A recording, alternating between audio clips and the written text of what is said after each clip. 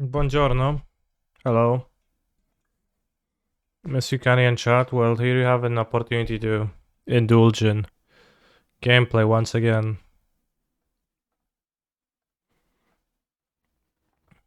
I'm gonna be playing in the modern challenge in 30 seconds, 110 players, pretty big.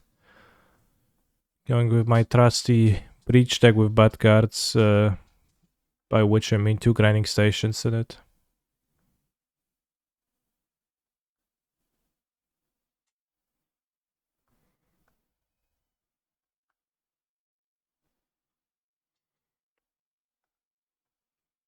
Despite the trends of,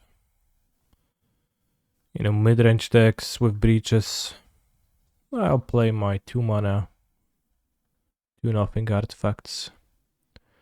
Arceus Dota. So first let's go game chat and then ignore chat. Then go okay.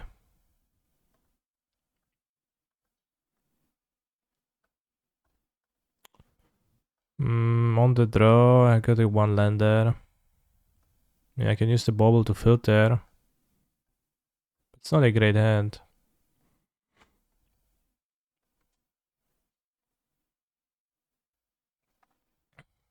If we draw a Shredder on 2 and it's active, then it's okay, but we're also, on the draw. I don't know how good the mulligan is gonna be.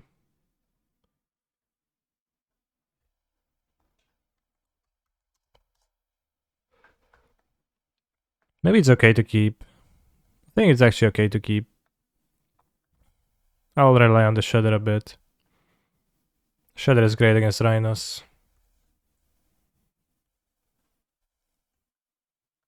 2 Shredders.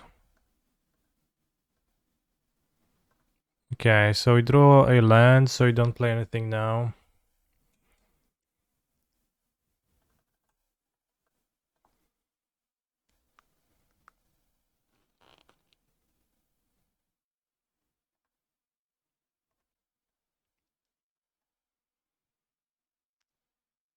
Being on a draw kinda hurtful, right? Because Sign of Draco is already here. Bit of a problem, but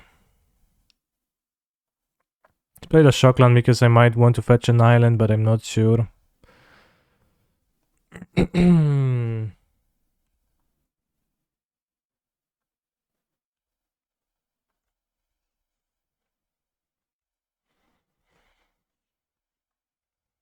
Alright, so ignore chat because it's gonna be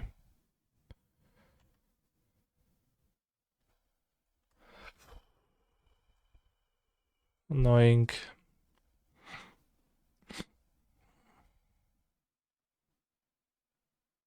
Bloodbraid Elf. So that's a no force of negation.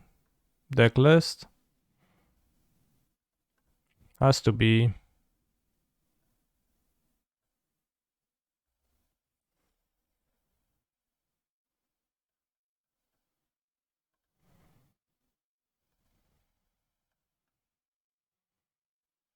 The Ragavan is extra mana. But I think it should be connived.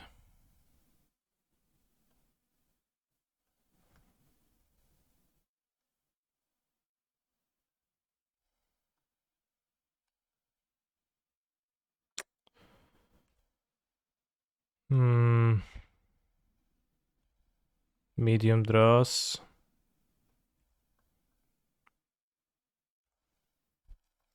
So we take heavy damage, and especially if he has interaction, then we take super heavy damage, but 3 Furies out, could be Fire Ices, could be Violent Outburst, 2 Fire Outbursts out. Could be Ice on the small one and Ice on the big one. Alright, so it seems like we have fallen victim to being on the draw. Now we can be on the play.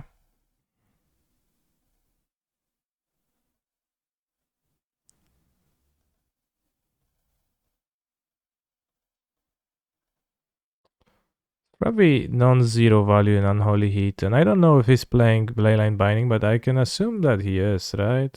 We haven't seen any, but This kills Draco and also Leyline Binding. Seems better than Unholy Heat. Kinda. In a way. Certainly won the EEs.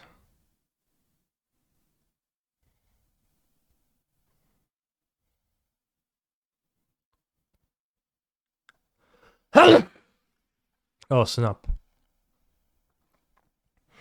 So I think we keep the combo. We want 4 shaders.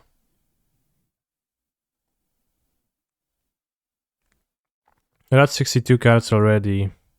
On the play, I believe Ragavan should be strong.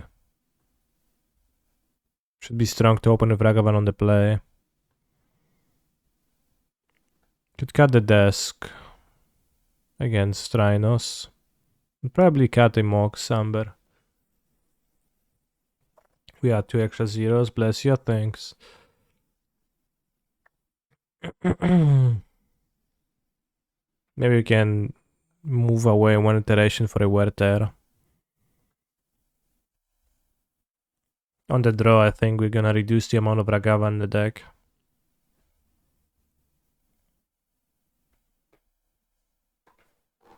How was your canisterless? How were your canisterless days, Twitch chatters? Control player. These are not working.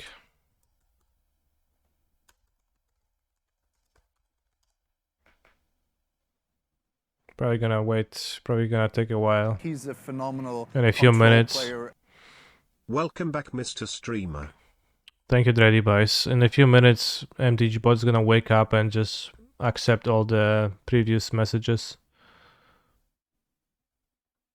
Come to Prague? I will come to Prague, yeah. That's for sure. We'll see in what role. If they invite me, I'll come in the role of a commentator, but if not, then not.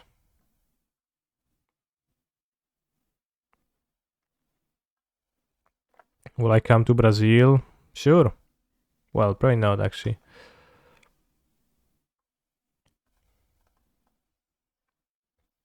I'm not sure if it's worthwhile to play 2 life to deploy the spell bomb because of the connive capabilities. I think I'll just go Hallowed Fountain tapped.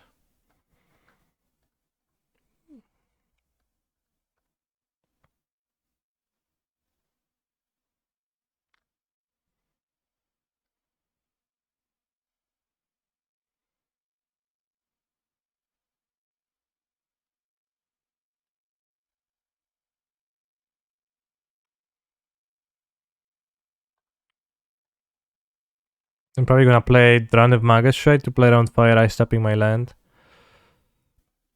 I'm praying for you to top 3 to invent a challenge. Me too.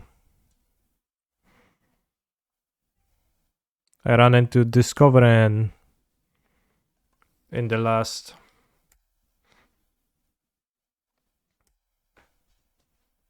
round, and he is the luckiest person. That just is true.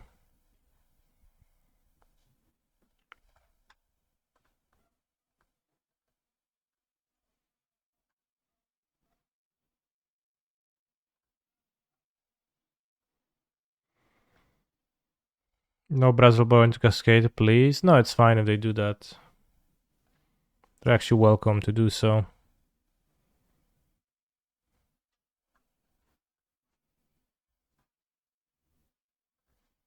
So I have so much stuff. I don't mind throwing another Shredder. I'll keep the Spellbomb to connive twice. What is worse, losing the match to Miss Top 8 or getting tagged by Arceus Dota on Twitter? It's Arceus Dota. Love the chat interaction, GL high. Yeah. I mean, it's strategical because you don't actually want your opponent to have too good of a luck in your match. You'd want for them to fall over multi 5 and die. Those are my true feelings, true allegiations, so I mean, I'm not gonna wish them Just minus EV to wish yourself, like, wow.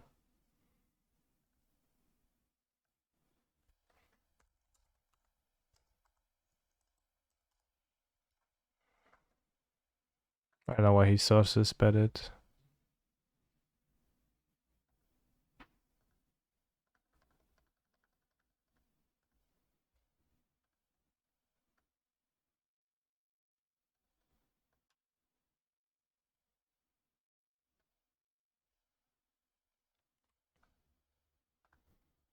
Negative EV, yes.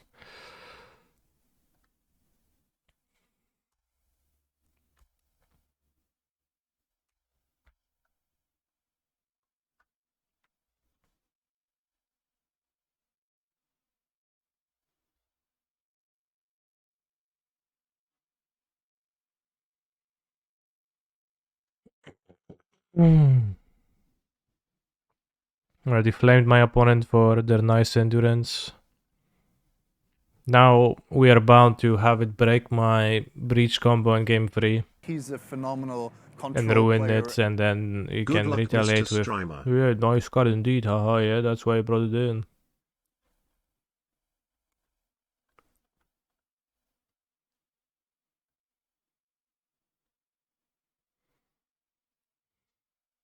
It's a matter of fact, it is a nice card, exactly.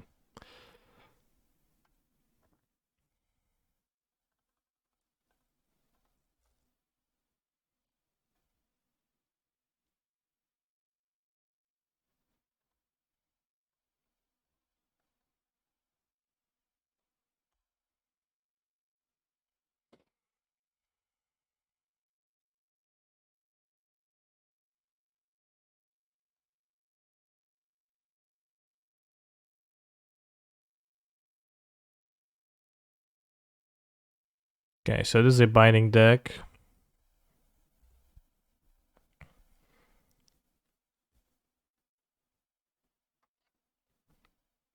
Or if the mechanic was called Companion, that would be so good, broski. Literally so good.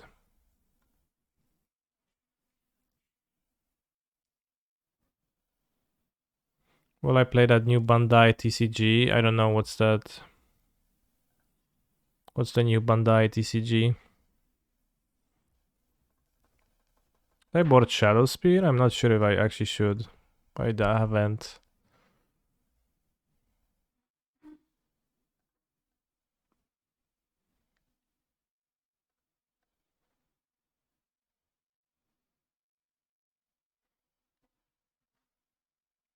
Will I become a professional of Disney Lorcana? Likely. Well, likely I will try it, I He's a guess. phenomenal control player. Is grinding station for the grindy matchups? I guess inevitably so. It is, yeah.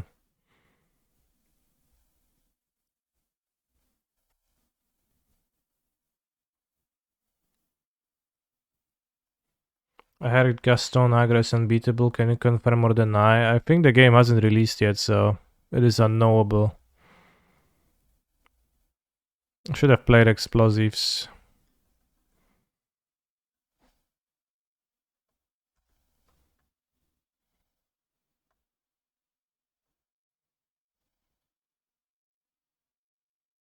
He's a phenomenal control player. I'm still here.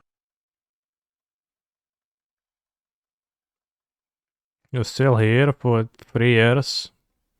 Just stuck in the Canny stream. We don't know either, it's not even released yet. They just tweeted there will be no entry tournaments. No entry tournaments with high prize pool. Okay, well, if there is no entry tournaments, it's cool, but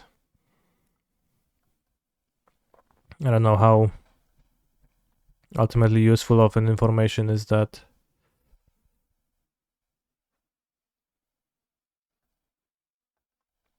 Oh, wow. Impressive.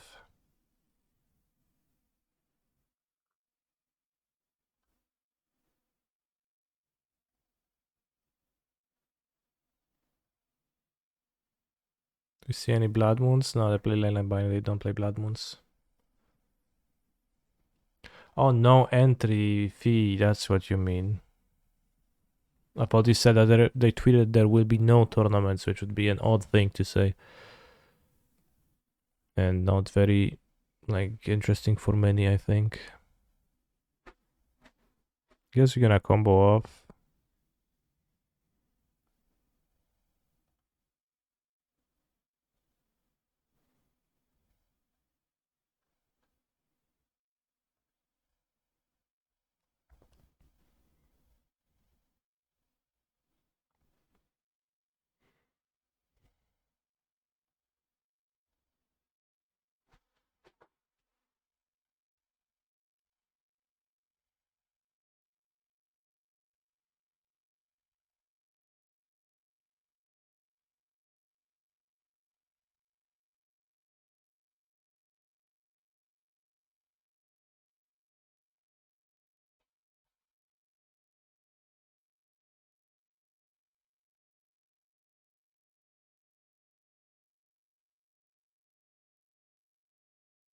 I guess I don't combo off. I messed up. Oops. Whatever. Because we don't have a Ragavan. We don't have a station, so I can't quite play the station. Well, no, we have the legendary. It's okay. Because I have the Teferi. That's why I played the Teferi, of course. So I briefly didn't realize. I briefly forgot that I had realized what I'm supposed to do already, but we knew the entire time.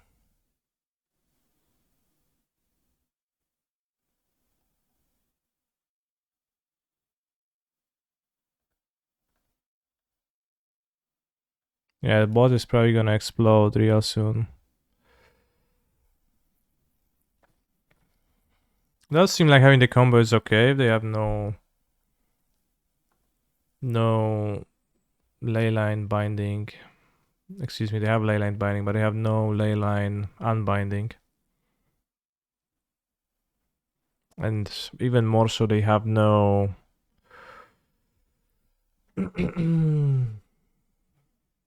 force of negotiation.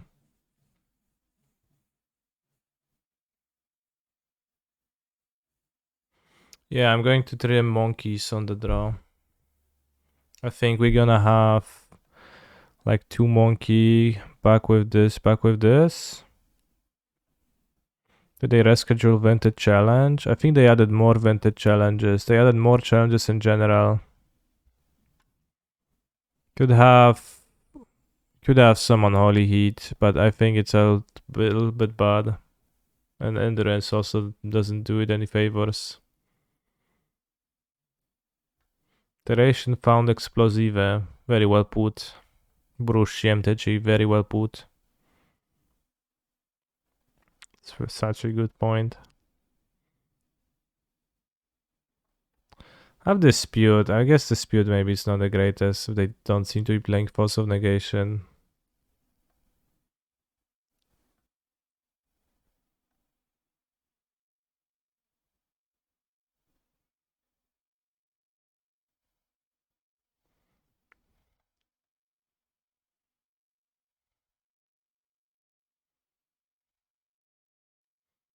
Maybe I have 2 Mox Ambers, I guess.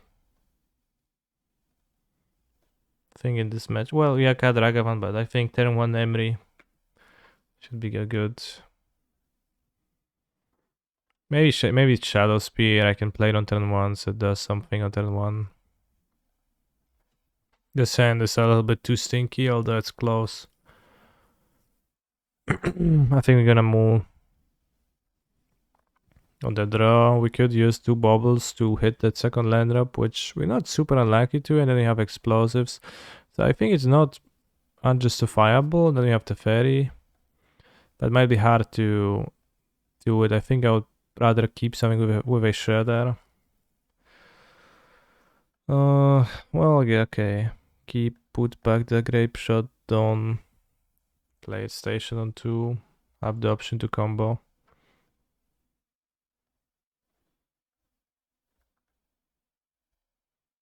consider.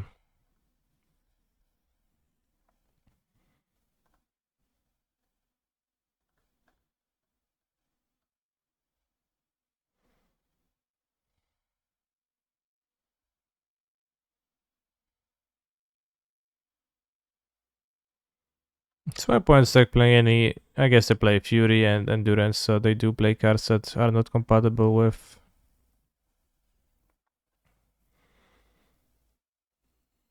Giganta.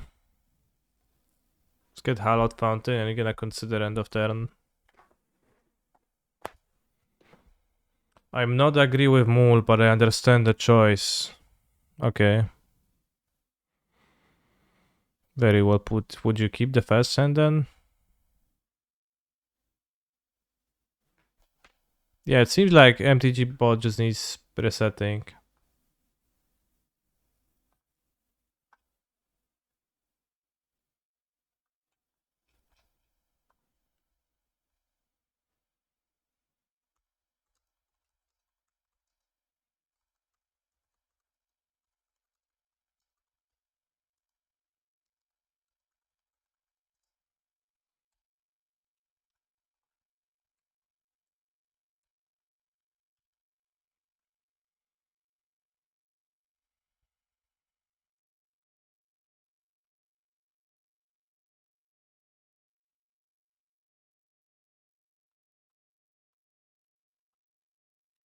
Scion of Draco on the play is kinda brutal in this spot. Adds lots of damage. I guess. But there is a 4-4 already in play, right? Okay. Shadow is good.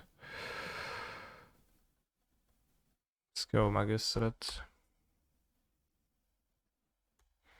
Have you tried the even spicier new Bulldog Noodles Habanero Lime? No, I haven't. Habanero Lime.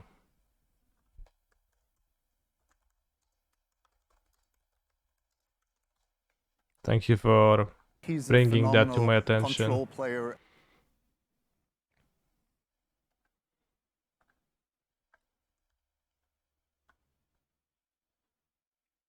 It's even spicier. The packaging doesn't look that spicy.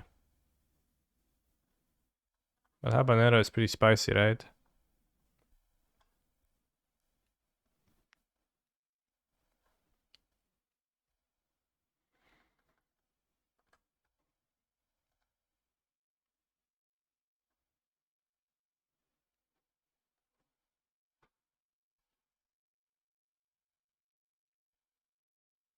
$21 per top 32, fair. Alright, 2 shredders is okay.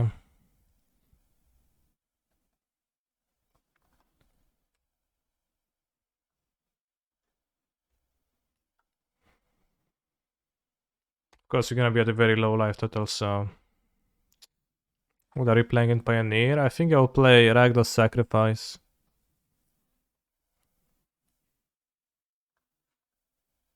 Really, this card dealt 12 damage to me, right?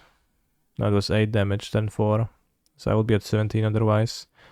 What's going on with MTG bot? Well, it seems not to do anything. Doesn't respond. Ooh, the fairy. A pierdziele. Oh, so bad, no. Fuck.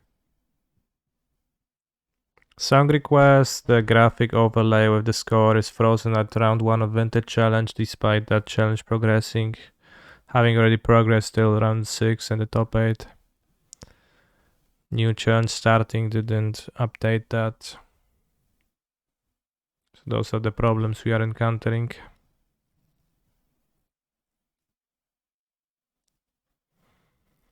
Guess we're gonna try to play towards the combination if that is what he offers to me.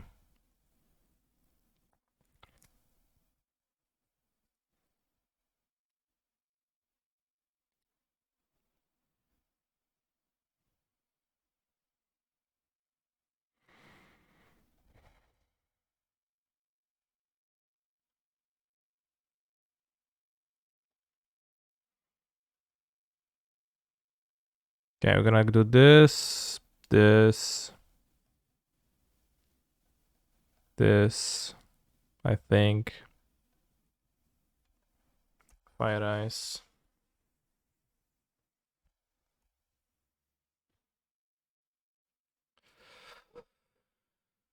Oh, thank you very much for the very fast reaction though. Because it's been, I guess, 2 seconds since I posted, so very quick turnaround.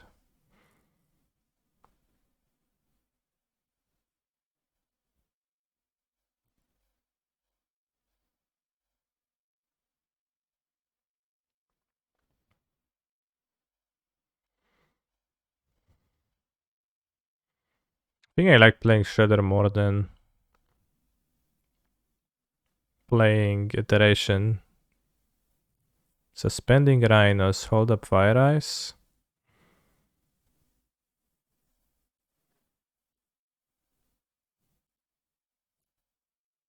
I mean, that's okay. Maybe Fire Ice kill Emery.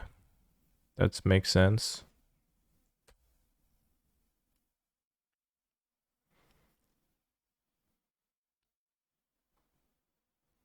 That's a good draw.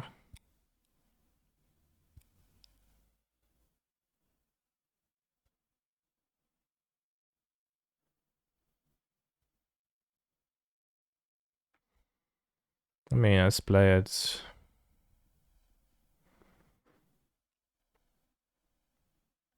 Bobble from the graveyard first.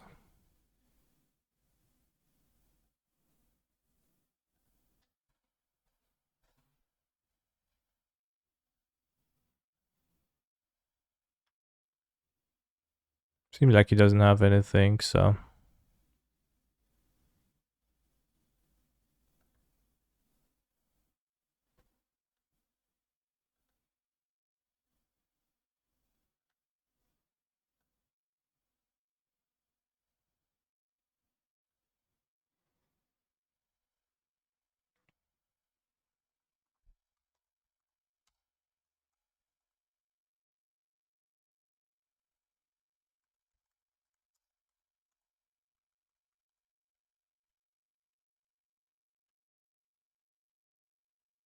Interesting. So the bot responds, but not to SRs. Hello, Will. Okay, so let's play the station.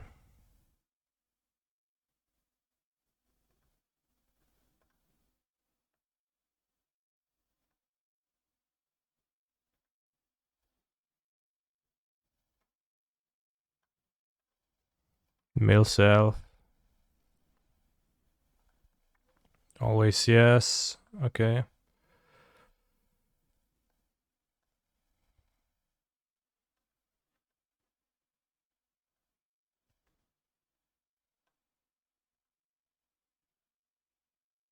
Save targets. Always mill self by flipping over the Amber. We also save the untap to play around Sneaky Endurance, although he doesn't have that, but if he had a Sneaky Endurance, you could play around that a little bit by saving the extra untap. So that you can play around that combo, then we find Dram at some point to convert into red, then we play Ragavan, we make 2 reds, we play Grape Shot twice from the graveyard. We win. So we have successfully saved. I have successfully saved myself from Arceus Dota jumping into the chat and just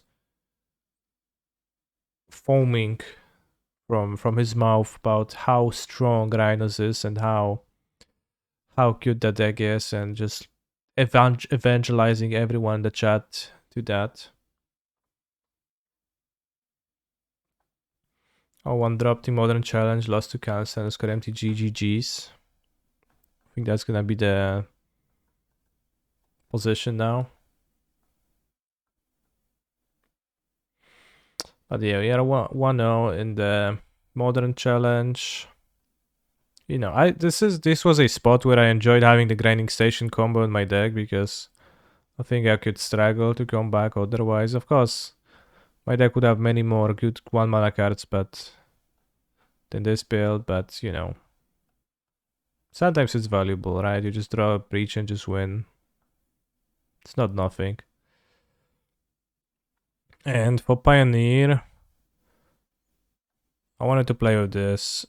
Just simple sacrifice. I thought about it and I cut the 2 Meathook Massacres that were in the deck and I added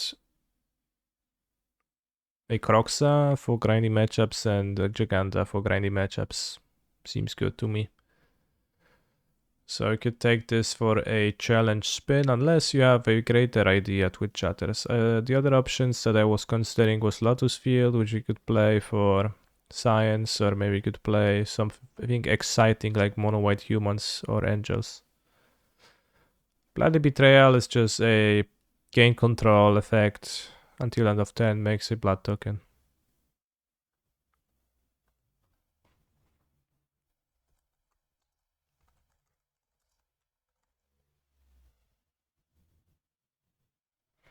Feeling prepared enough versus Angels? I don't know, so I don't know.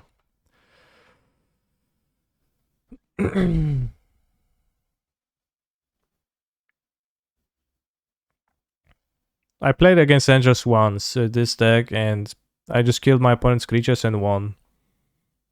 Which I understand that could be problematic if you need to Mayhem Devil ping them a lot and they have turn 1 Shaped Sanctuary, but Shaped Sanctuary is so bad. What matchups is all before? It's for the grindy matchups. I mean, basically, my understanding is, which I did net deck the list, but also did talk with few people who play the deck, and my understanding is that Ob Nixilis is a card that is useful for when when claim the first pawn is weak, you just have to cut it and bring something, and then you have Thoughtseize and Ob. So let's say you play against control. You need something that's against control. So you cut like those 7 cards and you bring those 6 and I guess go blank. And you can even bring 8. But that's I believe that's the purpose of Ob.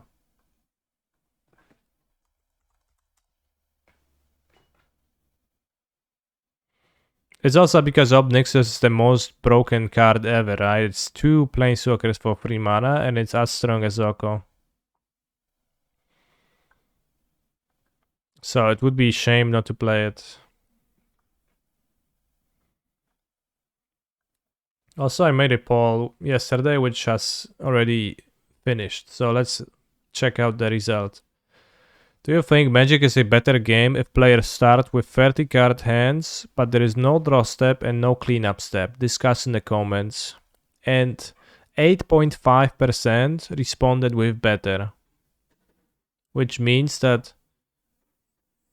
it seems like roughly 8.5% respondents in any given poll are gonna be trolls because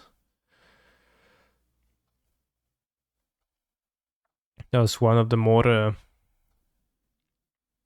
well, maybe not. Let's assume like half a percent responded genuinely, but I guess that's a guesstimate. Sorry, can you clarify what no cleanup steps imply? I meant that you did not discard the hand at the end of turn, but I guess it is possible that by phrasing like that with no cleanup step, you'd also have damage persisting on creatures over turns, which wasn't my intent consequence of that. He's a phenomenal control player. Thank you, eye-catching, for your Prime Gaming 8 months based. How about when you're on the draw, you get a free mulligan? In this format or in general?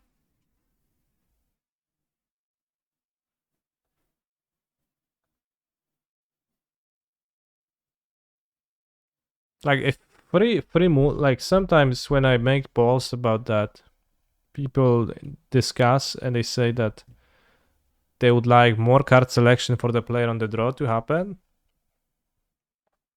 which is fine, and like probably is fairly like simple, elegant, and does do some job equalizing play draw, but I think it does so in a little bit of a shallow way that does not satisfy me fully, but also that's fine. And because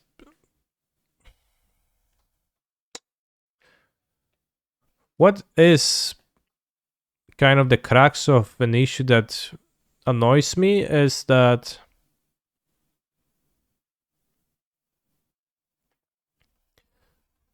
Ragavan is the first one drop of such a power where you have to answer it, or you just absolutely fall behind to the extent where it's not acceptable. So you have to have removal for it, and has to be 1 mana.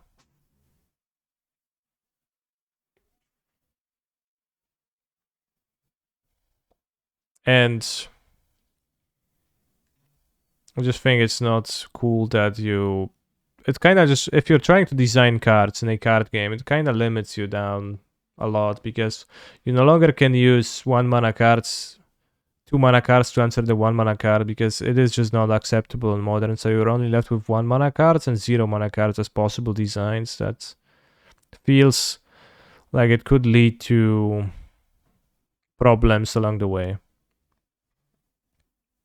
From the design perspective, maybe. So it's just why I'm like thinking up of those situations where we actually got the same, like people thought it's as bad of an idea. Right, 8.8% said that the game would be better if the game would play 2 lands in the first turn. Then I made a poll with the absurd rule set that doesn't make sense. And it's still the same amount saying it's better, so...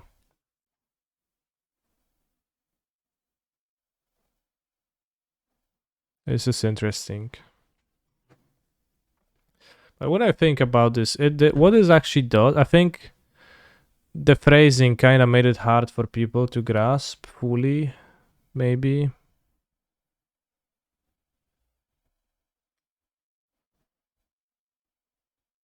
It didn't say it's as bad. There was just the same number of no voters. Yeah, but I don't think this is necessarily a bad thing.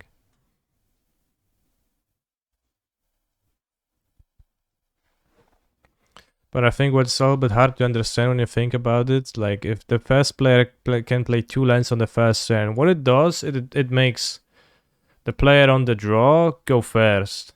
So it shifts in that way. But I think if you start from the frame that the player on the play is favored, because that's how it always was, then you're like, wow, that's a humongous advantage, because they suddenly like got back so much. So what it effectively does is that the place that goes first doesn't have a first turn, rather. Which is way different when you think about it this way, and does have some consequences, like 1 mana cards being only good when you're on the play, when you have that first turn.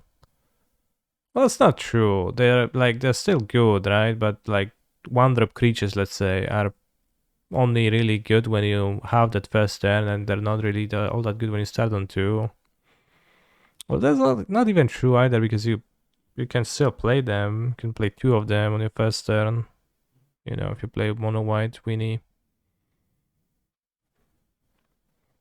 Do I have any interest in becoming a game designer one day, Mr. Streamer? I'm not sure. But I have some, I don't know, I do think I have some interest in Magic as a game design of it. I feel like this just makes Ren 6 as problematic as Ragavan. In what way? What changes in regards to Ren 6? Because as is nowadays, the player who casts Ren 6 can do it on the play or on the draw. So their opponent is going to have 1 land or 2 lands.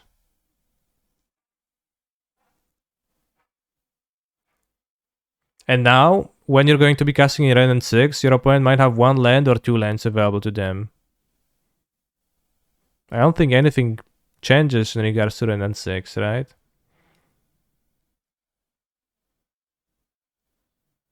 Yeah, song requests are not working, but we know that, and there is steps being made by Don Bopes very kindly. What do you think of card design? I would say if you played the second this game, this card does extra stuff. There is the Alchemy land that does that. I think it's...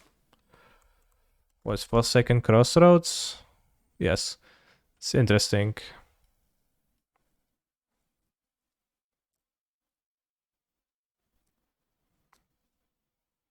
Forsaken Crossroads, enters the battlefield tapped. Maybe I should try to refresh my mtgpod.tv song DJ. Let's try to do that because maybe there's some issue on my end.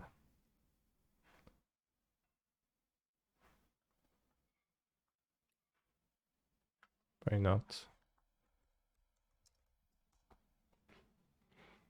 It's pretty hard to track that. And if you who started first, I think, past a few turns. At the beginning, this card used to give no indication before you played it as to whether you were the starting player or not.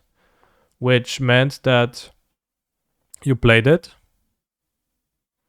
and you didn't know. You had to remember. And after some time, they, I guess, made it highlight, but in paper it could be a bit of a problem. You know, you play 20 turn How games, long like, is 42 months? who actually played first? And you're like, oh shit, bro, I don't know. There's an alchemy removal that gains 3 life if you're on the draw. Yeah.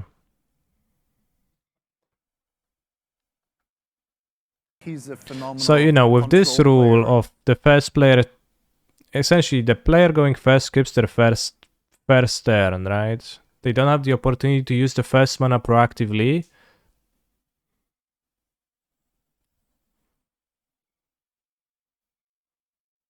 But they have 2 mana to react to your opponent's turn 1 and the turn 2 play. And they also get to make a proactive turn 2 play.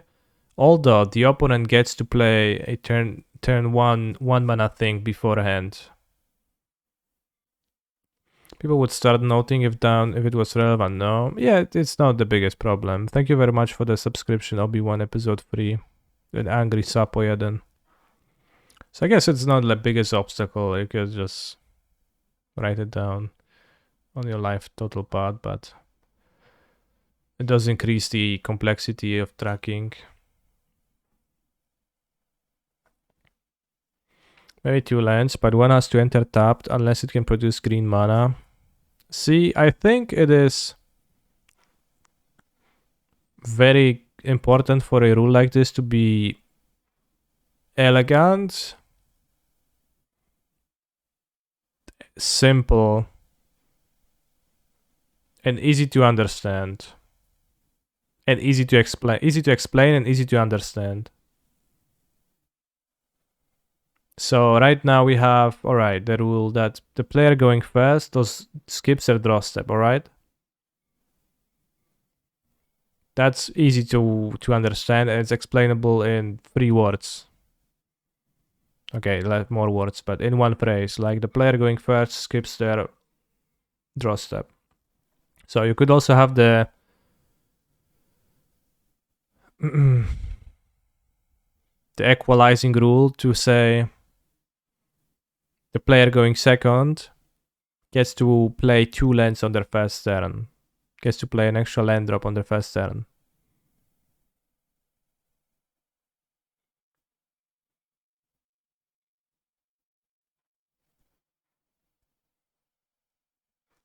Yeah, the poll result is very extreme, I agree.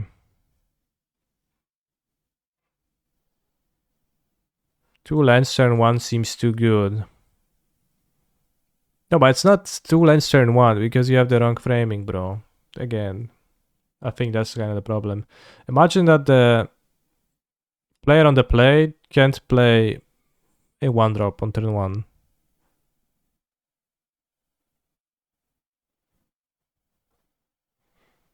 That's roughly equal to that.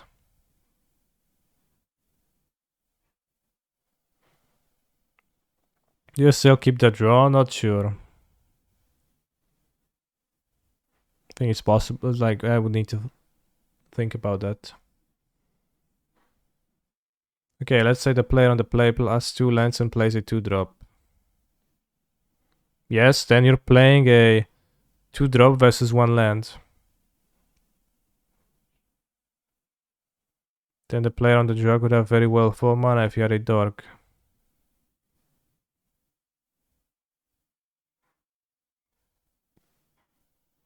Well, it is possible for the player on the... In the current rules, it is possible for the player on the play to gain a mana advantage over the player on the draw. Yeah, you can play an elf on turn 1. Then your opponent plays a land and passes it. Then you have free mana to your opponent's 1.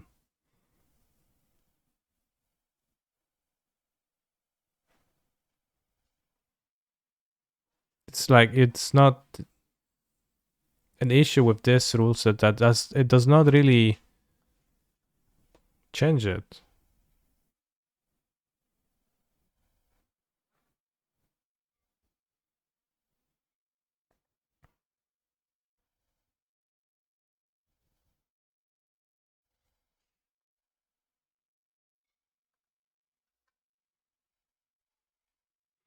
Four drops are just much more powerful than 3 drops in your opinion.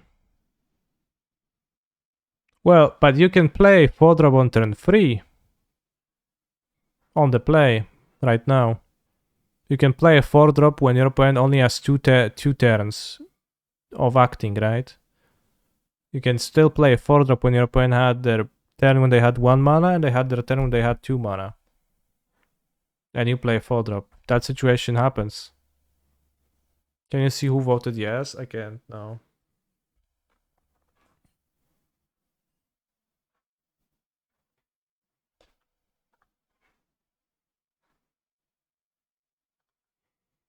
Feel like this is just to try to make Ragavan less impactful. Well, that's where my thought process originates from. Well, I even start to think about this, but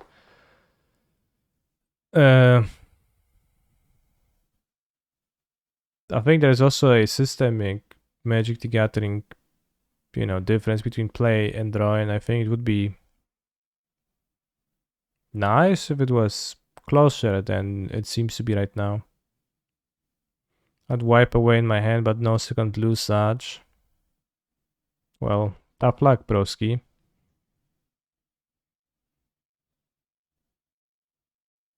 Sprint more good turn 1 creatures. How many non-dorks turn 1 creatures are there?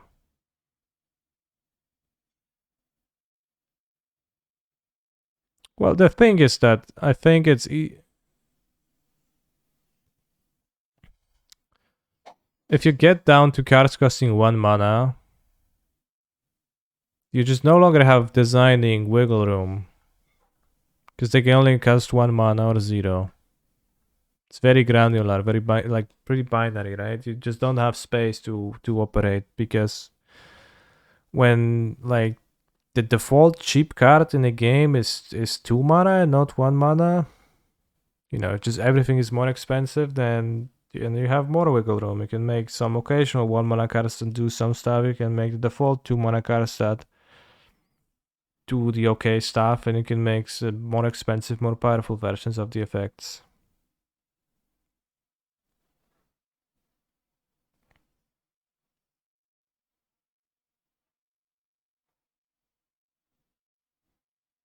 I'm also not sure if the frequently cited solution of the player on the draw having a treasure is actually cleaner and nicer and makes more sense. And it certainly just kind of works ugly in... I think it makes for worse deck building incentives. Because if you have a treasure on the draw, then that means that the land count you are incentivized to put into your deck is way different on the draw than it is on the play.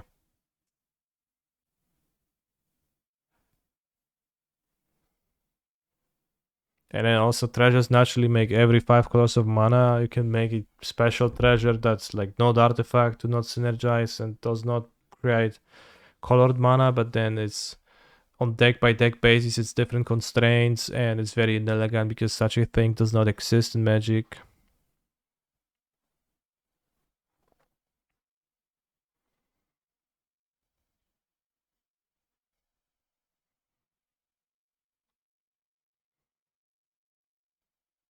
So I'm not a big fan of like player on the draw gets a treasure. I think it's inelegant. Also, I guess this works weirdly when there's 4 players in a game of Magic the Gathering, which is not something I think about often, but sometimes there are. And I don't know what to do then. But I guess I'll leave that to Maro and somebody else. What if the player on the draw just adds 1 color of mana on their first pre-combat main phase? Use it or lose it. I think that's kinda inelegant too.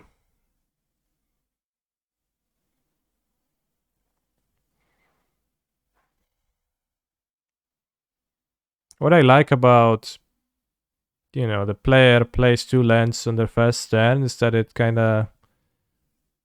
just flows with the natural rules very well, and with the natural incentives that the decks are built, and with the intensive incentives play draw. Kind of makes lots of sense for me. What if on the draw you play 2 lands to dash a Ragavan, and then you both have Explorer and the Treasure? Well, then you return your Ragavan back to your hand, so you just spend your first turn dashing, you know. You spend your first turn doing nothing. You spend your second turn dashing your Ragavan. You can do that on the play still. And it's not what people often choose to do. I think the fairest thing would be a free mulligan. I think free mulligan is fine, but also not structurally changing anything. But free mulligan is also pretty elegant and simple, so that's like an upside. Do I own any pets? Yes.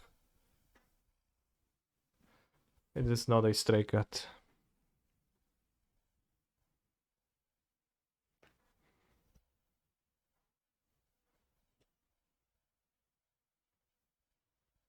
I think the play and draw messes up with people's heads because, yeah, the draw would be favored then, because the draw would be actually the new play.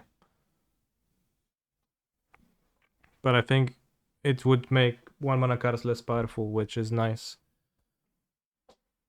Slightly less powerful. I think a treasure is really bad. Treasure on the draw is really bad.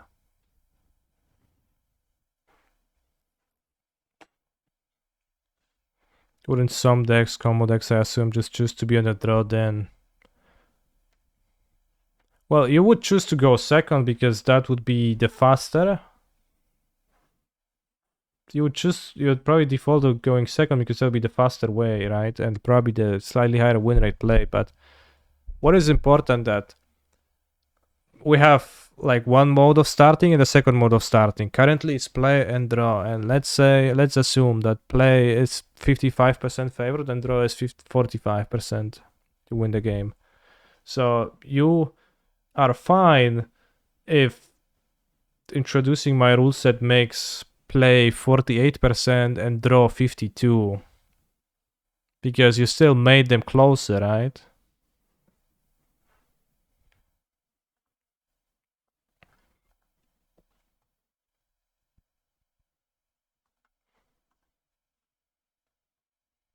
Like, you would just make people choose the draw, it's fine. Literally, it's the same.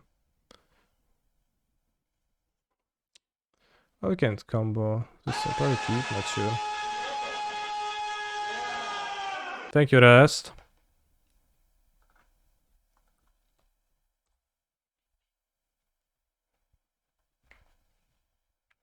The treasure is just kinda invasive and I think bad incentives all around. Turn 1 share bubble, that's what it's all about. Well, by turn 1, You know when the turn 1 things are strong, when your opponent couldn't have done anything before you have taken your first action. When your opponent has taken their first action, they suddenly are not so good, right? Natural Tron on turn 2 is scary. It's not really... It's at the same speed as being turn 3 on the play. Broskis. I think it's just a hard thing to, like, understand intuitively, so you have to think about how it goes.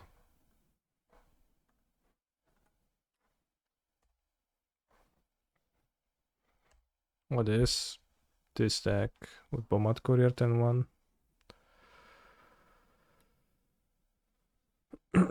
Gemstone Caverns. Yeah, Gemstone Caverns is a bit weird then, and probably needs to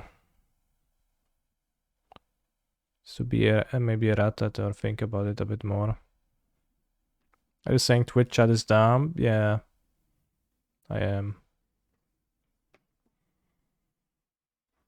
Seems like a mono red deck, so I should be able to combo off.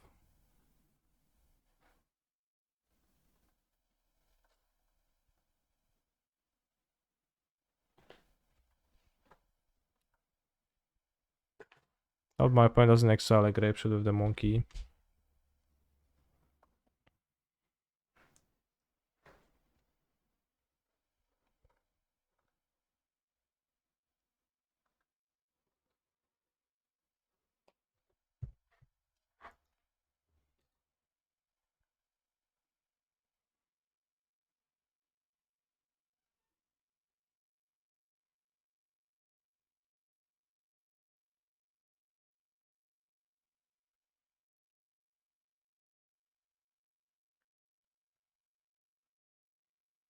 Well, free Mool makes you have your bolt for Agavan more often, that's good. It still makes it so that you have to have bolts for Agavan and you can't have Terminate for Agavan. And I find it to be a little bit unfair. Also, probably not something that's worth changing the entirety of the rules of the game, but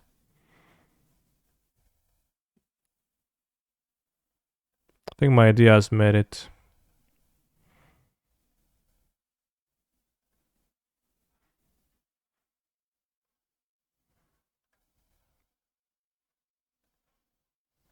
But it's also, you know, just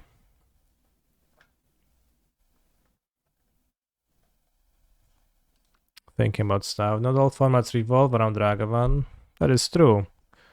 But also in general, I think taking power away from 1-mana cards is a little bit interesting and something that's actually okay to do. I think 1-mana cards are very powerful, maybe more than they need to be, given the game engine.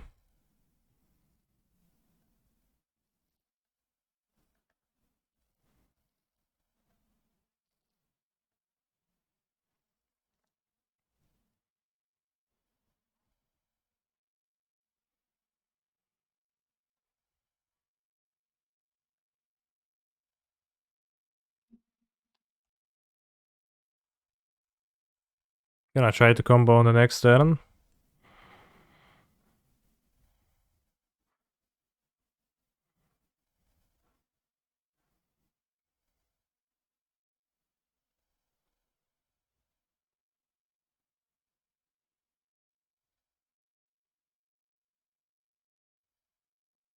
Ouch. I guess I hope I don't die.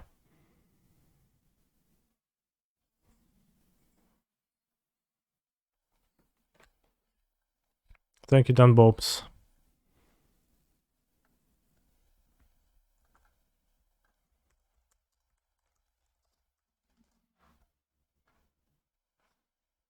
Oh, my sugar bleed. Oh, added my sugar bleed official music video, Pog. Don't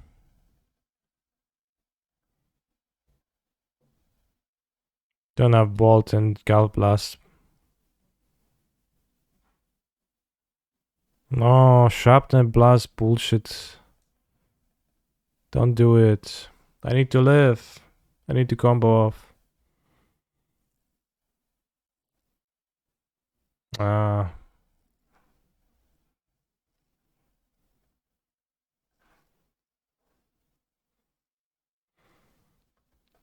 It says mono red artifacts, sharpness blast, burn, Giganta. I just took 14 damage burn and suddenly died while I was thinking I'm gonna be fine to survive. I'm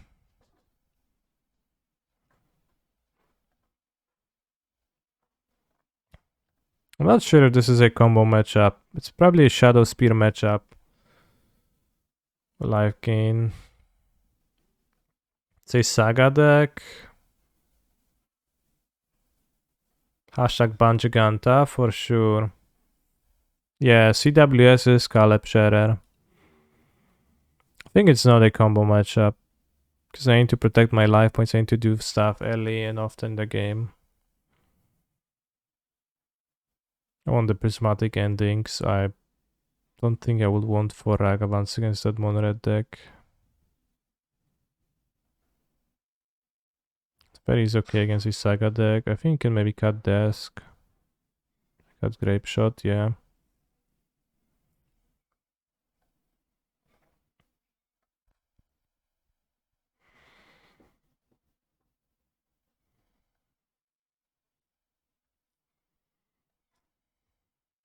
Maybe cut a Breach in anticipation of many graveyard artifacts. My point is gonna bring.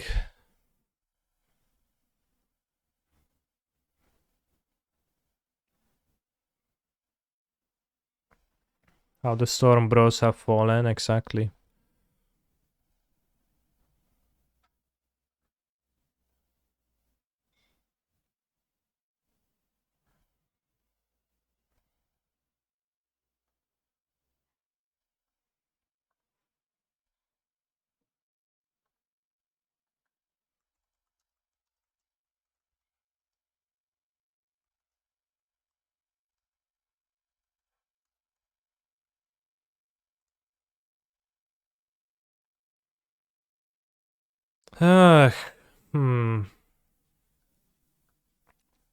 I'm not sure about this hand.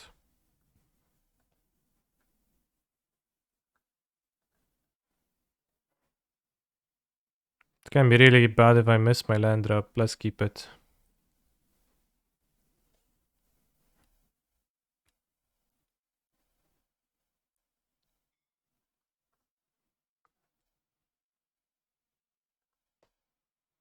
I think my point is not a Blood Moon deck, given that there is Saga deck, but who actually knows?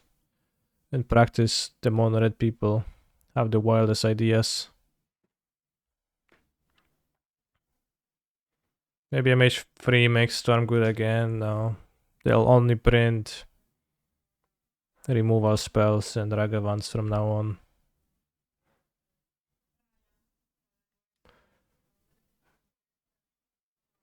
Folder and Epicure. Truly an excellent card. An exquisite card.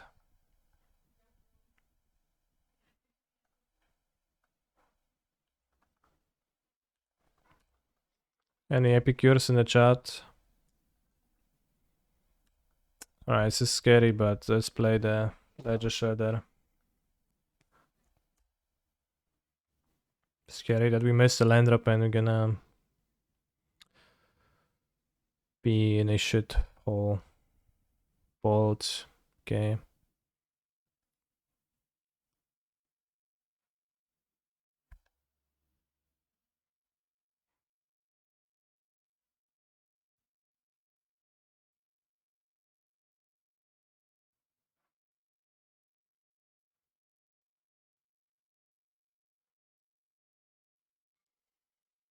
Right, 2 mana Baral enchantment be good slash broken. Okay, medallion, I guess. I don't know. Oh my.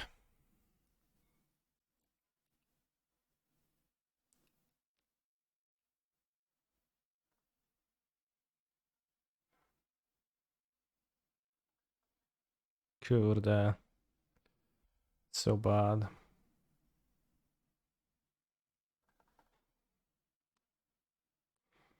This is the worst thing, and this is why I don't understand people who play 17 lands for 17 normal lands for Saga.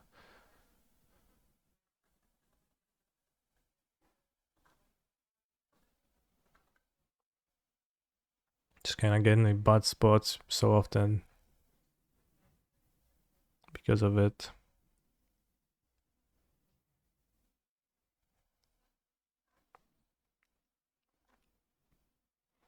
Popper Baron of DRC, we're playing modern. Yes, this is an uncommon. This is a mythic, you know. I mean, I don't know if it's like a recreation of that deck.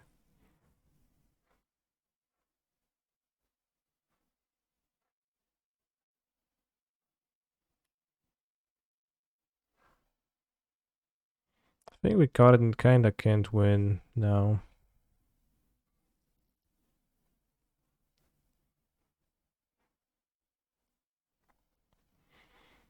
Who won the Mox chat? Me, smiley face, said Bobsy. That's not true.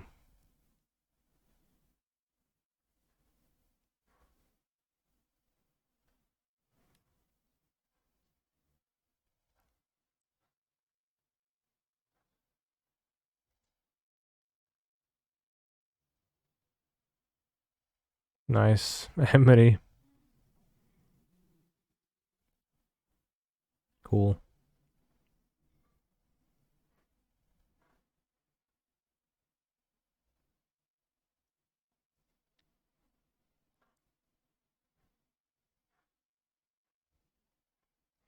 The person who won the Mox was DM4X, which can also be found online. Footage of whom can be found online shuffling a card to the top of his deck in a tournament, which I find to be pretty not nice.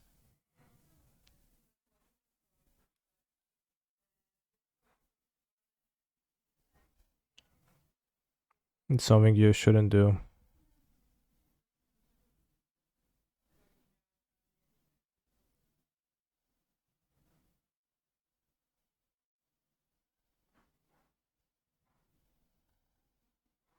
Well, how did he cheat on Modo? Well, not on Modo. On Modo he didn't cheat, but on paper he did.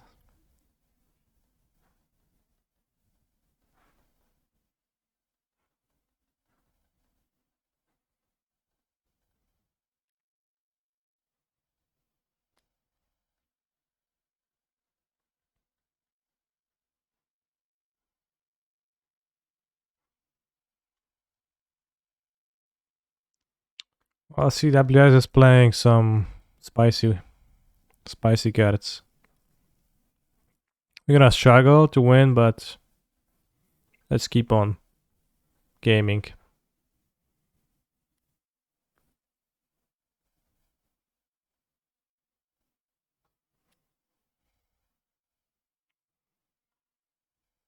That could be cheating, lol. Cheating is actually defined in the rules of Magic the Gathering as intentional attempt to gain an advantage from not following the rules. So if you say that someone is cheating, then you automatically imply intent. And I think it is not excusable. Somebody makes a mistake that ends up benefiting them. That might happen, but it's never gonna be called cheating. Never should be called cheating because it is not that. Because the term itself implies intent.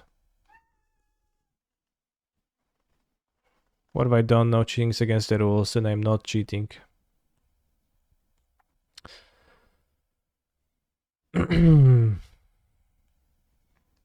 Well, you might have not known it is, but I guess you still are because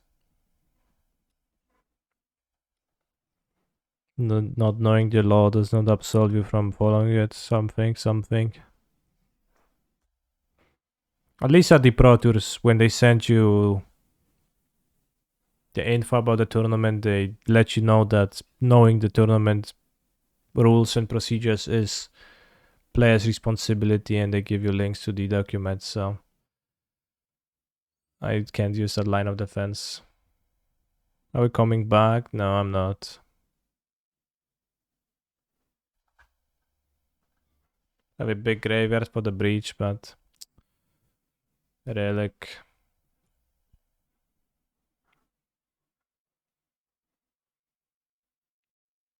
I never really bought them. You must have intent to be cheating argument, because I think a pattern of slow play that always benefits should be called cheating.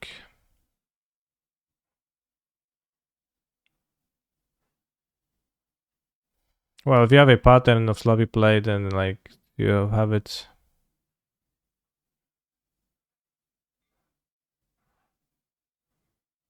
I mean, there has to be intent somewhere there. If that, you can get warnings for play mistakes, and if you make play mistakes, you can also get punished in a tournament for that. So that's also punished.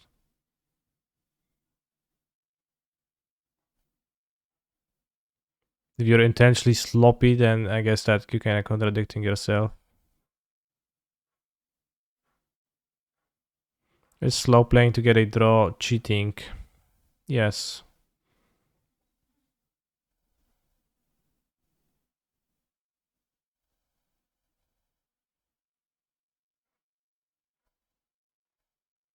Wasn't it such an empty feeling? Seems to invalidate a win if it's fake. Well, for you maybe, but that's besides the point. Like how you feel about winning or not is not relevant to the discussion at hand, really.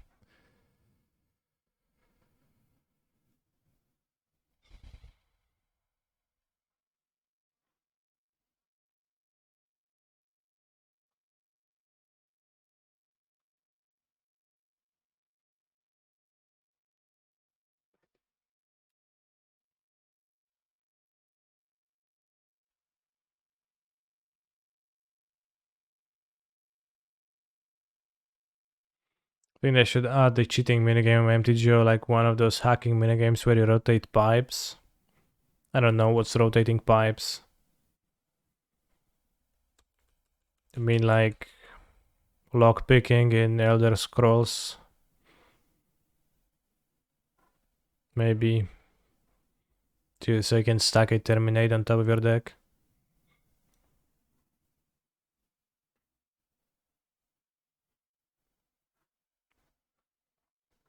Or like Nier Automata hacking, where you were shooting in arcade style.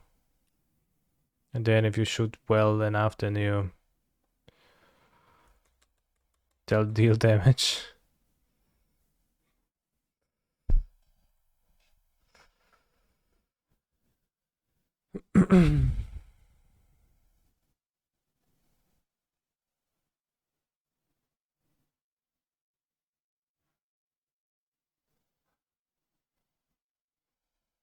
I think we're fucked this game.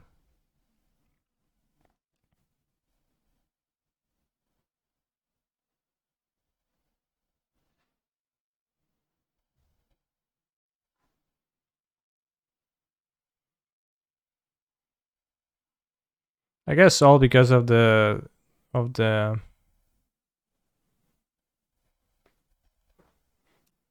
Relic DLC combo.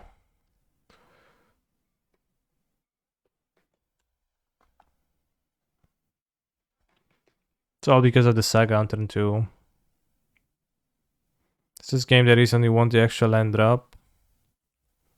No, I mean I was missing a land drop this game anyways. So not really, but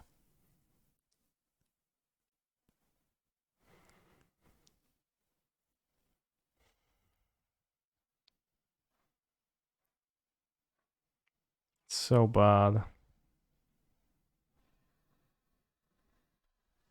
Do I play Emery? I guess I do.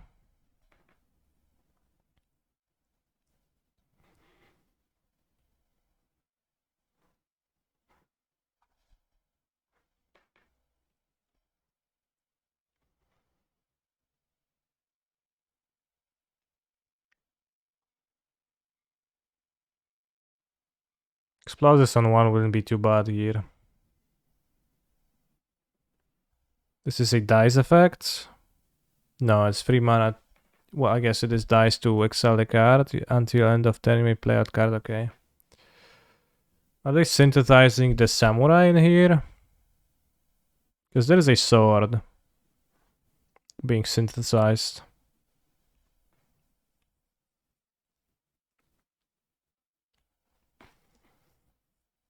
I'm not sure if we can all agree on that ultimate price, but there's certainly a market for that line of thought.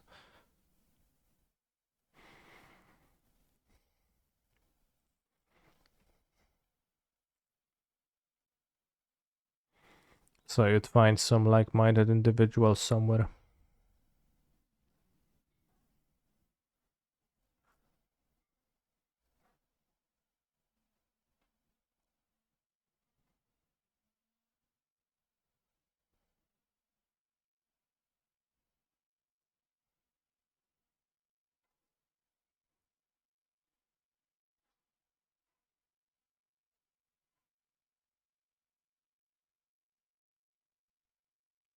Okay, that's good for me. Sort of.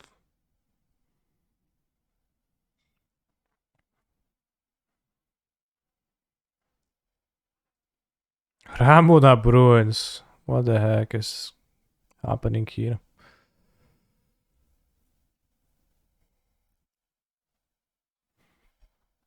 Yeah, decking should be cheating also, I agree.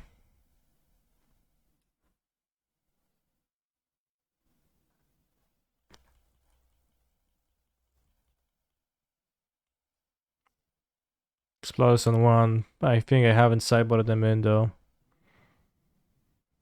Yeah.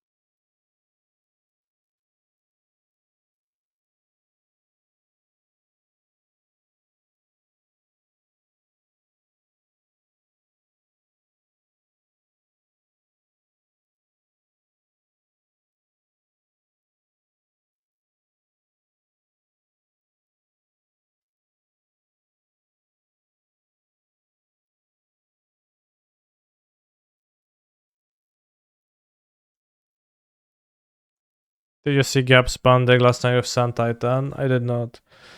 Was it Shape anew? Or something? No, Sun Titan. Not Sundering Titan. Sun Titan. Yeah, I haven't seen that. This game is way closer than it has any right to be, but I'm probably dying still. It was Tameshi. Ooh. Sun Titan, Tameshi, kinda based.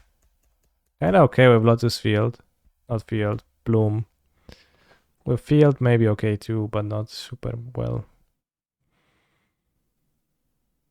So if my opponent literally has nothing, then we can win. Combat Courier, that brings me to 2 life.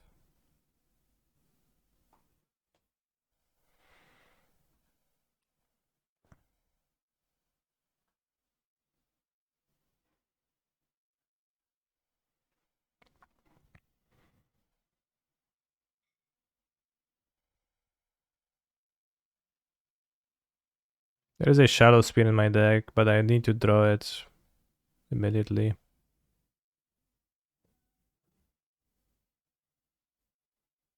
I guess I can get Delirium by discarding Bomad, right? Something like that. Should kill my Emery.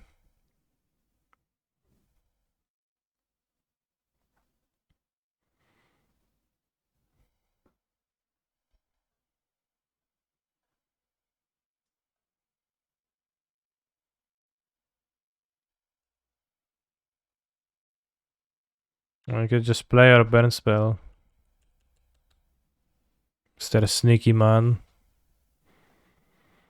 Seems like we lost to Bombat Courier of all things.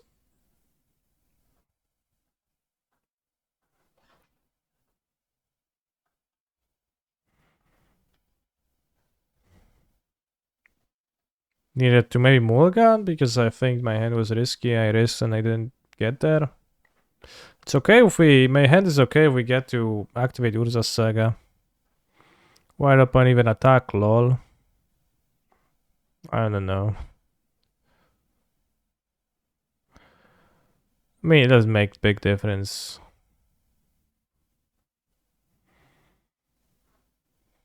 You can attack. Let's join the Pioneer Challenge with Sacrifice.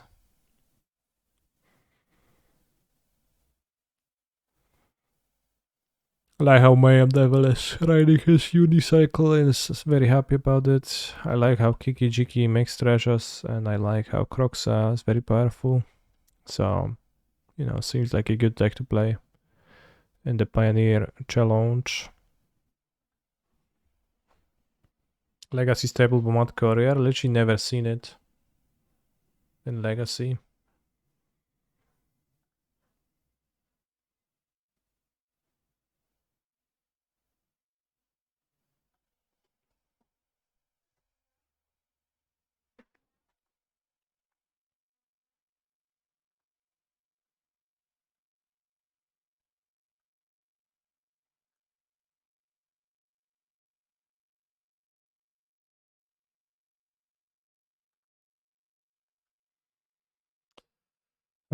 So in the meantime, I'm going to take a bathroom break. I'll come back in a few minutes with chatters.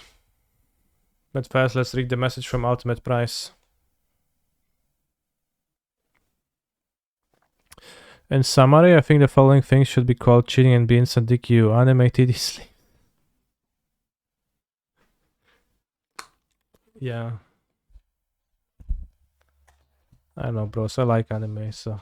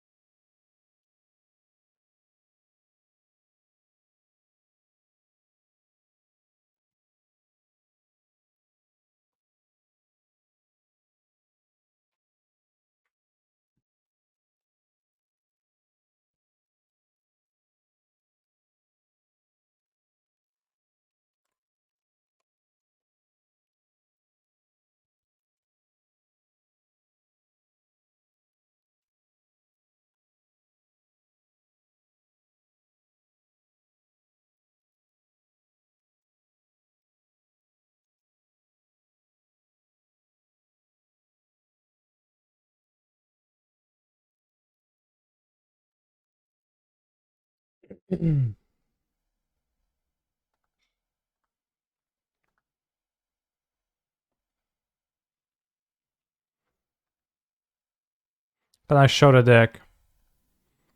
Yes. This is my modern deck. And this is my pioneer deck.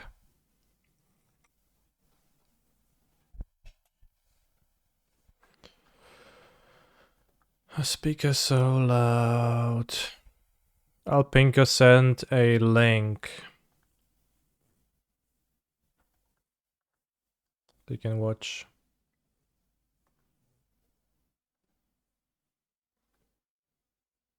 At 35 seconds.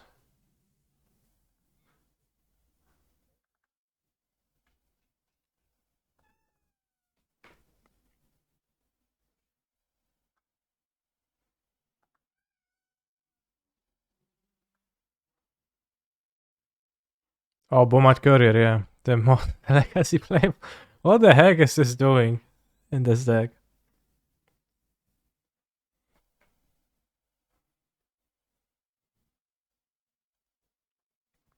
I've seen the Timur Breachless. What do I think?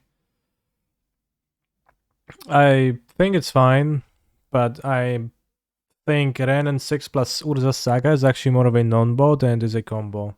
And I think it makes your deck worse to have those two cards in your deck more so than it makes it better.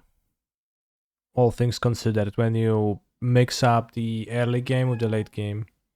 The late game, it's a great thing and you can do lots of good stuff with it, but in the early turns, it's literally so bad so often. And Ren pushes you to play slightly less lands in your deck. And then Urza's Saga wants you to play a bit more lands in your deck. And then the Urza's Saga does not contribute in any way to Ren. And Ren doesn't contribute to Urza's Saga in any way in the first 3 turns of the game. There's so many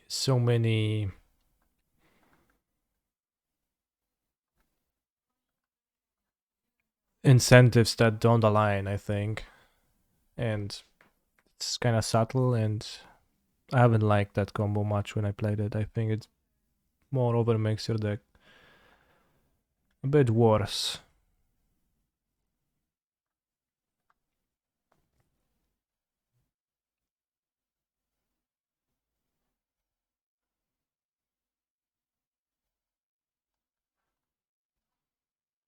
So I'm not the biggest fan of that.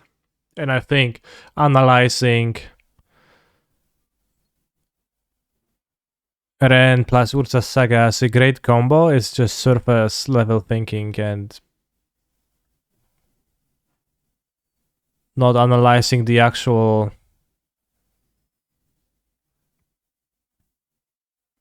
situations that arise in games, which I think you should be doing. You'd be better off doing. Red Black Sack seems popular at the moment. It's possible. I'm not sure what is popular or not at the moment, but it's a deck that had a high win rate at the RCs, which seems like a good thing, right? When with all the RCs data combined, Sacrifice just had a decent win rate, higher than many other decks. Of course, with lower representations, so the normal caveats apply, but I think there is something to this deck. And I think it might be a worthwhile deck to play.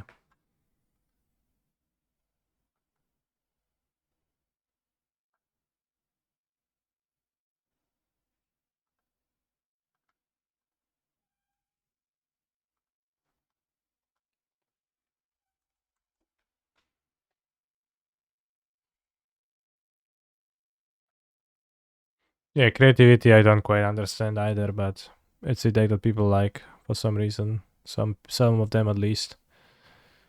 Even the Agent of Treachery decks with Transmogrify, that used to be very popular for a long time. And that was so bad.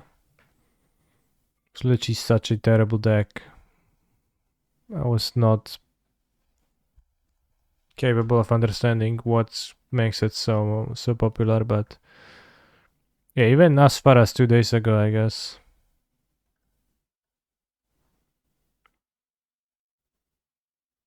Okay, that's a different deck. Where I also said Transmogrify. This deck also had high win rate. It looks unconvincing when laid out like this, but maybe it's fine.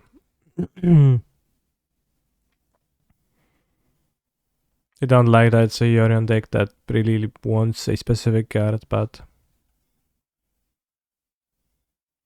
yeah, those decks. Transmogrify into Agent of Treachery. An agent is just such a mopey effect for a transmogrified target. Like it's not that mopey. It's sometimes it's pretty strong, but the amount of trouble you go through to enable transmogrify. Such a weird concept that like anyone comes up with that.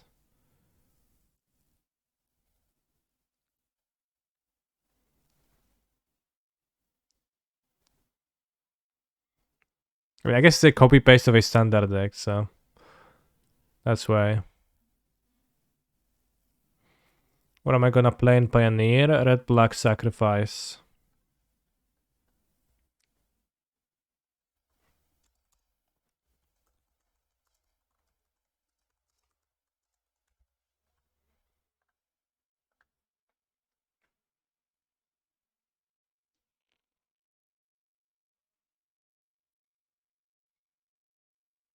Forest in peace, wow.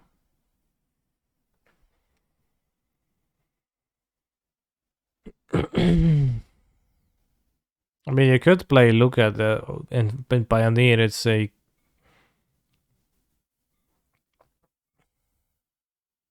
choice to play Transmogrify over Luca because it's cheaper.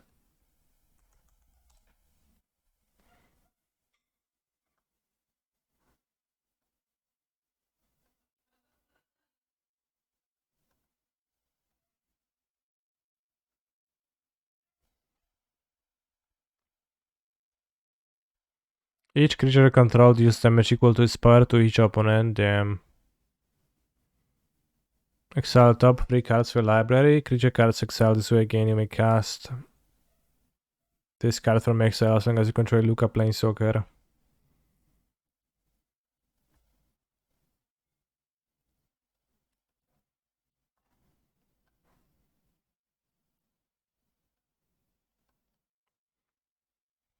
Lore-wise, Luca has a different beast on every plane, bros.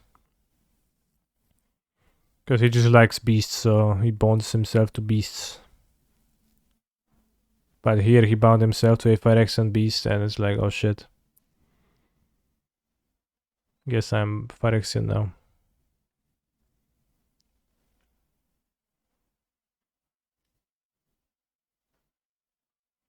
What do you think is his persona? I think whatever. Well, I mean, you see.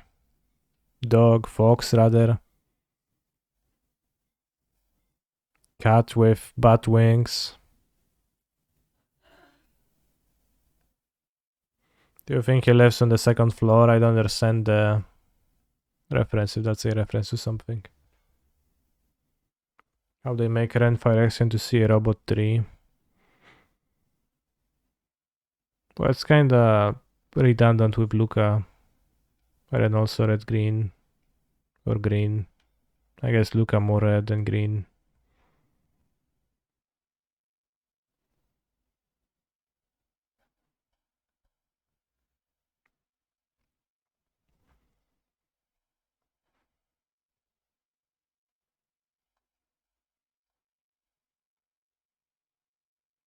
But we'll see about that. 2022 supported by. What is that?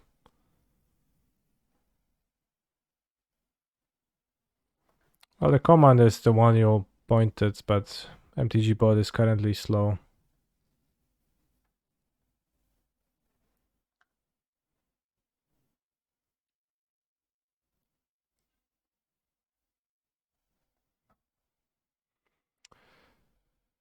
In the meantime, we're going to enchant Wordle. And I'm gonna type the name of my favorite card, Transmogrify. It is a 4 mana rare, not red, newer than M21.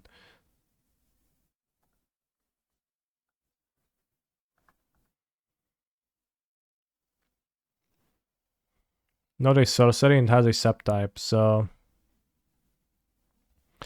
let's name Esika's Chariot.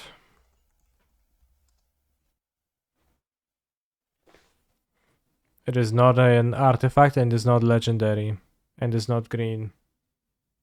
Memory Deluge does not have a subtype, so it cannot be that.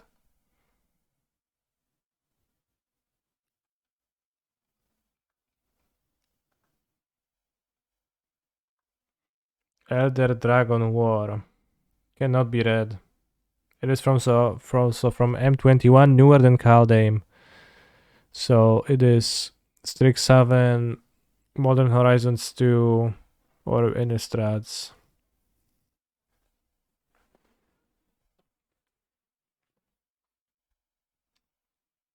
So Esper, colors, 4 mana rare, creature most likely.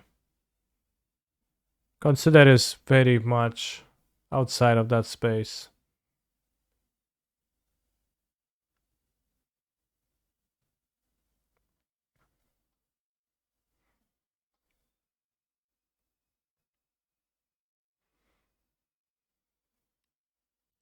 Alright, I'm thinking very hard right now, broskis. Modern Horizons. Obscure Interceptor is too new. It is from the year of 2021. Blood Vial Purveyor, that actually works. That's the card I'm thinking about. So this from before the Vampire set, and this is a creature.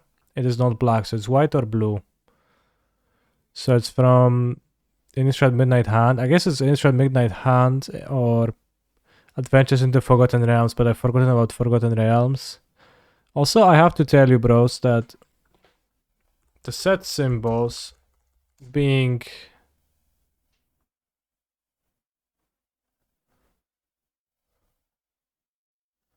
this and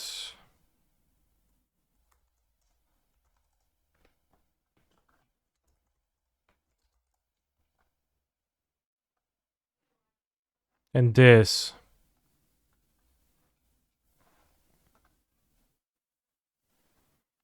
on sets that were next to each other. I'm kind of not the biggest fan of that. This and this. Kind of confuse them a lot. Or rather, you confuse them easily.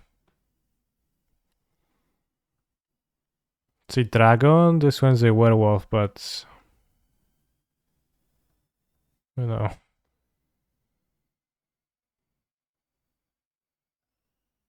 OG Innistrad logo is great. The OG Innistrad logo is a Jester's cap, which is kinda not sure if it thematically ties into the set too much, but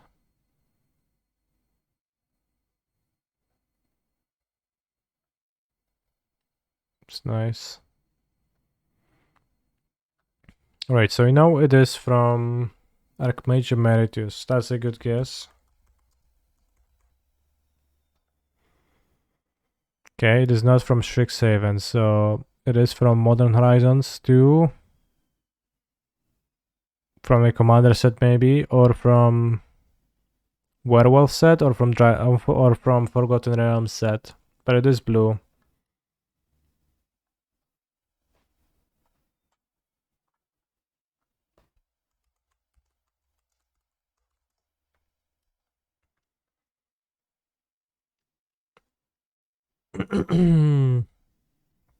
Overcharge Amalgam is from Crimson Vow, so it cannot be that. Demi-Leech. It's a mythic rare, so it cannot be that.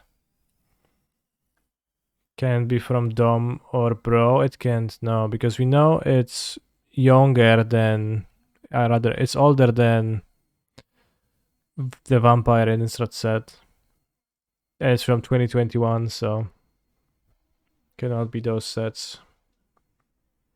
But it's a blue creature.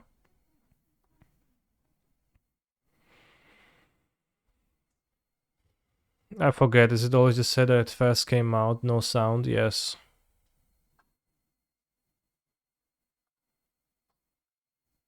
Okay, Modern Horizons, bros. Blue 4 mana cards. Lodger Shredder, that's wrong in 5 different ways, so I'm not even gonna tell you that it's not that card. I'll just say yes, it is that. Ursa. Ursa is both legendary, a mythic, and from the wrong Modern Horizons set. So it is wrong in many ways.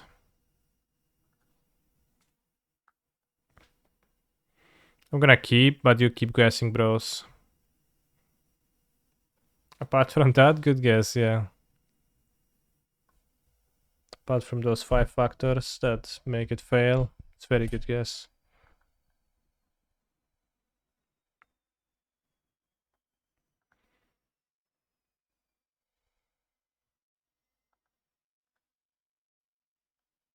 Wonder. Wonder was a reprint, so it's going to take its original printing, so that does not fit, although it's almost pretty good. Ethereal Investigator, we can try that, if that's a real card.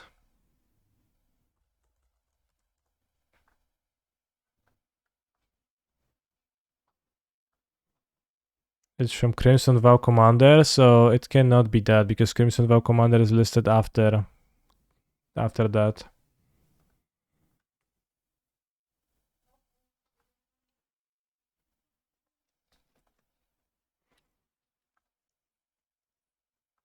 Maybe Necro Duality? What set was that? Again, Mythic, Crimson Vow. Holder Wing Scab. Let's see. Horde Wing. It's 5 mana, so we know it's 4 mana. Look at the hands though. Hands on chains. This looks so impractical. Subtlety is a mythic, yeah. Can't be that.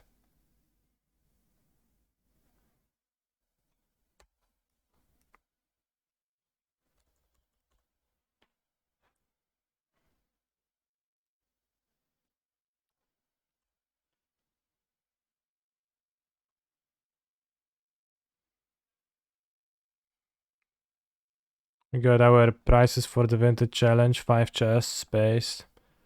Point indeed goes on to Amulet Me, which is why their name is Amulet Go.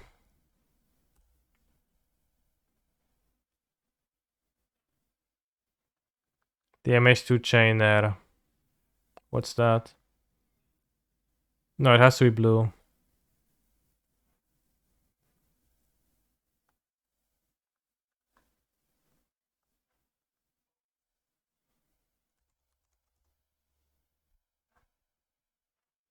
Cleaver Scab is from Midnight Heart Commander, so I can name Cleaver Scab, yeah.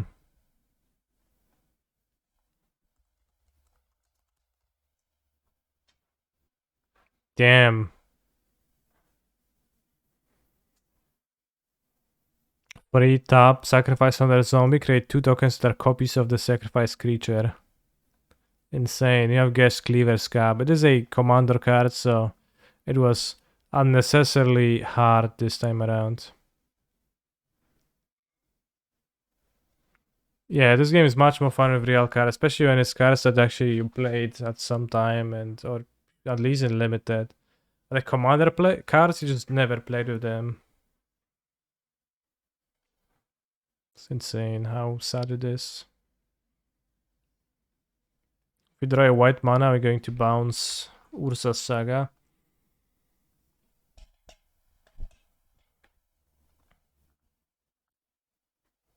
Otherwise, you can deploy a Hasty Titan on the next turn.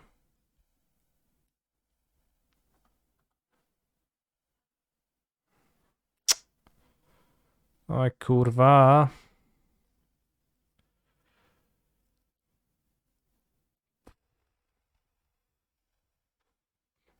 I could have Tawara the Saga maybe actually.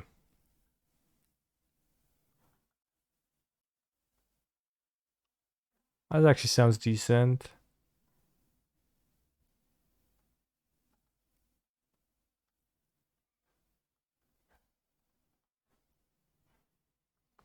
You only know this card because you play an EDH pre-con tournament every set. How do you find those?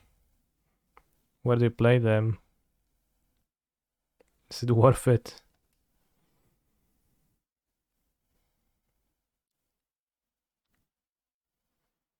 This one precon I actually have though. I got it in the green-white precon from that set to play with Kasia a bit, and we played a little bit.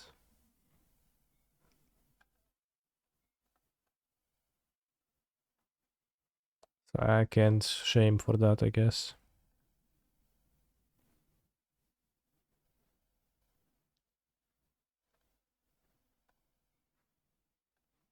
You do 1v1 commander? We did, yeah. I mean, we did like a few times.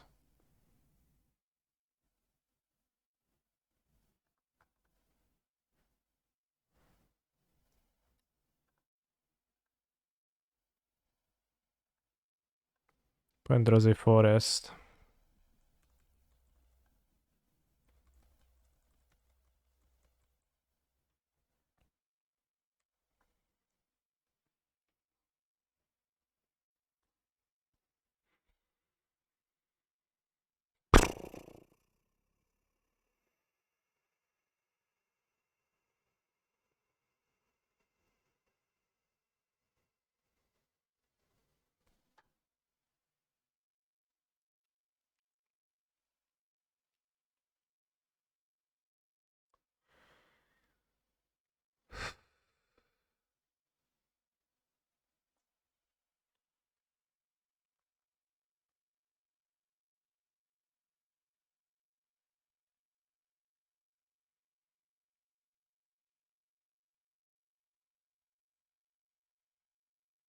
Maybe let the Dryad live. They play Titan anyways.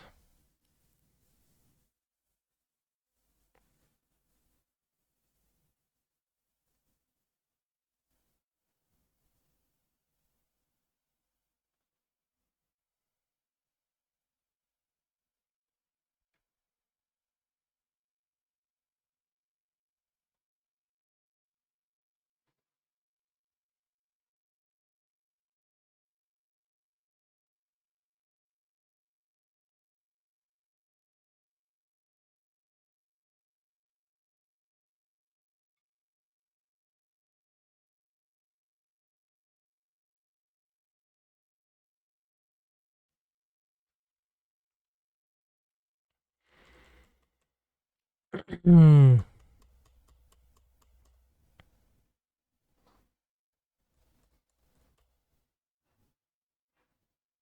Because they drive forest anyways, we know that. So if they pack, then I'm actually in a fine spot if I let them Titan.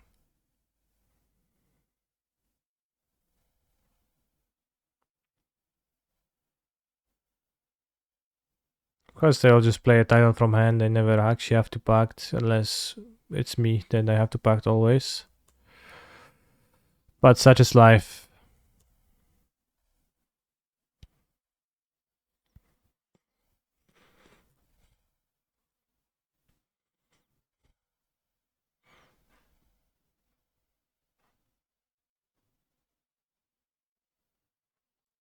The life mode is very nice. It's very good.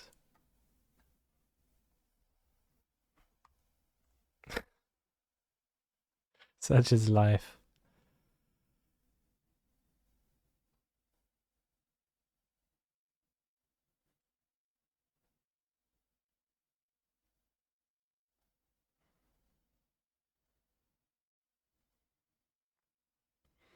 I think a dangerous thing for me would be if my opponent would have found Valakut and Bojuka Bog. Not really. Bojuka Bog doesn't do anything. Maybe a bit.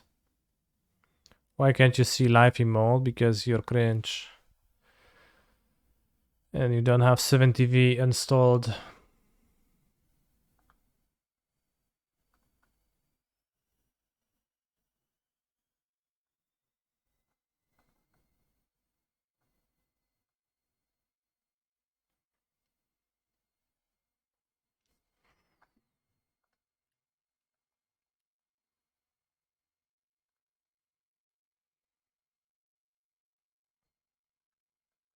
So we need a station to win.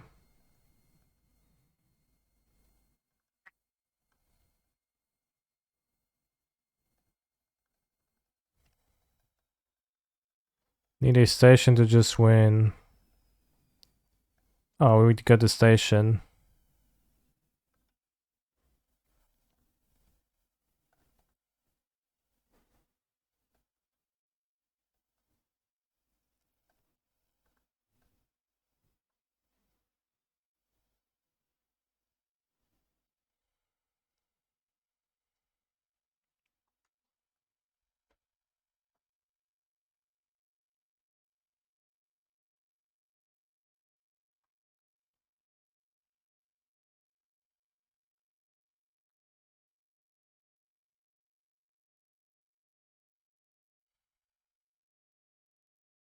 Minor setback.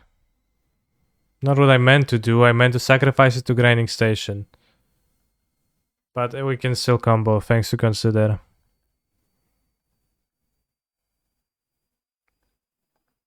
Damn, but I was kinda close.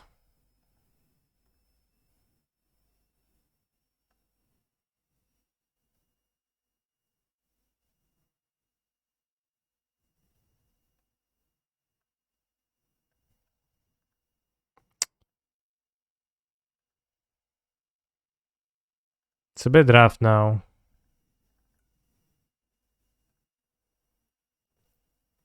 So go always yes.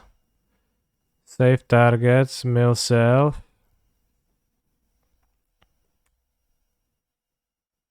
And go the bubbles until they hit Mox.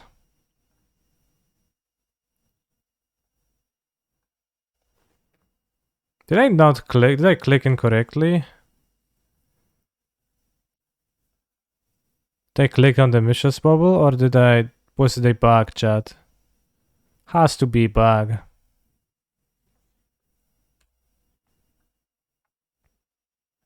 So you have to keep the grape shot now. And how do you make red? I guess you have to sacrifice the station at a certain point.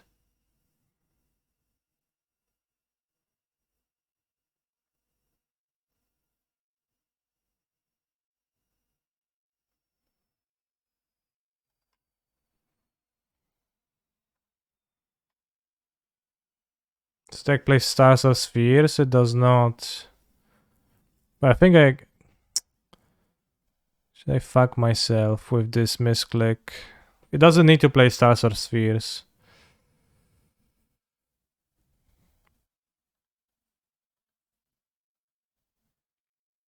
It should be fine because we hit the Moxam, but we can actually... It's gonna be fine.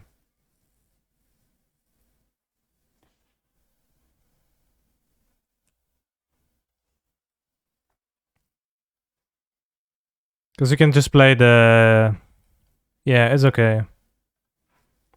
It's okay. If we get to the drum, we can just play the drum out. Because we got lucky and we hit the Mox Amber early.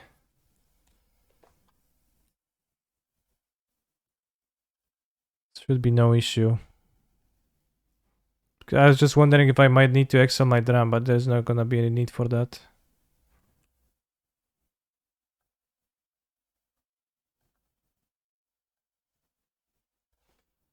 And we have 12 storm already, yeah. We have 12 storm.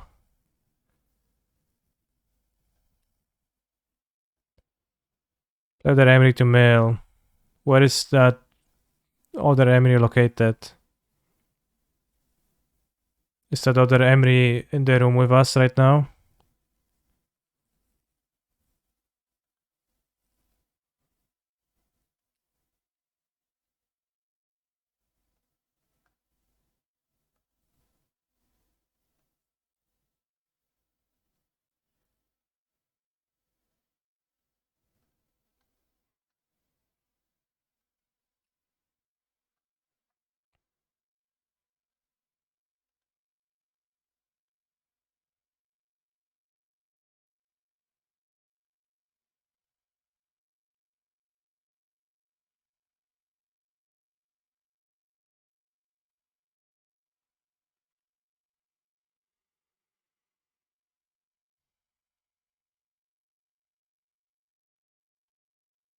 Do I make white? Then replay Emery. Made white. I have 4 mana, 5 mana. No, but then I have no mana to Grape Shot. Shit, I think I'm a bit short because I have 15 Storm.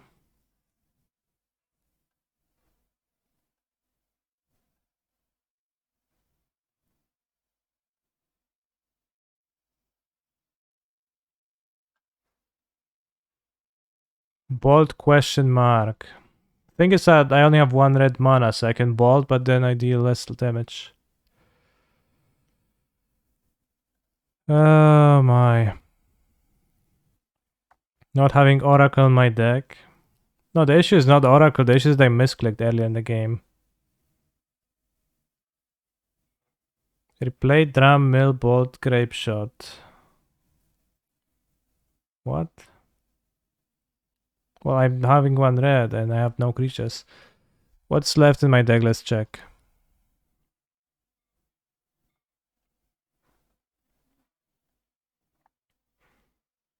There's 1 more Emery.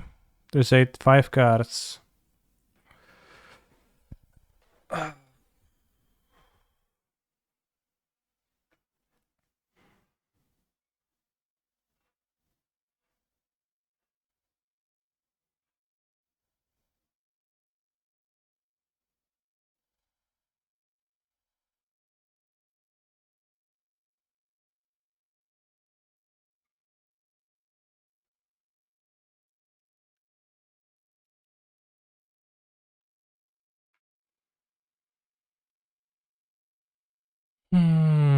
So if I mill myself, I also have draw from Mishra's Bubble, which is terrible. So bad.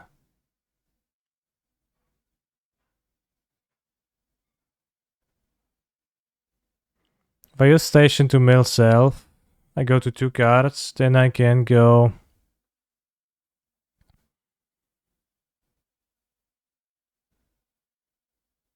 I have 5 cards in my graveyard. Go to 8, 9 cards. Play Drum Emery. Emery goes 2. Spellbomb Emery, replay it. Well, I don't produce second red either. Emery costs 3 mana.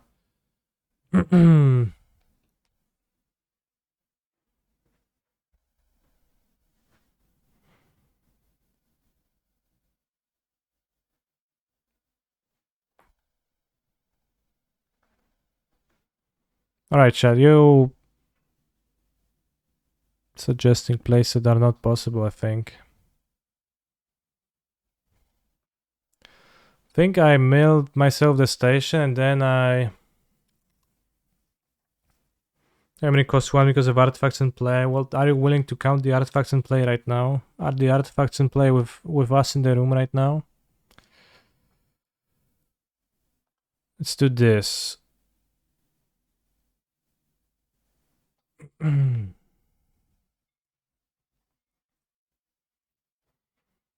So I have 5 mana.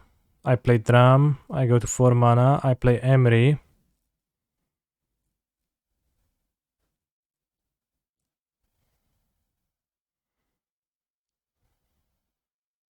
And then I go Bolt, Grape Shot, and that's enough. Okay.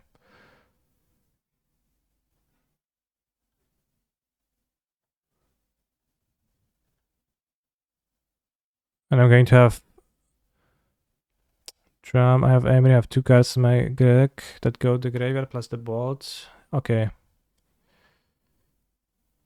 Plus the Emery dice.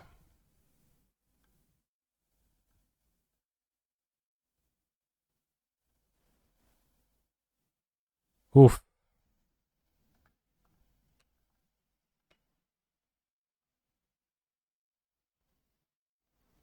We got there.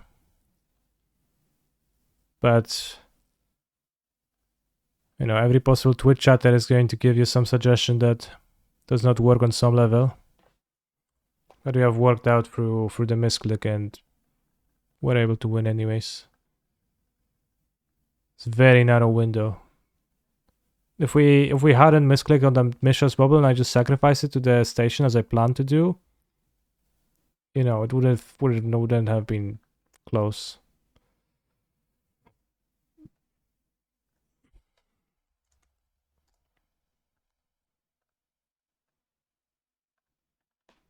Also, my Pioneer happening. This is a key, probably, I guess. Just join what's happening. I'm playing Magic the Gathering. So mostly that.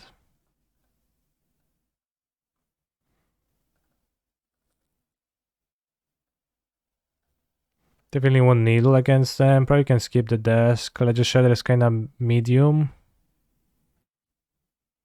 I think. Like almost doesn't do anything.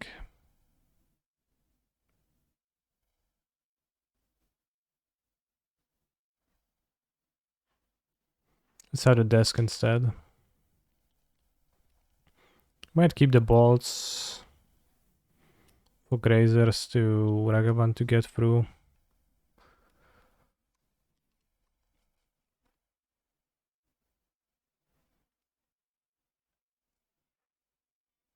We have the ending for that too, and ending is not super outside of that. Keep the Sand against Laplacian in the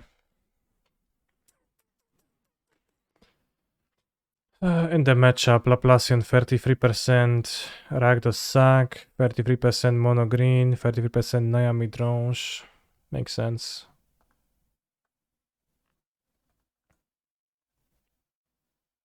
I like how my opponent's name is Amulet Go and they actually do play Amulet and Go. We can turn to iteration with the Ragavan, that's very nice.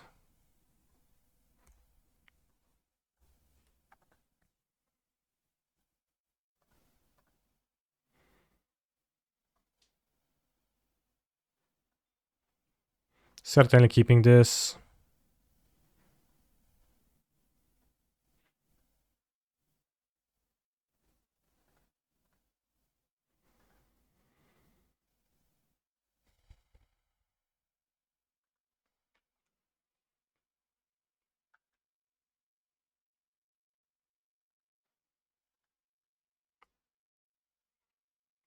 Very well put, Sergo now.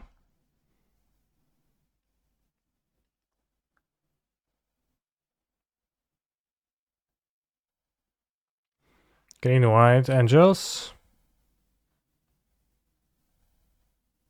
Guess you go with Cauldron Familiar.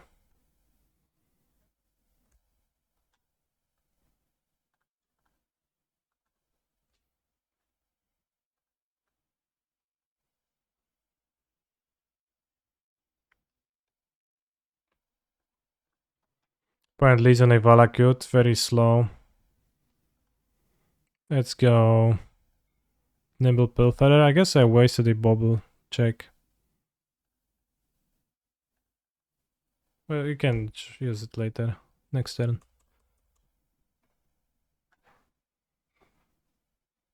Winota is not legal anymore. But yeah, I guess Naya Midrange is Winota. Does seem like that's Angels. So I'll play the Harvester now. Winota less Winota. Well, that's probably was legal when last time the Laplacian played.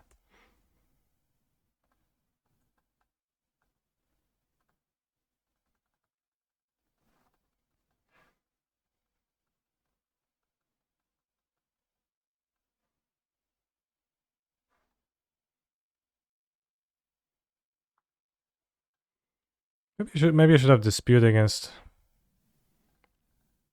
them.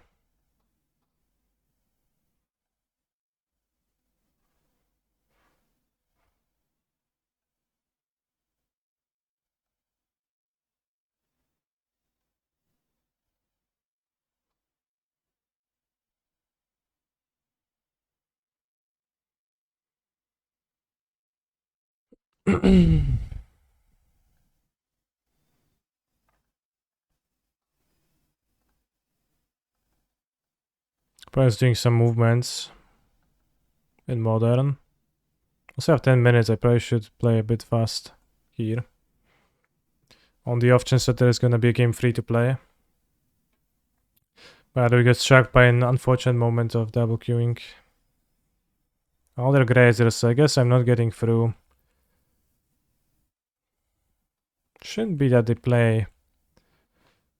Okay, so I have a growth chamber.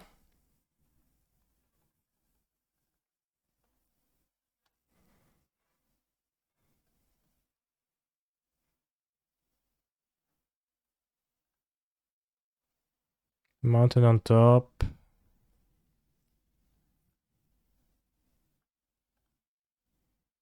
Hallowed Fountain. Exile this, and I'm going to throw the spell bomb, draw last, as they say.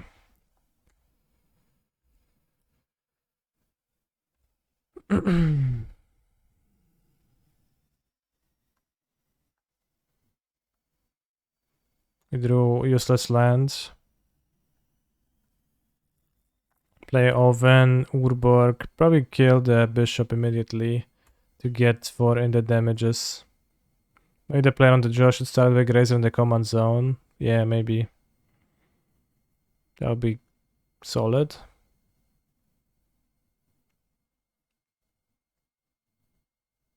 Is there a real difference between Explorer and Pioneer? It's mostly the same card, so there is actually a few differences, I guess. Wow, doesn't have a company? What a cringe deck.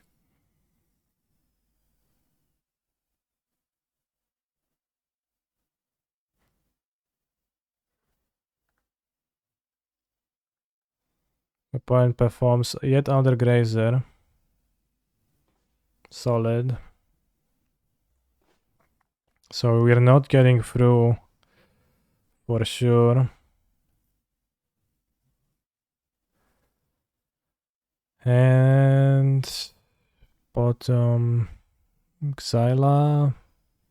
Play the Saga.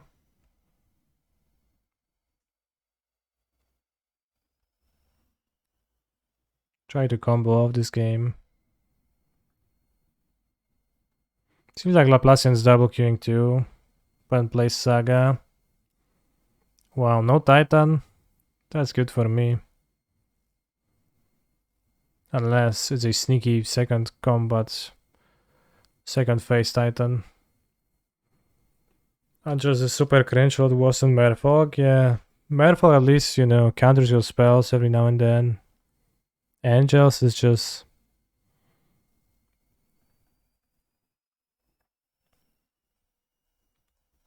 Angels just doesn't.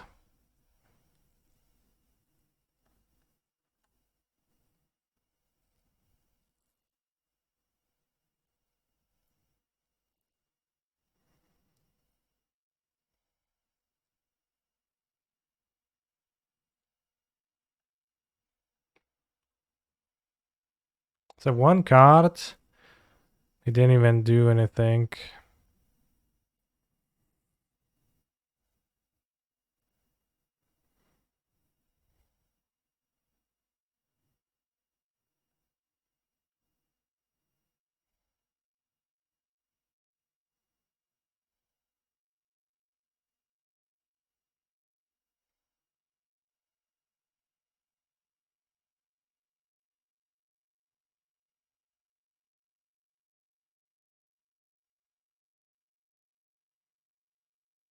I guess desk sees more cards technically.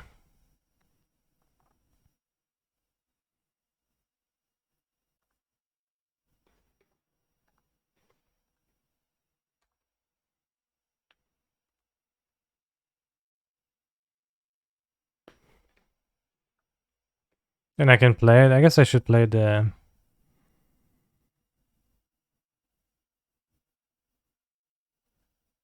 station now.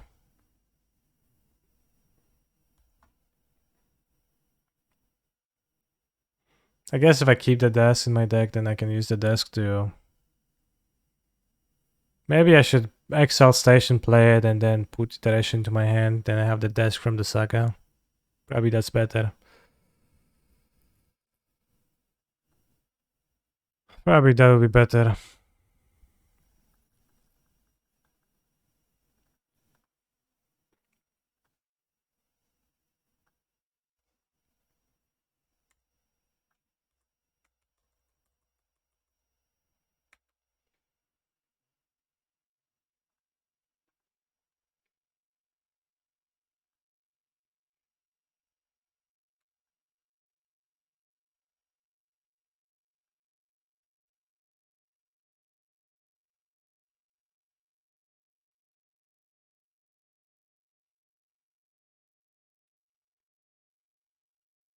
Mame Devil really nice.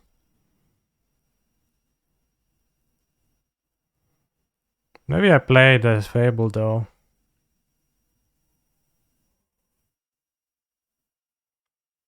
I don't know.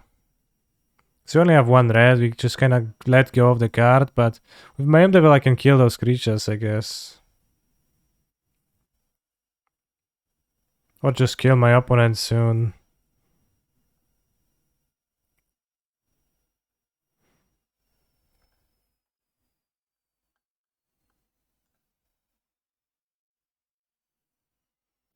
It's probably wiser to play the Mame Devil.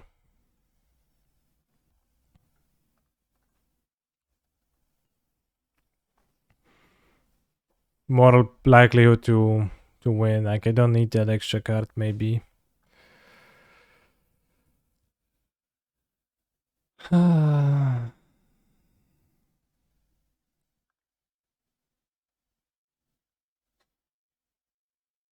have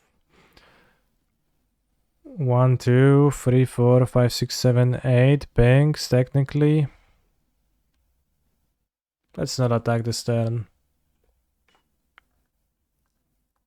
If he doesn't do anything end of turn, I'm going to upkeep.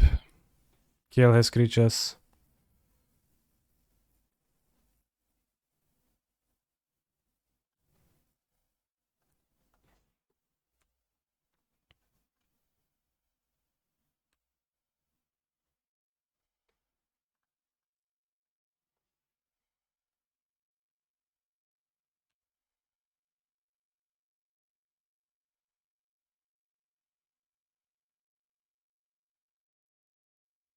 When plays his son home. Very strong move. In certain meanings of that word, I guess.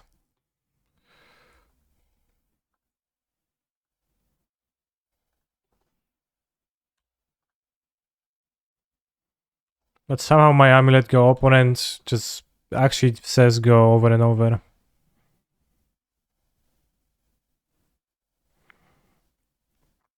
There's a chance making a construct will become slightly meaningful. So let's crack the desk first.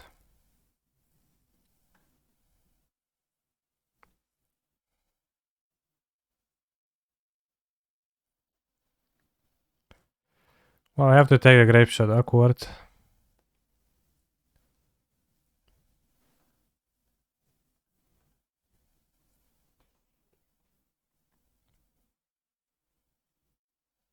Z końcem zrobię gościa, no tak mówią. Tak mówią ludzie.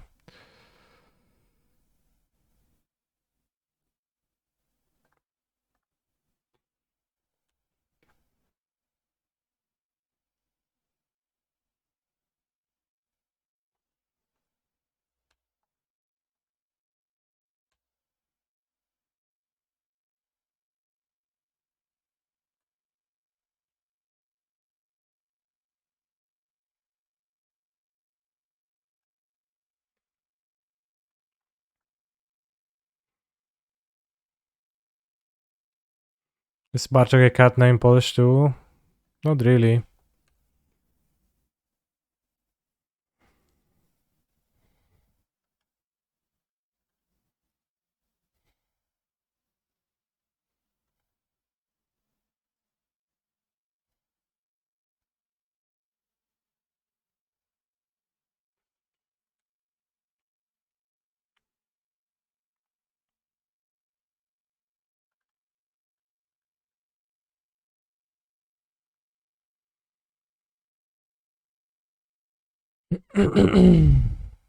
Have endurance on top. I don't care, I think.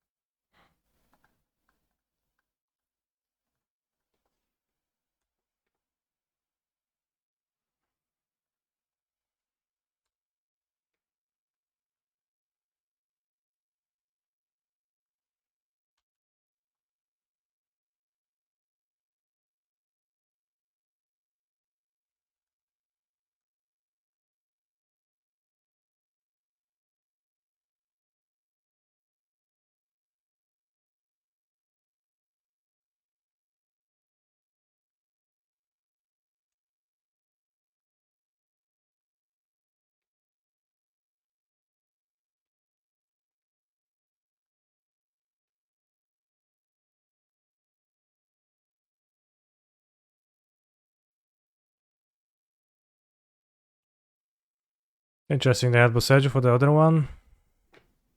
My opponent's going like super slowly here, but double queuing works out in a way where I'm actually the one with way lower of a clock right now.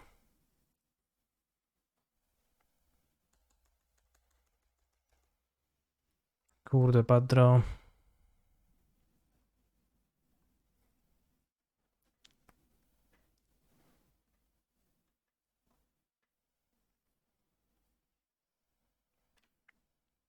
So I have endurance in head now. Relic. Oh, Relic makes this a slog. An absolute slog.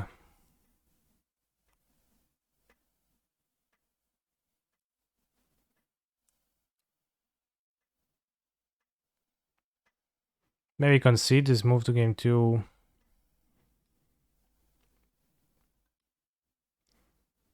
Given how awkwardly this all shaped up.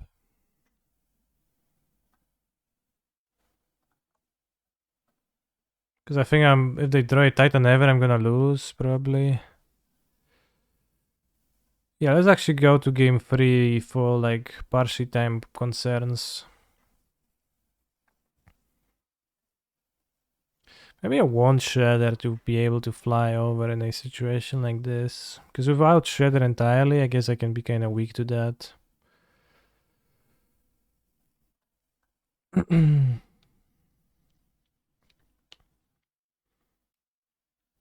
it's Ragavan who kind of sucks against Amulet out of my deck.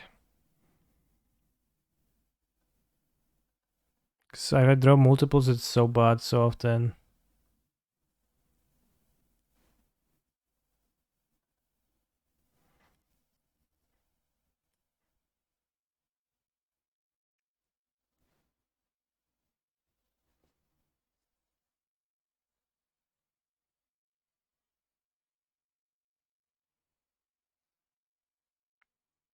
Yeah, let's do that. Canister wins. Okay, at least there is that. So against Angels, we cyber Bloody Betrayal. We don't cyber much, I guess.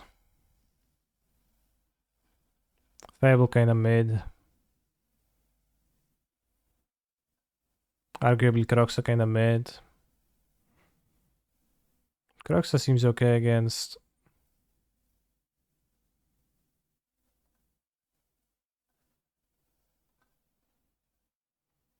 Serpent Sanctuary. Alternative thing to do. Sand kinda sucks.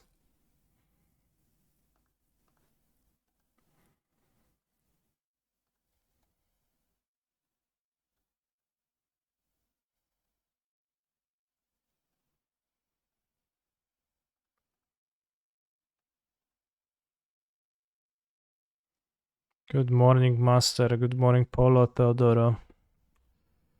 Emery. Don't Barkley want Emery. Because I sacked my bubble, so I kinda would have wanted her otherwise.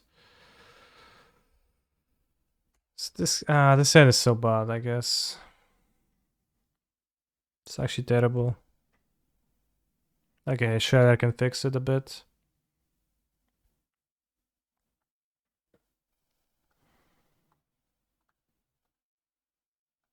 Keep.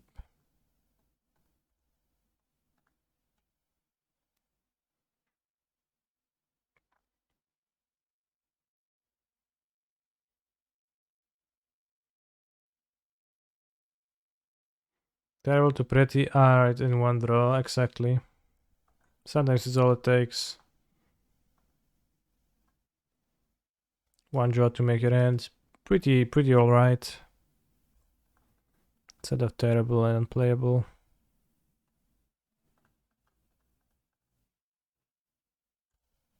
Amulet Go indeed, I guess, yeah.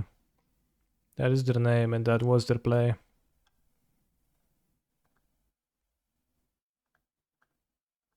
Shape as Sanctuary on turn 1, like a clockwork.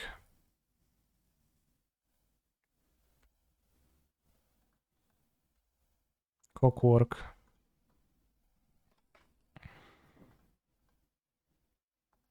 But yeah, the choice of those two specific decks, maybe not the smartest one, double Q wise. I was thinking about this a little bit.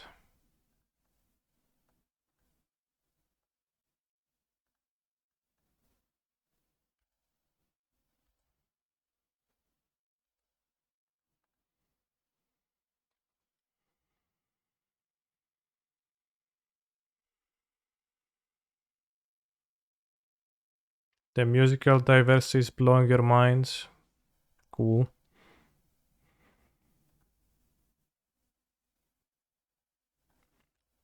No, like actually cool.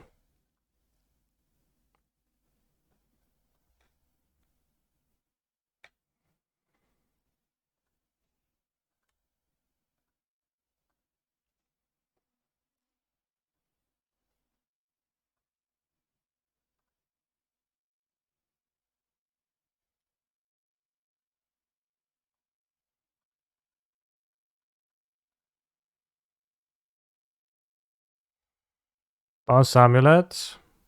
No, I don't think I do. I don't think I bounce Amulet this turn. Seems to do very little for my opponent's next turn.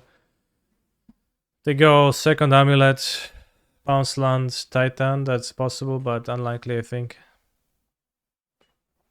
And bouncing Amulet is kinda only good against that exact line, and I think preserving the Teferi bounce for the next turn can be much greater. Yes, Saga. Yes, some other cards.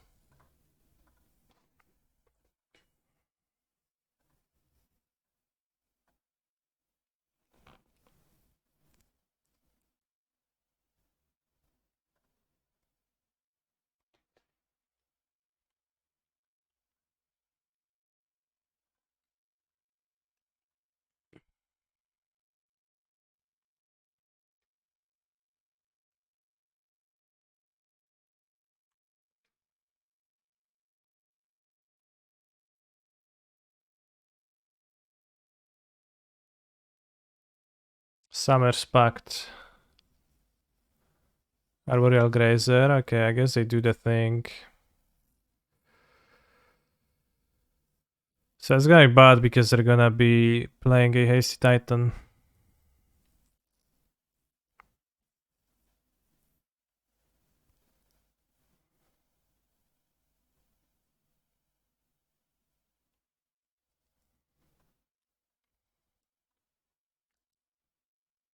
Seems like we're actually getting punished, and somehow we lost that game too, which was pretty unexpected by me, but guess that relic was really good.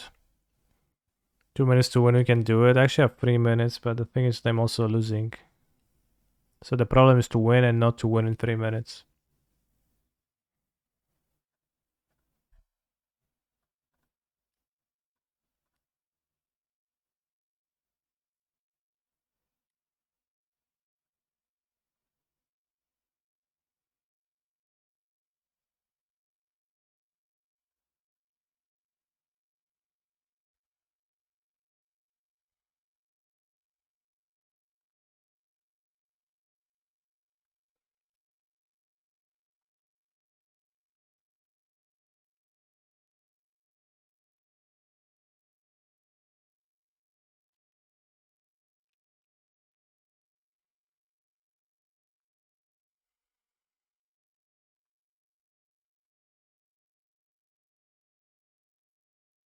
I mean, I could open them side by side, but it's not gonna be more convenient.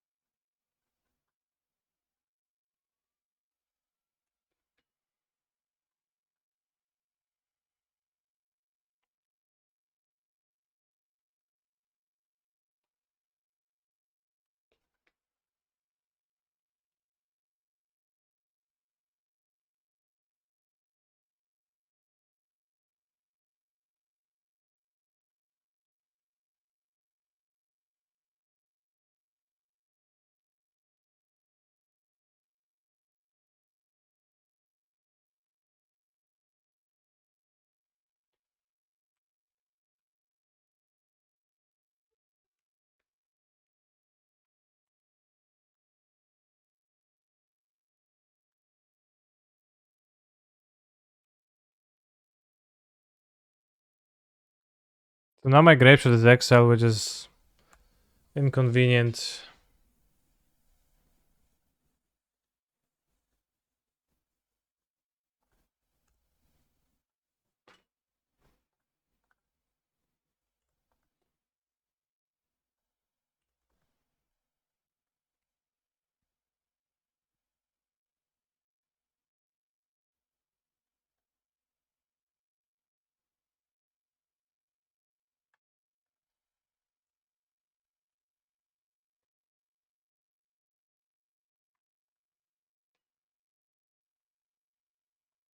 Portable hall and the witch's oven, okay.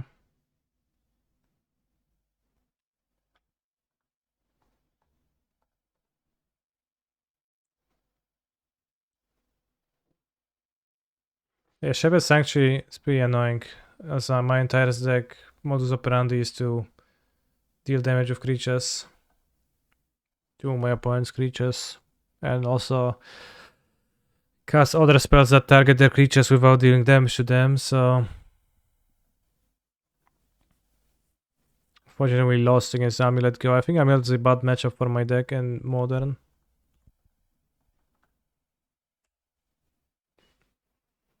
Pretty sizable amount.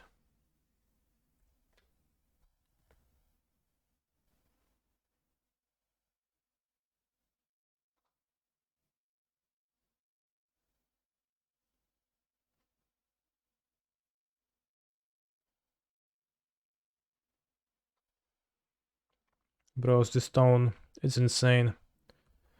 Goes higher and higher and higher and higher. Never stops.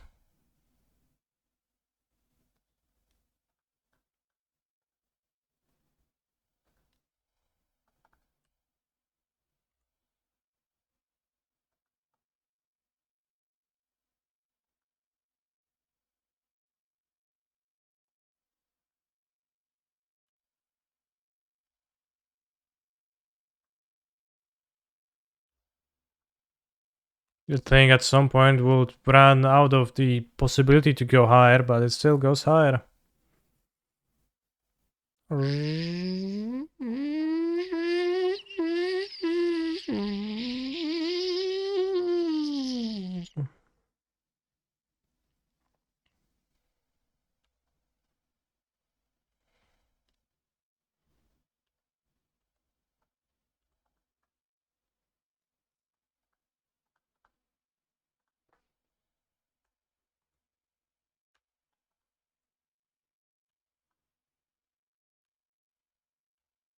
Not casting second harvester of treasure. I probably should have.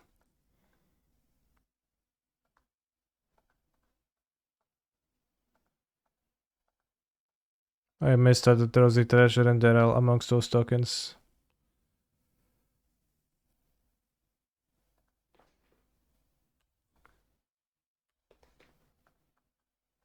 I'll cast it now to satisfy our desire though. Breach bad cards, yeah.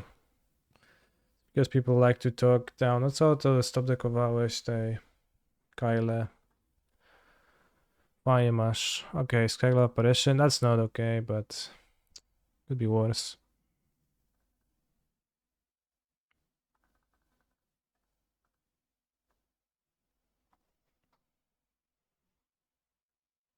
Hmm.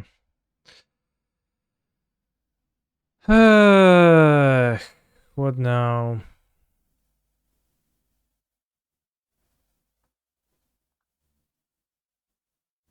If I take 2 cores, core spirits, attack with everyone. It's not great. If I take bishop and Jada, f6. If I attack with Dan, that doesn't do anything.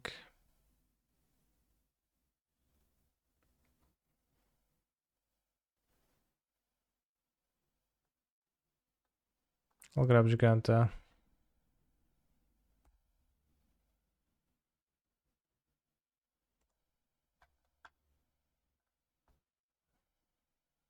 Eat Jada. How do I eat Jada? I don't want to let my opponent draw cards.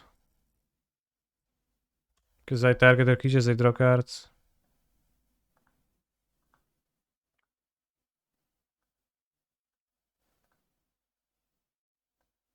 No, his abilities too. That's the thing. Becomes the target of spell or ability on opponent controls. So that's why it's actually good against my Devil. Against spells alone, I think that card sucks. Like literally has to be on... No kurde, fajnie masz, nie? Fajnie masz. Skillowy gracz, widzę.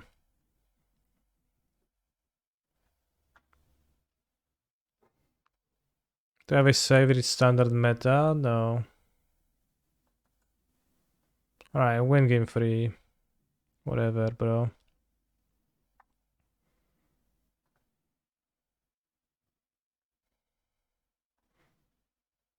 Yes, portable holes. I could have a braid and Colligan's command. And less point removal.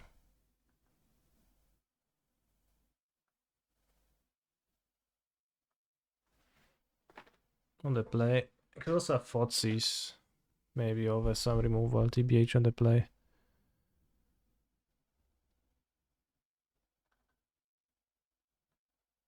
Okay, too late.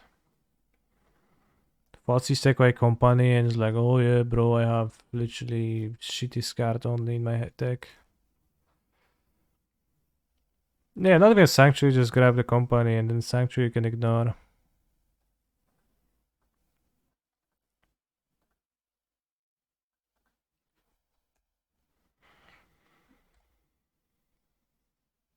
Is the idea.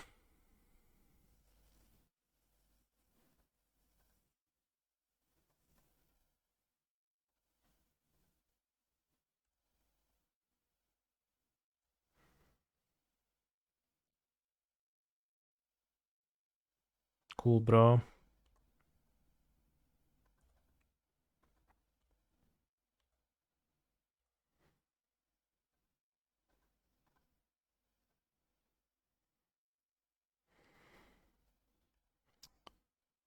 Missing land drop here, not so awesome.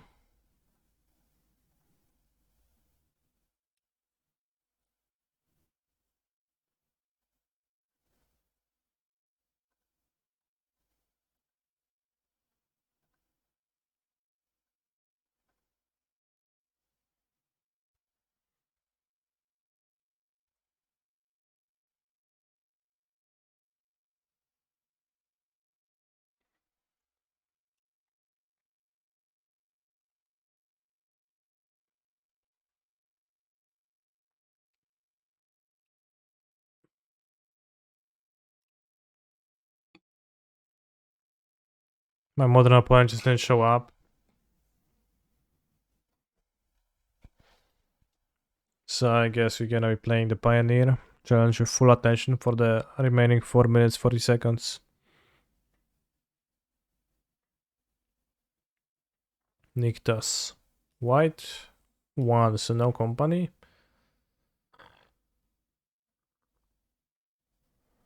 Valkmira. Sure.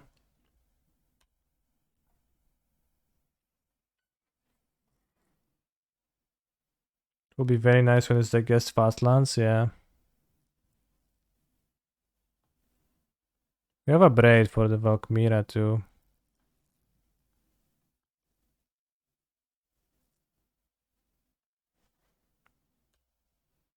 And Croxa seems pretty good against that bullshit. Yeah, would really be happy to have Footsies, I guess, which I don't.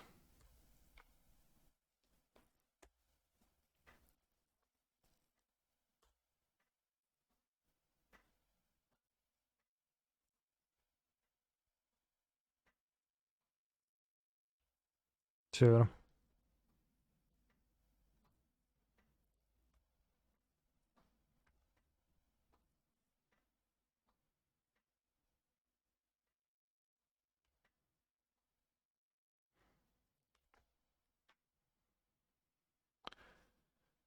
Ah.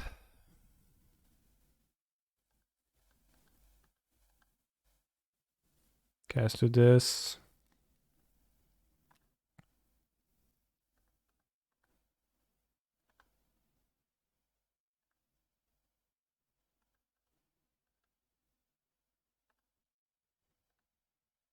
Croxa.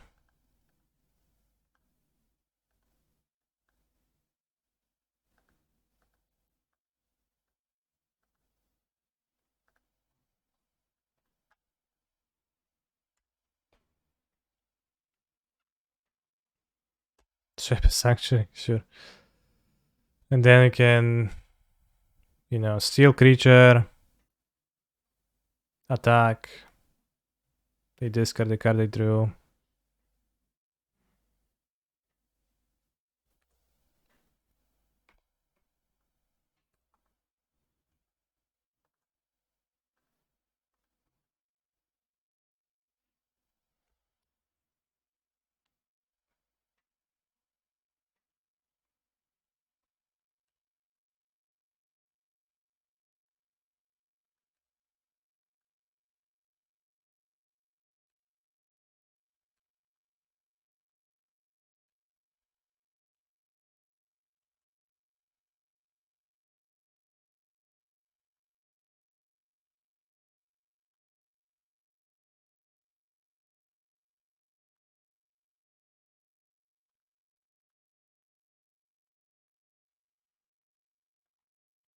The Mayhem Devil is a bit.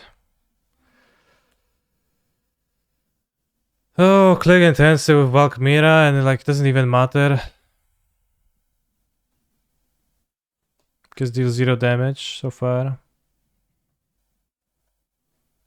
And I want a free in play, so.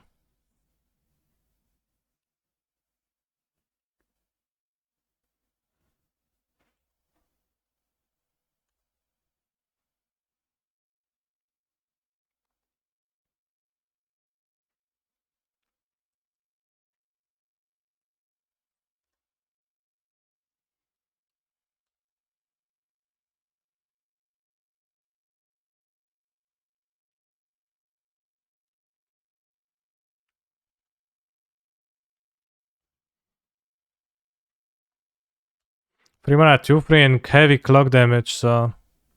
Actually, the downside.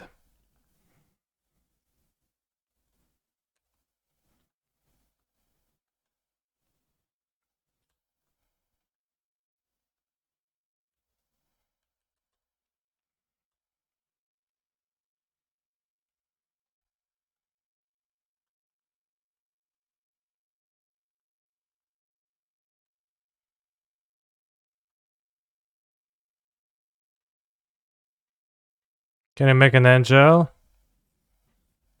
Hmm. Yeah, I could have cracked a food, 2 foods even, to make an angel. And the cat. Yeah, I actually could have done that.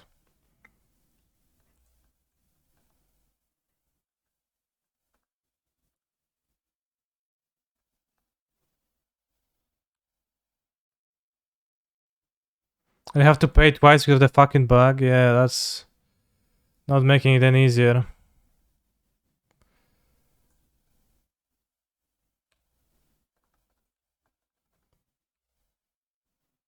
Awesome.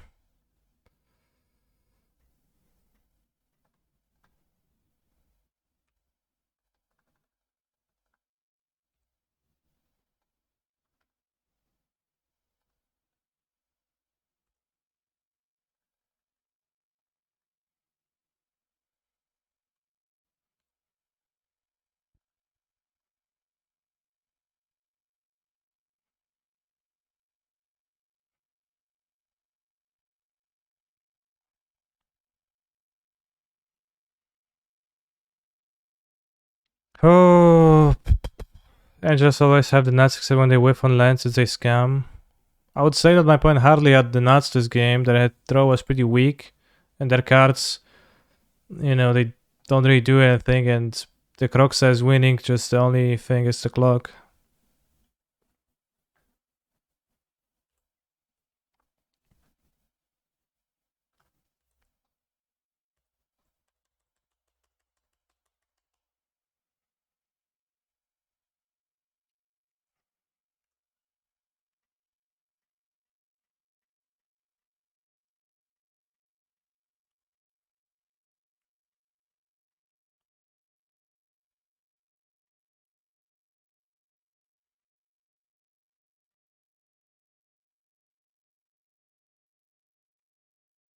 I guess I can sacrifice my M-Devil.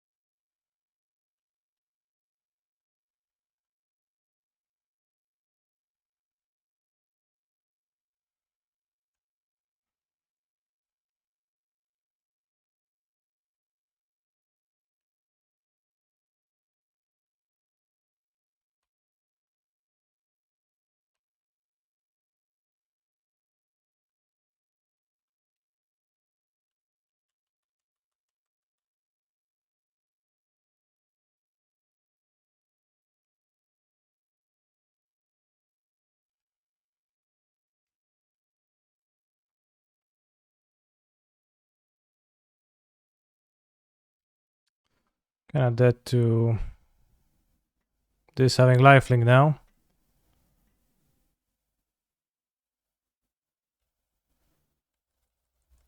And to the clock too. And this gets back the angel, etc.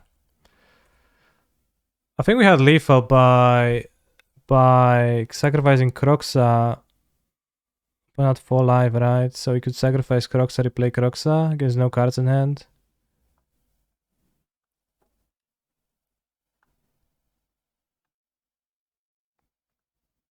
That 4 cards my graveyard, so I sacrifice. Not sure. Sacrifice cut Croxa. Well, if we also sacrifice the devil for the clock. If we hadn't sacrificed the devil for the clock, then we would have had lethal, because the devil would let me ping my own cards to make them keep returning. And then I could kill with the Croxa trigger, so we can count that as a moral victory. But, you know, 1-2 in the challenge in modern. Wow. Okay, so kind of ruined both challenges for myself, but it's fine. Well, we would have lost the clock with the devil, so with regards to devil, so.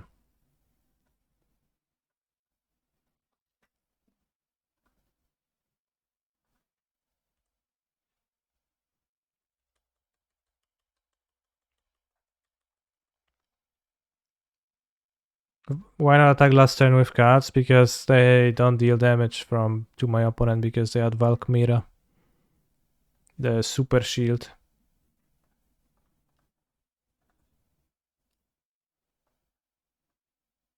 Against Blasting Mire, Giganta, this seems like a good card to keep, even if I need my extra land, but we get to take a look at 3 extra card before the next draw step. But yeah, it does seem to me like Angel seems like an okay matchup for Sacrifice. The enchantment is a little bit problematic if they play it on turn 1, but they will not always play it on turn 1. I think if you board in Thoughtseize, and I guess it seems like Crocs is pretty great in that. In that deck, in that matchup. Not the 2 best deck to double QO, I agree. Let's discard the station.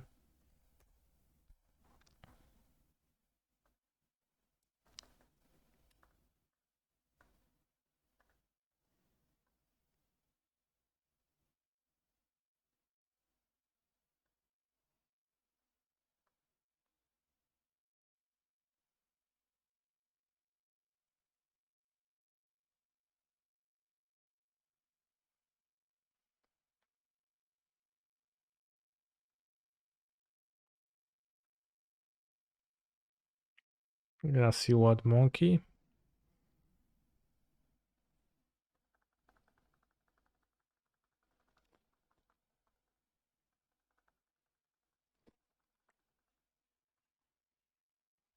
Monkey Man.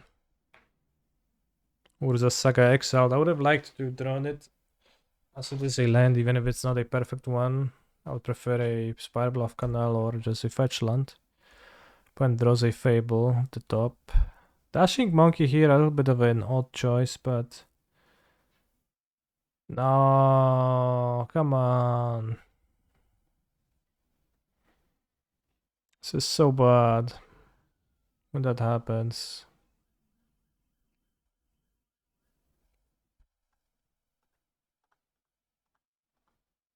I guess, I don't know, I'll dash to sell the Kiki Saga, which is a bit of a strong option for my opponent.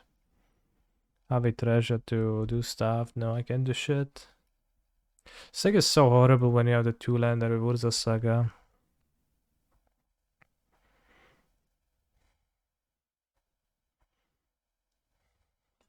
Well, you need to play to have a deck that hits 3 mana on 3 if you want to play Urza Saga. Maybe means I should add a land to the deck or something. Or maybe I made a mistake by keeping the iteration of my consider. Which I think is actually more likely. That was a gameplay error.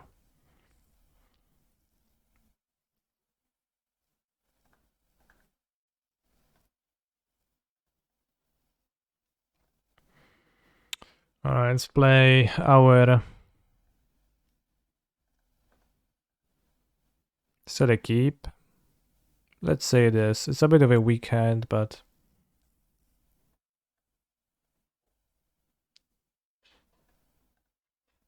Wow, they even tap it for mana.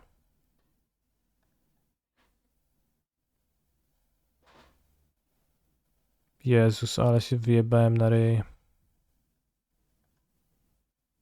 Alright, I don't want to play this anymore. I mean, I could try to combo later, but...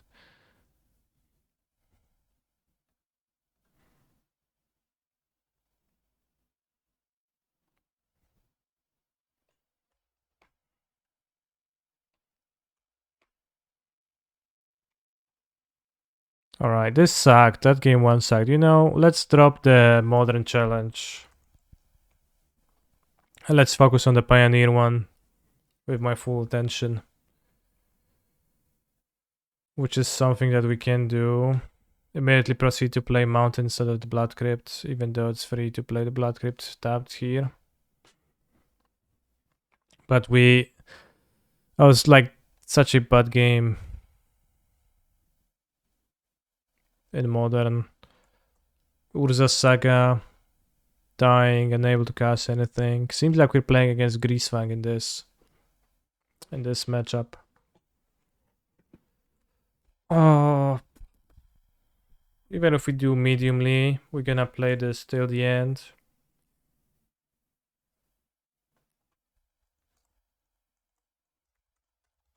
Pioneer Challenge with Rakdos Sacrifice. With Urborg Mountain, you say Badlands, which is better than the Blood Crypt. Yes, which is why I should keep it in my hand.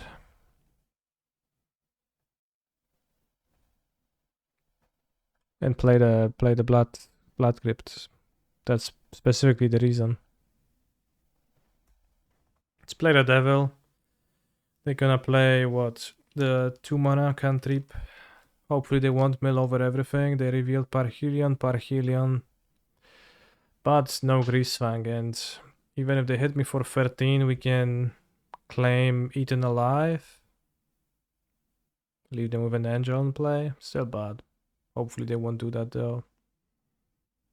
See? Typical Greasefang. 2 mana plays. They're gonna play the Satyr Wayfinder. Mill over Fotsy Salvage Brushlands. This Brushlands looks a lot like Horizon Canopy to me. And also has the pain text, so.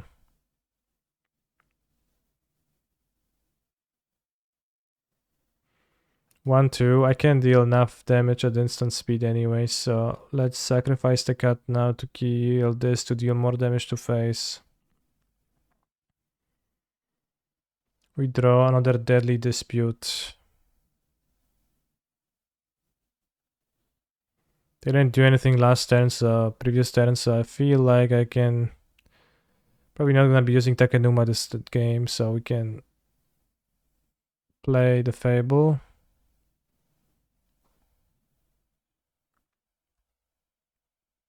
Scale them in 2 turns. We can actually kill them, right? If they Parhelion me, they're gonna have a 4/4 Angel left over on the battlefield, which you can steal. Could claim an Angel. Sacrifice the Goblin Shaman to kill the Angel. Then you have 4, 5, 6, 7, 8, 9, 10. Maybe not just straight up kill, but from this turn, but on the next turn we're gonna be able to. And my opponent just casts a few overcosted cantrips and dies, so I'm fine.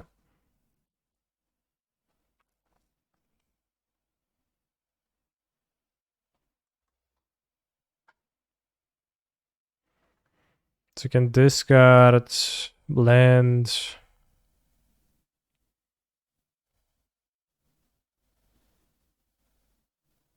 I'll just keep the rest, whatever.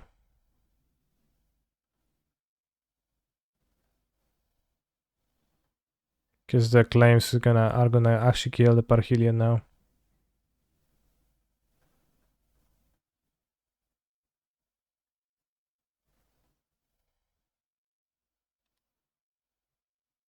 Now we have push for Greasefang too, so. Punish for playing my land immediately, so I shouldn't have done that. Because we drew a Manland, so I have to keep that in mind and not play my card blindly when I don't need to. Here we see a Sikas. A Sikas Harriot, sure. But pretending to still be in the game.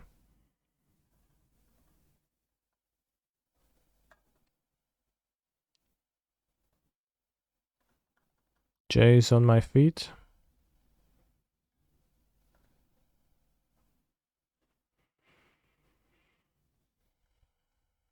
Maybe if they have main deck push, they can punish me.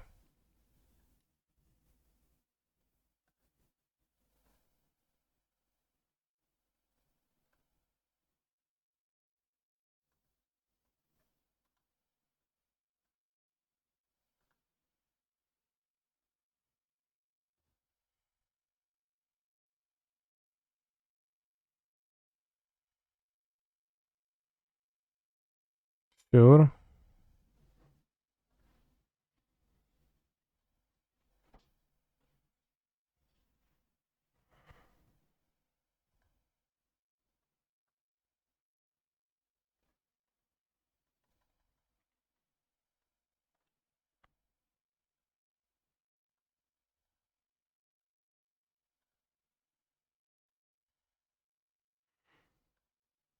Sacrifice, pay black, sacrifice, creature. Face. Face. If we had claimed the other token, he would have won, right? Probably.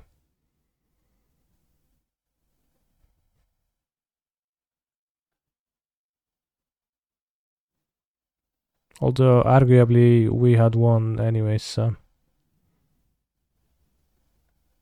Do you want Fozzies against them? Probably. I think claim the first one is pretty horrible. And Eaten Alive maybe a bit. Although last time I played against Greasefang, they boarded in a 5 mana Doom Whisperer against me. Was thinking claim on Kiki lol. That would actually be the only way to lose. Actually, I would still win, but they had Boseiju to interact, so that seemed poor.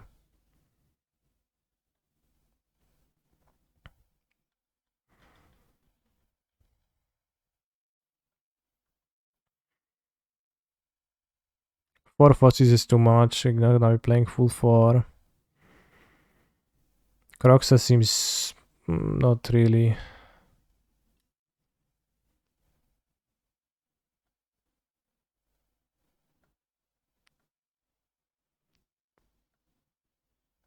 EOT push, in that case, you're absolved.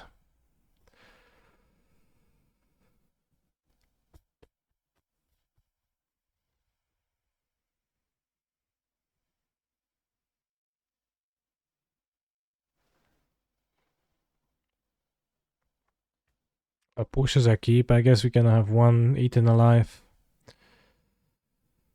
Maybe keep one, claim the firstborn for shenanigans.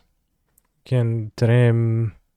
I like the harvesters because they speed up the clock. You just play it on 2, just tax free every turn. It's so good. And there's 2 objects. Can go -1 witness, -1 cat, I guess, -1 fable. I think I'll keep the 4 devils because they're pretty powerful in multiples. But you could also make an argument for limiting those. Red, Fozzies, Daily Dispute. Now they hand, I'm super happy to see.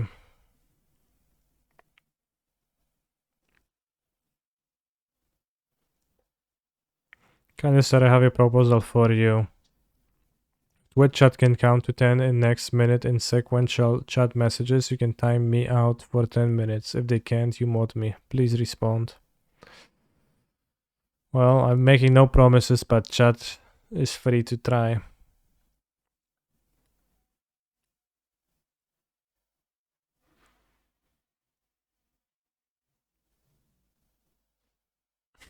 Chat can't.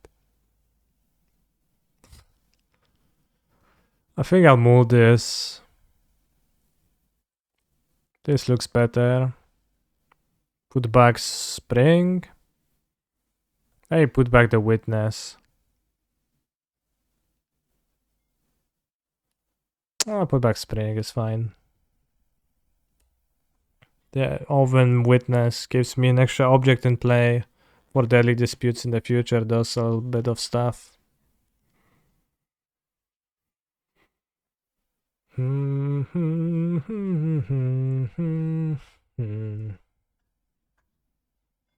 Let's shock. Just for clarity. We see Assassin's Trophy. Greasy Salvage, Greasefang. I think this is a Greasy Salvage take. And definitely not Parhelion take hand. Is there a link to the song playlist? There is, yeah. They played a Boseiju, so they probably didn't draw a land.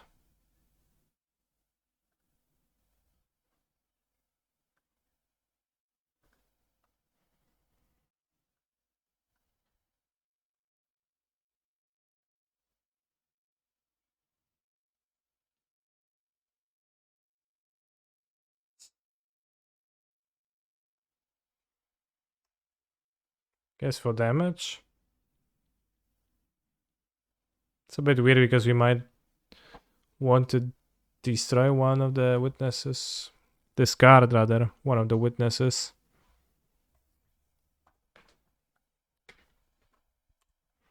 That's more damage on the battlefield.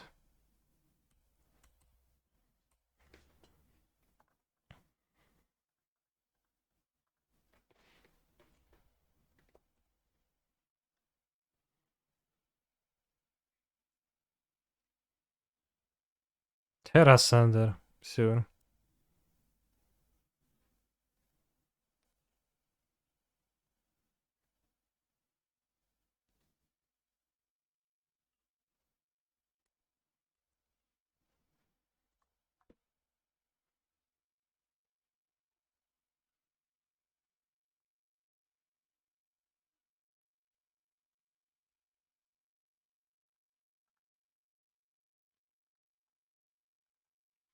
Think we sacrifice.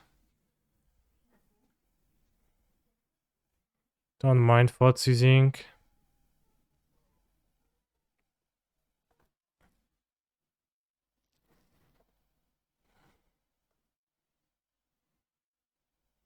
Okay, let's take the one castable card, even if it's trash.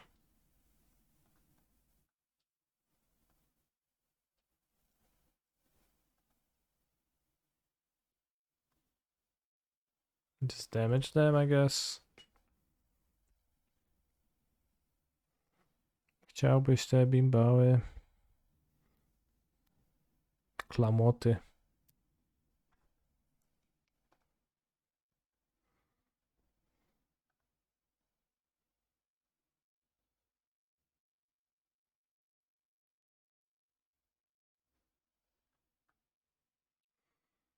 Solid, we won. So we are mentally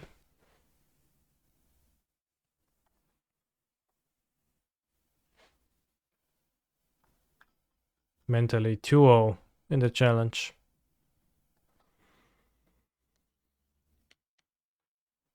Not sure what's the best Greasefang sideboarding, but Duress Fotzi seemed pretty strong. I think I would play second Croxa sideboard or something after this game against Angels. This is such a great Croxa deck compared to regular red-black.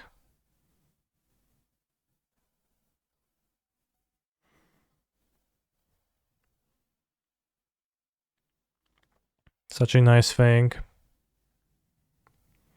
But now we have plenty of time before the next round. I dropped from the Modern Challenge on the grounds of getting fucked over.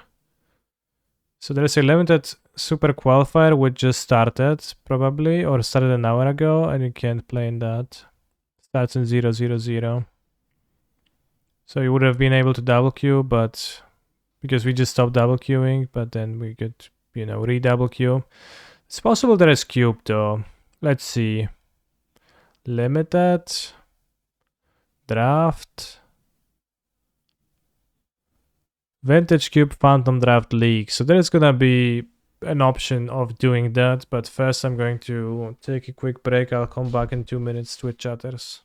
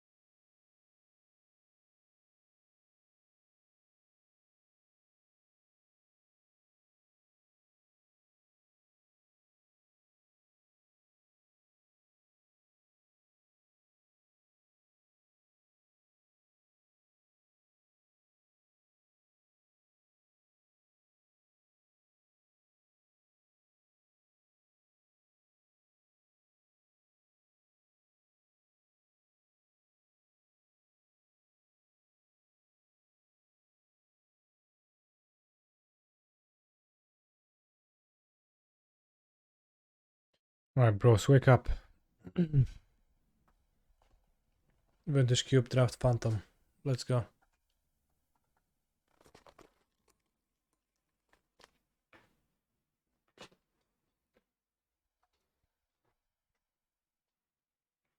One out of 8. Anyone playing Cube anymore, or people just don't do that?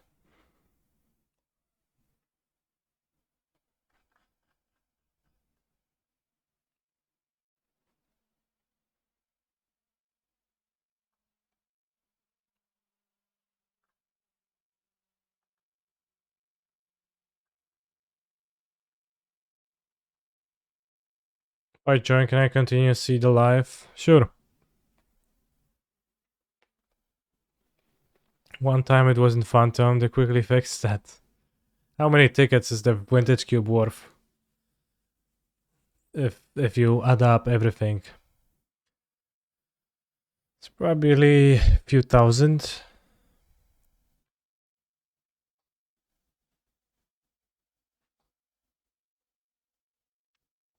I would guess so. Pretty decent value if you get to keep every card you drafted.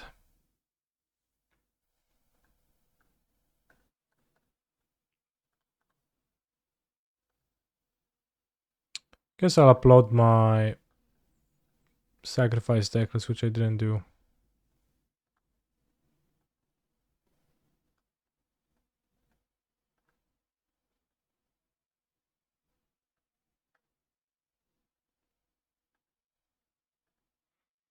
This shoulder, the most expensive card in the cube. E-price. Shouldered. Well. The Apocalypse. 66 tickets. Certainly one of the more expensive ones.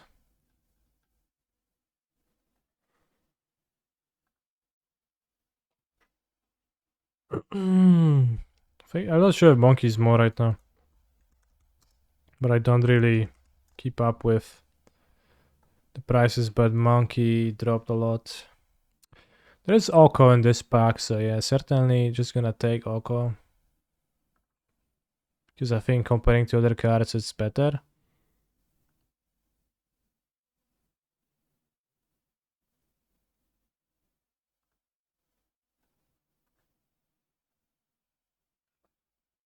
Not really much else that I would consider as fast pickable, maybe except for Braid's Cabal Minion, one of my favorite cards in the cube ever, as some of you know. So I guess we pass what, Natural Order, whatever. Let's take Oko and let's see what we get handed over. Could take blue cards, green cards, or strip mine. Strip mine early can be pretty decent when you combine it with Ren or Crucible. So we could take strip mine right here, as the blue cards are kind of medium, mid-link, and so are the green cards. And there's plenty of lands which are perfectly strip mineable. Let's take the strip mine.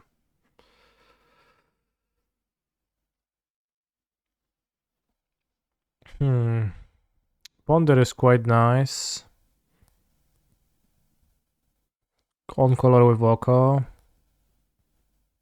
It leaves the pack as a Mardu pack plus the Knight of the Reliquary.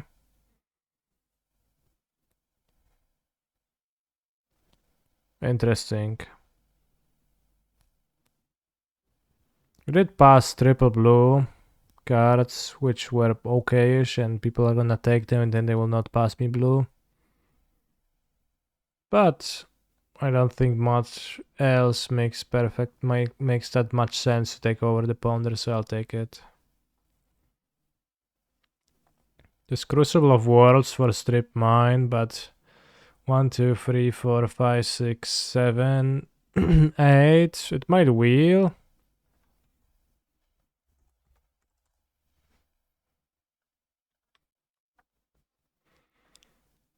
Things always decent, but also probably not better than other cards. Or you could just take Crucible to have it for sure with the strip mine. I don't know. What is your thought, broskis? Then you can hunt for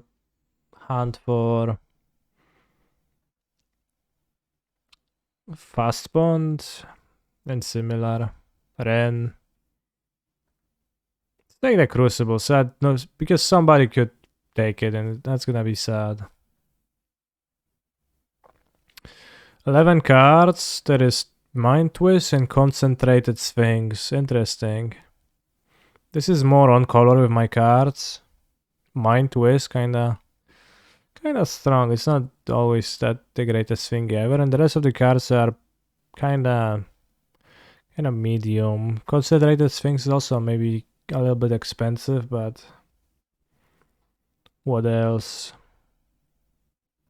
Sword of Fisting. Sword doesn't seem to go well with Mayoko at all. Well, the Sphinx seems to go okay. I'll take the Sphinx. Can pick up Ren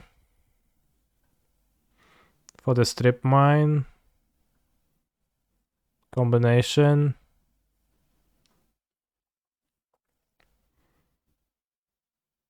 Besides that, not much that excites me much. Maybe we can wheel Boseju right now because there's 10 cards and we're gonna wheel Smokestack and Expansion and not Boseju, but Ren strip mine is good. Maybe we can get the Wasteland. You know, it's only pack 1, so we are building around the strip mineage a little bit already.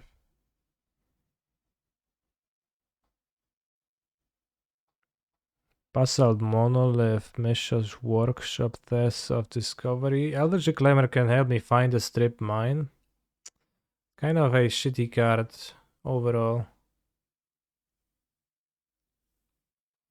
I find. Wall of Roots gives me some more mana advantage to use the strip mine nicely.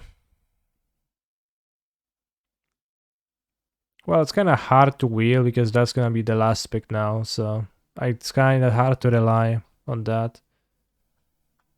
Let's take the Reclaimer for the strip mine. Let's kind of try to build around that synergy a little bit. Witherbloom Command can get back strip mine. It sounds kind of deep.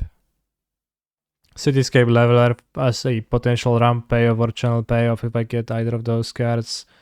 Or Unlicensed Hairs for hate is probably more reasonable. Let's take the hairs for the sideboard. I think that sounds good to me. Pack 1, Coercive Portal actually wheeling. So I guess I can take it. Seems roughly on theme with my other cards. The rest is whatever. Show and tell sex, so. Could take Zag of Triumph for fixing and Ren synergy. You could take Avalanche Riders to double on the land destruction theme a little bit.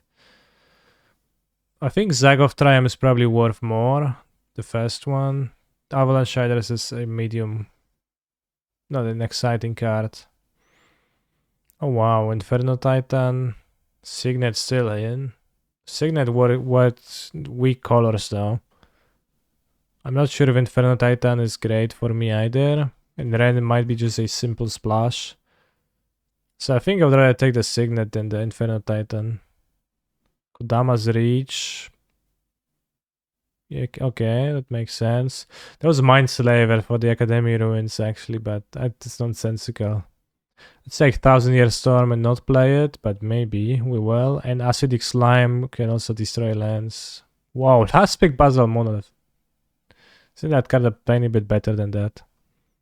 Chat, how did we do with Breach? I went 1-3, lost the first game of the 4th round and dropped not to have to double queue anymore because I picked 2 decks that were very poor at double queuing together.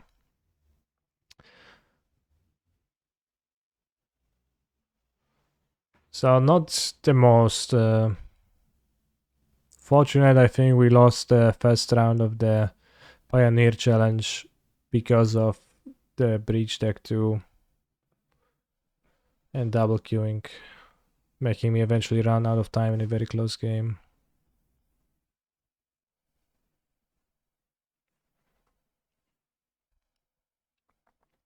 Mana drain requires a lot. Fetch land fetches Zag of Triumph, can fetch red mana too, so it's good fixing. Mana drain is a big commitment. I think Bloodstained Mire might be actually better for my deck right now. Especially that it's so good to have fetches with Ren, right? I think blue-red X spread is better with or without a combination. I don't have an opinion on that, and I don't know if it's necessarily all that useful, because they're not same decks to the same extent. Fast Bond for Strip Mine Crucible combo. Somebody took the Corsair of Crufix, which was sad.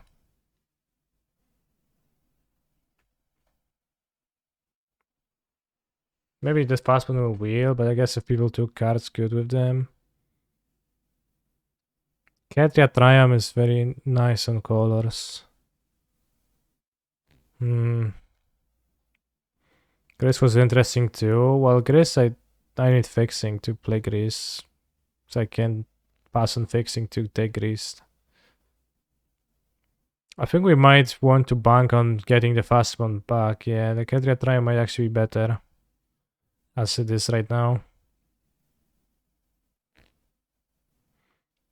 Because the fast one is only good if you have Strip Mine Crucible. Yeah, let's take the Triumph. And wheel the fast bond.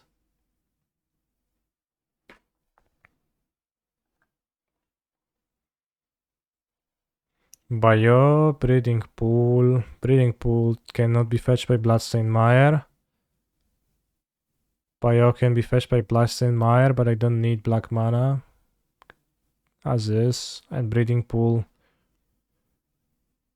actually is good for Oko, Sphinx, Ponder. I could take Rofelos and be base green. Which honestly maybe is not that bad, but it's probably not great. With my cards. I think I'll take Breeding Pool.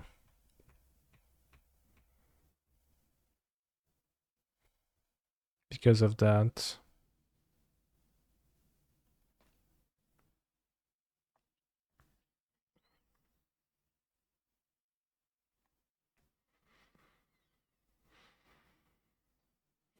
Interesting.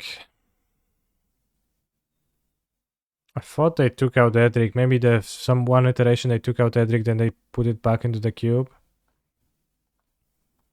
It might be a Time Warp deck with the Ren, Crucible, Oko, Coercive Portal. It might actually be a Time Warp deck.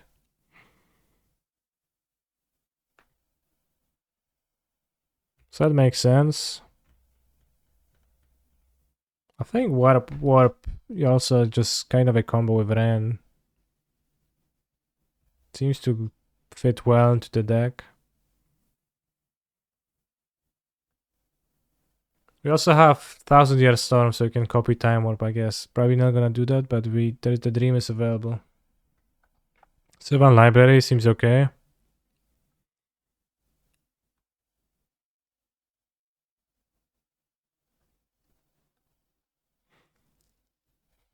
Ramming up Excavator, but it's kind of redundant with Ren and Crucible already returning the Strip Mine. I'm not sure how much we want to do that.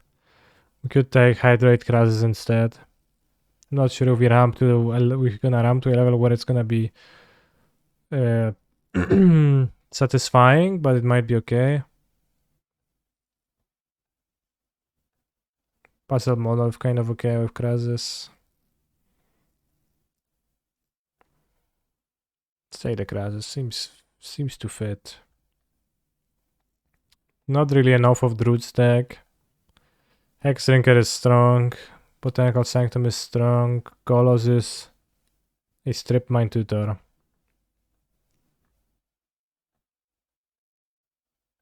So that's okay.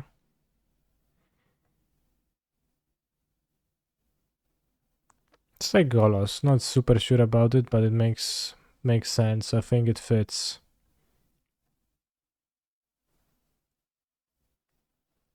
Yeah, we just need a random white land. Hexdrinker just wins by itself, I know, but it gets much stronger if you have Mox in your deck. Is Utopia Sprawl or Simin Signet better? I think it's Utopia Sprawl in this deck. Because you're gonna base green. But yeah, I've lost plenty to Hexdrinker and I won with Hexdrinker, so. Garruk Wild Speaker or Greased? Which one is gonna be better?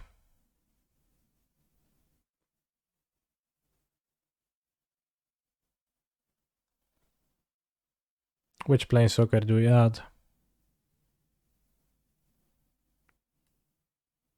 I think with my Krasis, etc., it's gonna be Garruk. Also doesn't require a splash. Fast Bond. We could also take Plateau, a white land, a random land for Golos, or we could take the Fast Bond for the Strip Mine Dream. But it's only useful for that. Let's take the Fast Bond. It's a fine dream to have. Here we can take Bio for more fixing. Untapped green-black. We don't need the black, but I guess, for any spells. So we could take Horizon Canopy for the combo with Ren and for Garruk. Also, we might just take some black cards. Let's take the Bio. Kitchen things for blocking. Yeah, Bio good for Meyer. Hunt Master of the Fellas. For the grindy day matchups. Bramun of Excavator. And Oath of Druids.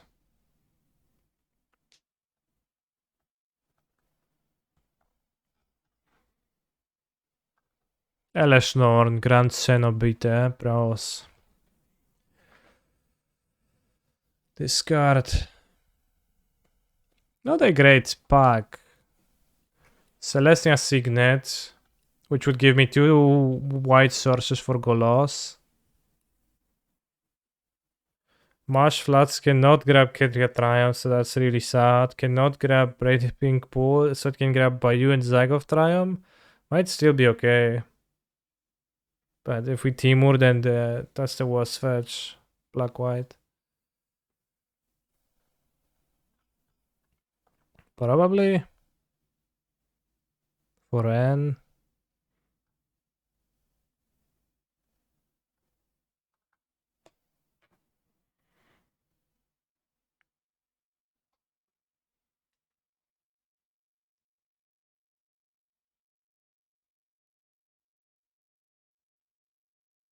Could take either Tryon.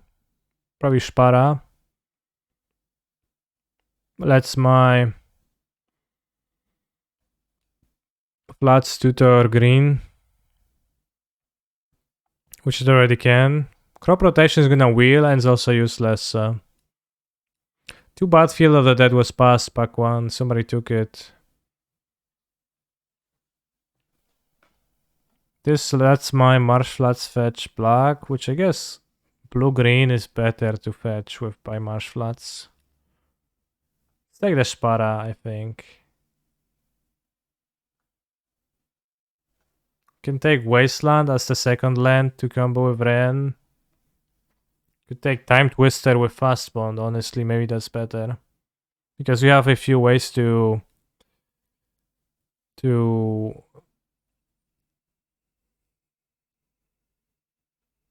tutor that. Because we have Golos and Elvish Reclaimer to find that.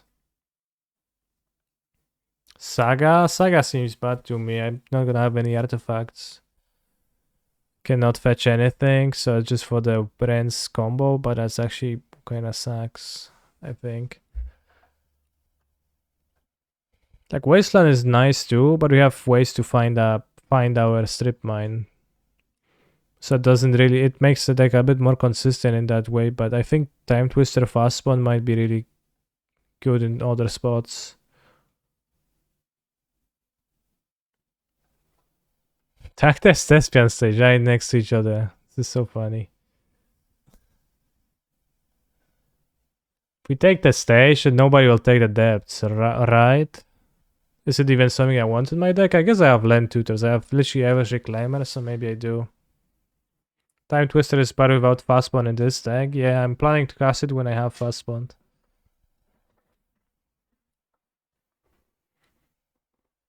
Not sure if those are actually good in my deck.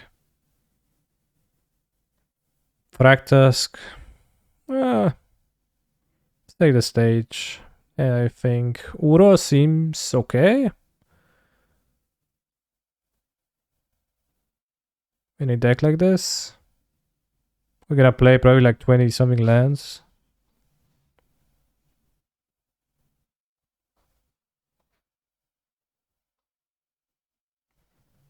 Maybe best infestation, but Uro. I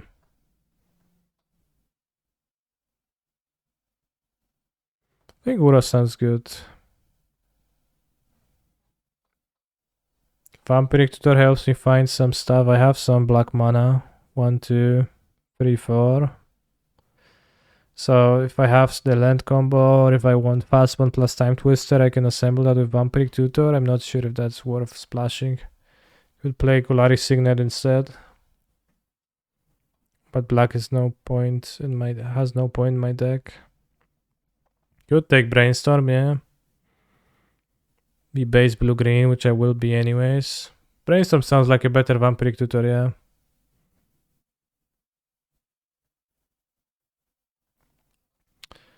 Blood Crypt, does it open anything for my fetch lands? It makes my Marshflats fetch red for N,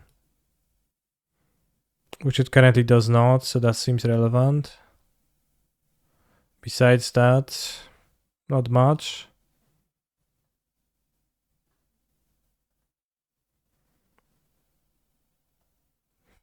Memory Cam Jar, Emery Trinket Mage, Dark Confidant, Sylvan Caryatid, Takenuma.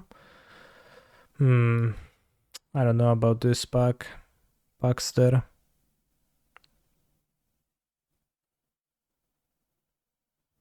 Could take the Cam Jar, and it's like good with fast bond. But not sure if I'll play it.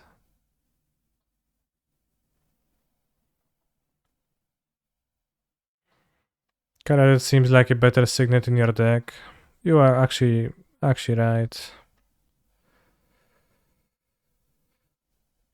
We could take Ignite Memories for no reason, or Nemesis for no reason, or Urza for no reason. In general, not much reason to take cards from this. It's like Ignite Memories, Power being the most fun. Cock Rotation, let's take it. Urza Saga. Alright, give me Dark Depths, bro. If somebody takes the Dark Depths, then you the cringest. I think somebody took the Dark Depths, bros. Some fucking nerd took the Dark Depths and is grinning in the room where they will never meet anyone who likes them ever. They're just always gonna be stuck there alone.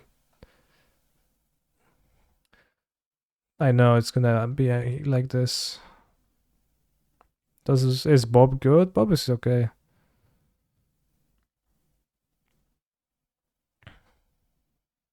Some freaking loser nerd. Alright, seems like we're splashing just red for Ren and 6.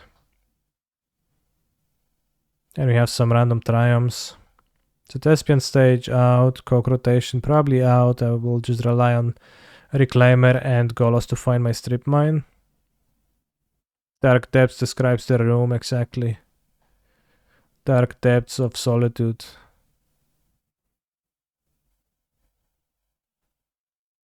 describes their life. We can also not splash for Handmaster of the Fellas, as it seems not particularly important.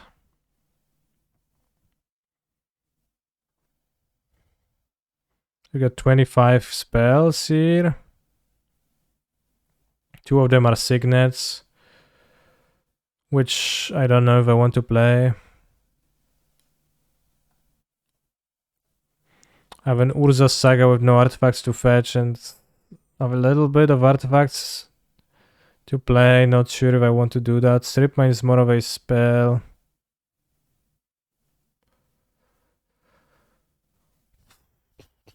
Kodama might not be good, yeah. Basalt Monolith rams me to Golos, Hydrate Krasis, Concentrated Sphinx. Memory Jar's only purpose is to combine with Fast Bond. So maybe just cut the Memory Jar, keep Fast Bond with this Time Twister if we assemble that.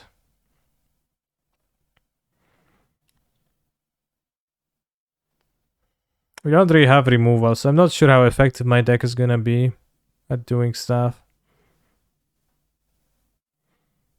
I think Saga seems rather medium. Would need to be played as a spell because of the costs.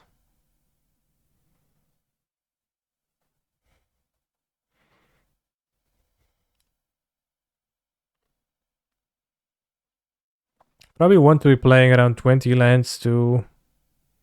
I think lands are gonna be better than the signets.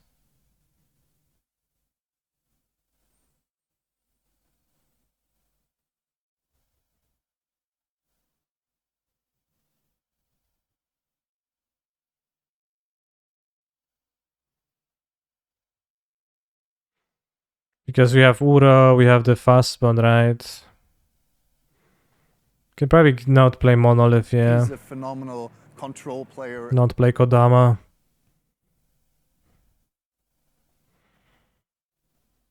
Then you're gonna play 19 lands with the Strip Mine.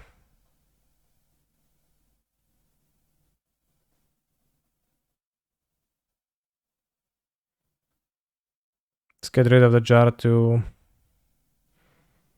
I don't know if Golgari Signet is even better than Azorius, because Azorius gives me white mana, so it's better for Golos activations.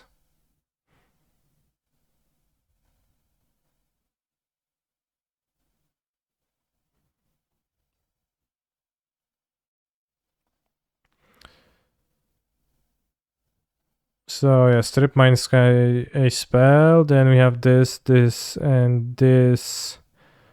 So this can be fetched. Actually, we have Bloodstained Mire and Shpara and Marsh Floods Ketria. That's fine.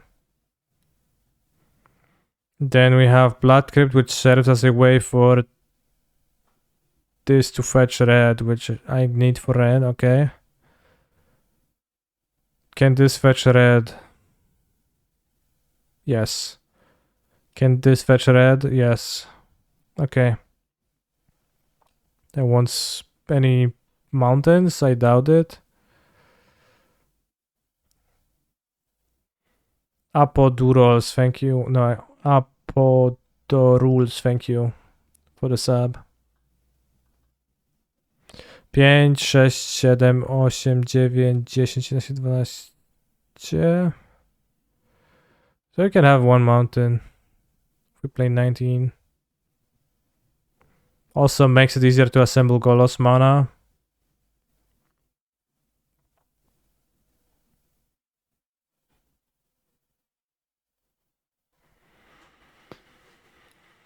You have Time Twister.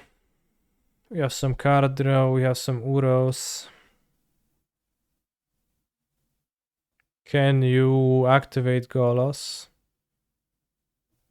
I can, yes. If I assemble white, blue, green, red, black, then I can.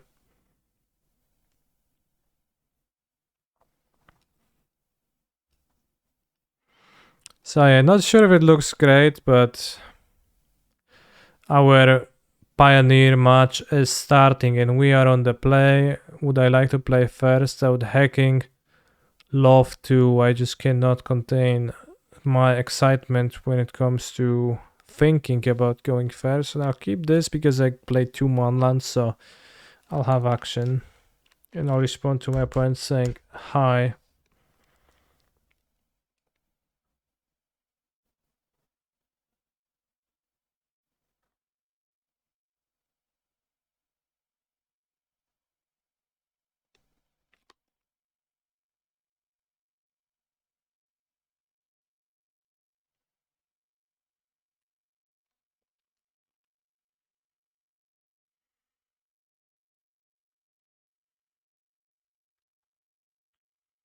Going to play Unlucky Witness on turn 1. Which is maybe not right. If you know they have Fotsies, for example, then if they have Fotsies, then I would play which is Oven first.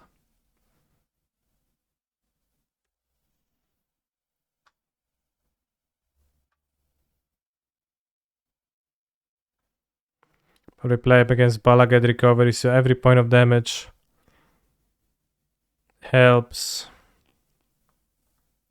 So it's very good to draw the 3-2 here to pressure time much faster than I was going to right a minute ago.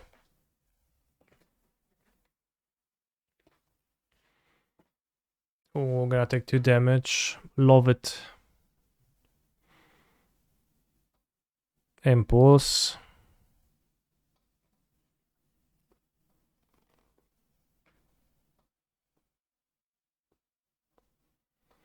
I hacking love pressuring my opponent by playing a free power creature on the second turn of the game. Or if you played it on the first turn of the game. By utilizing the rules of the game of Magic the Gathering that are altered to my liking. Okay, we attack, they go to 13. And now we either crack the blood token or we go Witches of and use it on the Unlucky Witness. What can we find from the Unlucky Witness that speeds me up? Cauldron Familiar, another Harvester is the biggest speed up. Otherwise, it's Digging towards the Devil. So could also hit Deadly Dispute, sacrifice the food, draw 2, have a treasure left over, dig towards the Devil. But I do forgo 1 damage per turn every time.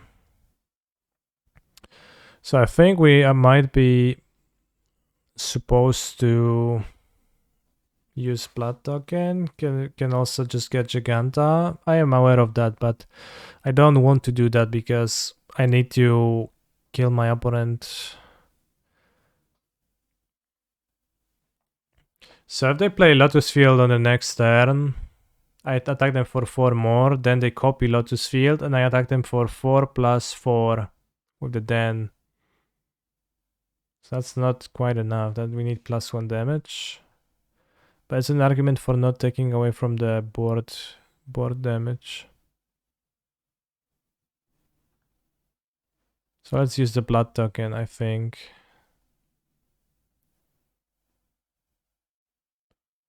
Alright, that adds damage on the next turn. So you can Mayhem Devil, claim the firstborn it, and then threaten lethal. So my opponent will have to kill me on their turn 4 with the help of some good luck. And with the help of Vizier of Tumbling Suns. But yeah, grabbing Giganta just has no chance of mattering this game because I'll not play Giganta against my opponent on 5. Right, they will win that game always. If I grab Giganta, play Giganta, so I think it is not an option. Lotus Field actually would trigger the Devil twice. Pioneer is the coin flip format. Very wise words.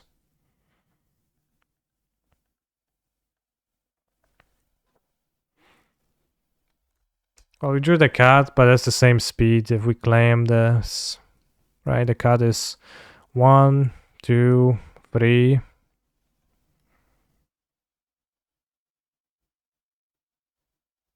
Actually, cat is 1 more damage, but the claim cannot add damage afterwards, and I guess we don't have an extra land to activate the manland, which doesn't matter. Is cat better against anything? Okay, sweeper.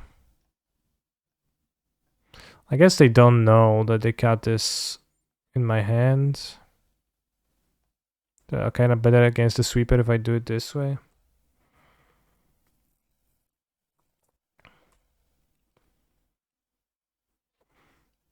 I mean, the Lotus Field deck is a bit coin flippy, yeah. Cannot compete with fast draws often, although they open by cycling if zero of Tumbling Sun, so they could actually just play stage, copy, untap both, proceed to cast spot over the pages, and win from there easily.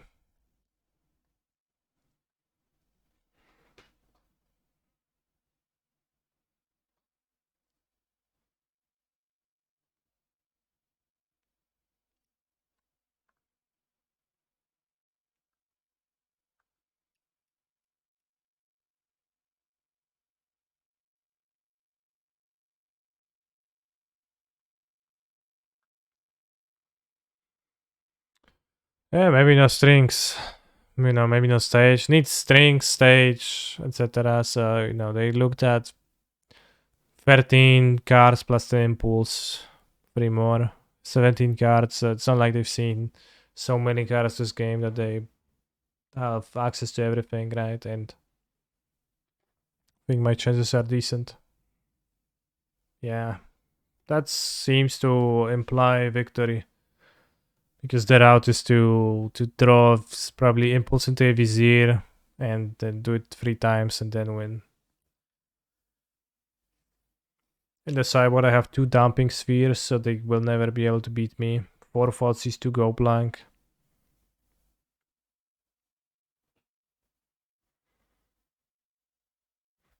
It's a bit hard to win this turn by the turn before. Yes, I agree, it's pretty hard.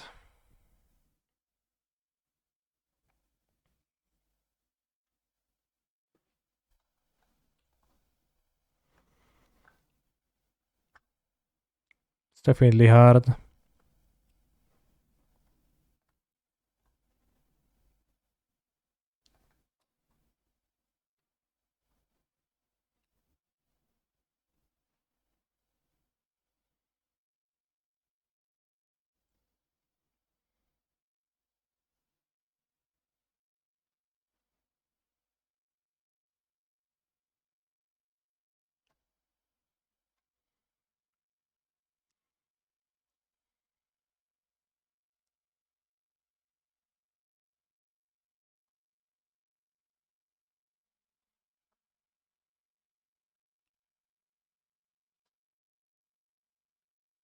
Two grazers. Do I actually kill through that still?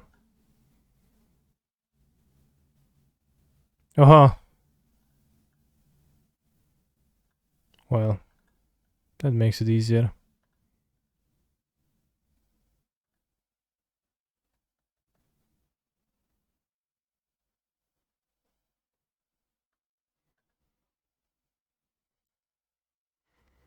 If they hadn't put the Lotus Field, they actually could survive, right? Because I...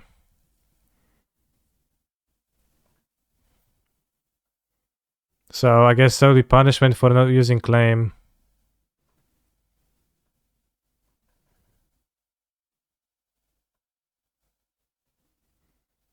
Alas. No punishment.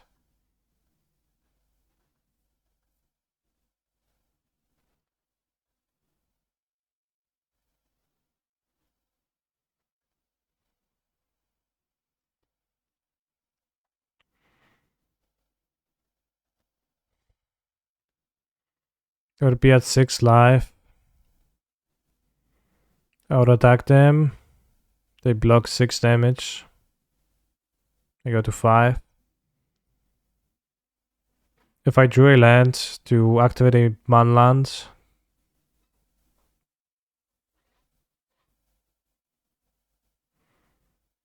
So I guess if I end of turn sacrificed the 1/1. That's 6, right? You sack Witness, sack Cat, hold priority, sack 2 food, sack Harvester. Sack Witness end of turn. Untap. Sack Harvester. 2 damage. Okay, that works, yeah. That plays around what? Well, that would be able to kill my opponent even if they hadn't played the second Lotus Field. Which was what I was just saying. But yeah, that is very true. It actually would have worked. We do not want Eaten Alive, Fatal Push, and claim the Firstborn, so we can board out plenty of bad cards and bring in plenty of medium plus cards. Croc says, okay, we can have Obnixilis, Colagan's Command, Bloody Betrayal, or maybe Eaten Alive if they decide to have Zakama, or anything funny in their deck post-board. So let's have the Eaten Alive. I think Obnixilis looks not so good against their deck.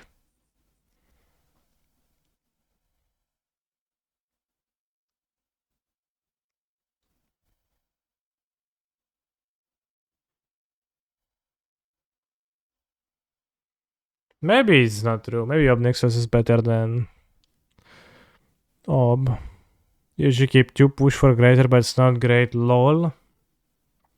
If I had 2 power creatures, then I could consider that, but I have 3 power creatures, so they can only champ block. Or the 1 power creatures, which is kinda not super effective. But maybe, it's not without merit. I think they are on Elder Garg post-board these days, no. It is a card they occasionally play. When I was playing Lotus, I was playing 1 copy of that myself. I haven't found it to be super great. I don't expect my opponents to be uniformly on Elder Garg or in many copies.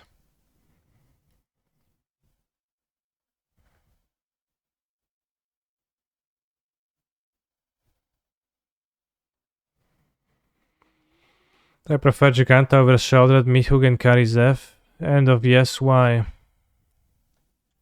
Well, Giganta is free roll. It's a free roll, and free rolls are very strong.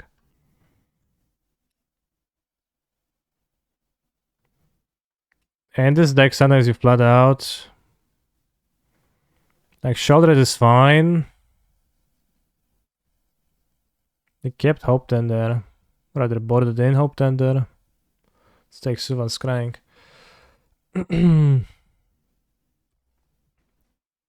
Mithug Massacre is a card I would like to play, but if I'm going to play 1 or 2 Mithugs, in all honesty, I can't say that it's stronger than Giganta. And Karisev's expertise is not even necessarily better than Bloody Betrayal, so just play that card. If you're going to tell me, oh, sometimes it's nice to be able to sacrifice the creature you are stealing with Deadly Dispute, you're casting off the Karizev's expertise immediately, then I'll tell you, sure bro, sometimes it's nice to have a blood token, so... I think that's not an argument.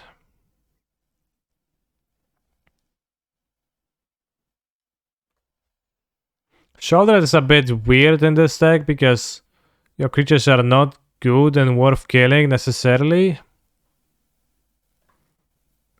Your other creatures, that is.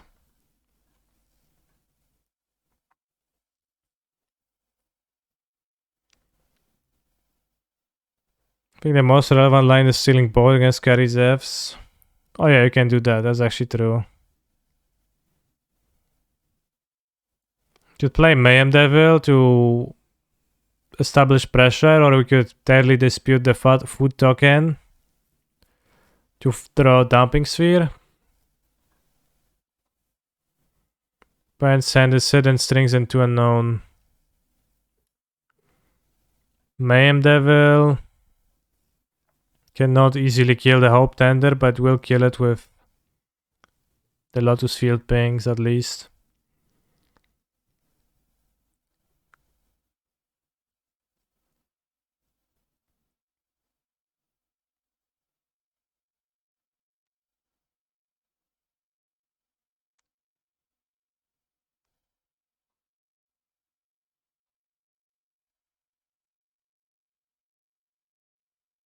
But yeah, I think the Giganta cards are a bit close with the non-Giganta cards. But the common wisdom dictates that the companion is pretty strong.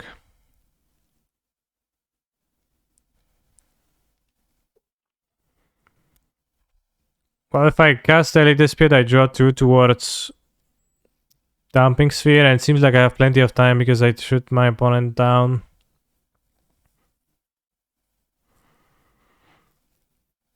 But I guess the Devil is good because it establishes the board presence and kills the Hope Tender eventually. Why does the Sphere make dump? It's an ancient Thran relic. Shoulder turns lots of games. Sure, it's a fine card. I'm not sure if it synergizes with this deck much. But it...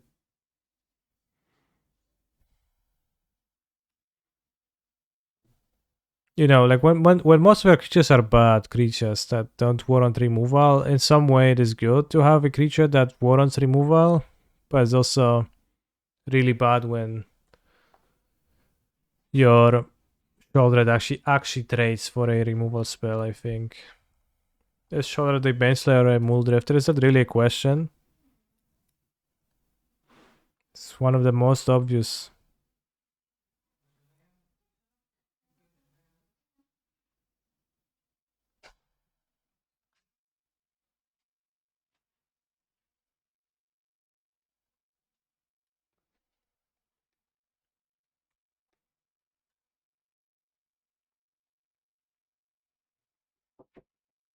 To tam?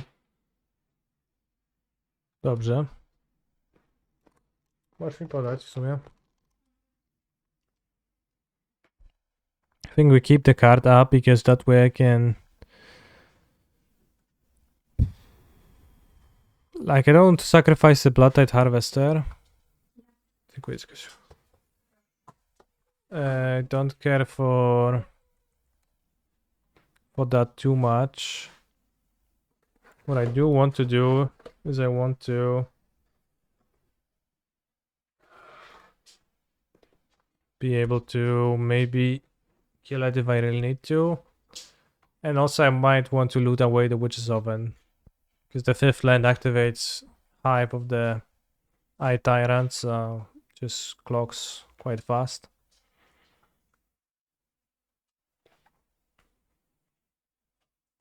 Might also untap and then use the blood token on my turn. Use the food token to kill off the Hope Tender to prevent the options of fast combo lines out of nowhere.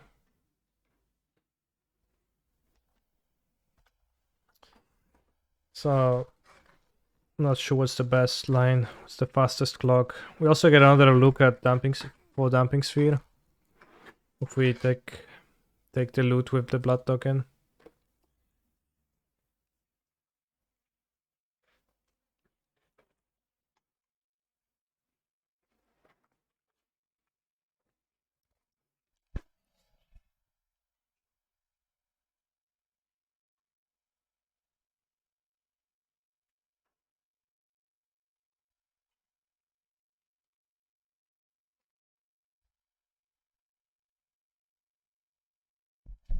They foretold a card, which is probably the draw spell.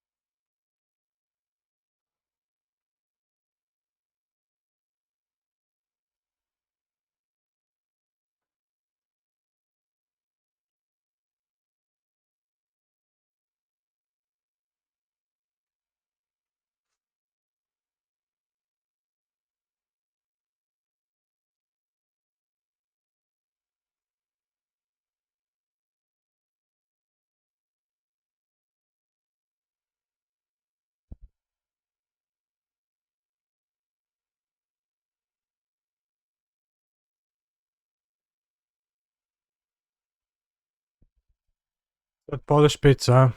I am in Poland. It was ordered in Poland. It was made in Poland. And I'm eating it in Poland. So I guess by all accounts it could be classified as a Polish pizza. Yeah.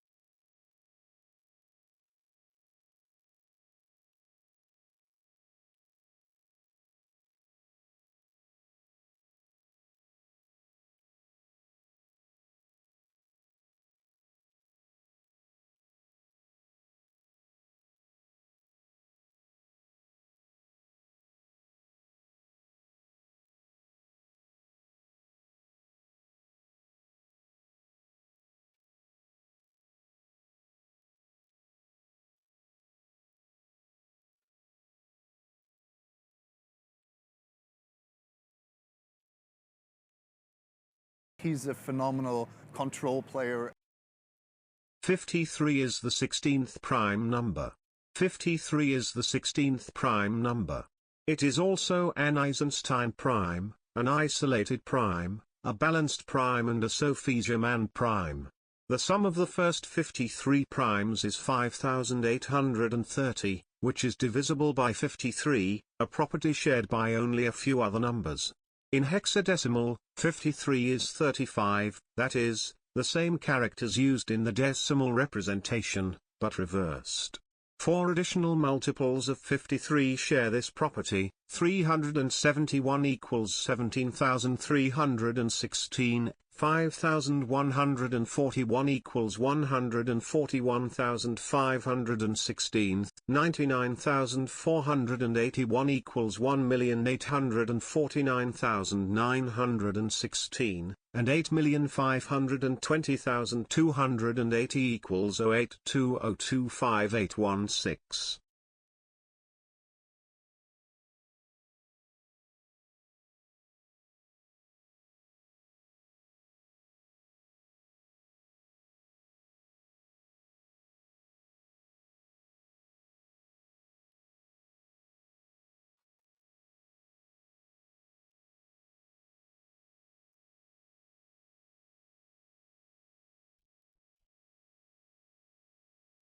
This is crazy.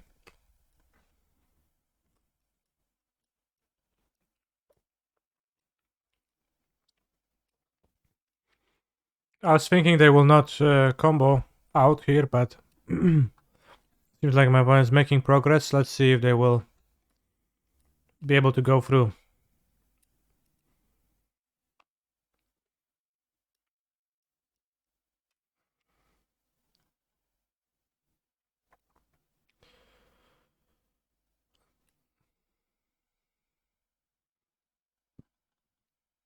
Canister and your breachless, why don't I run DRCs at all?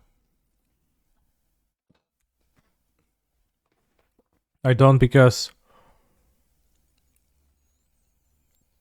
Well, I think DRC works much better in the lists. Sure, nice Gargarov.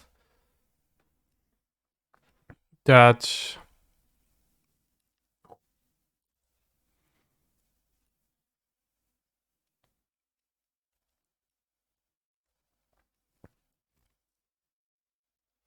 are not the grinding station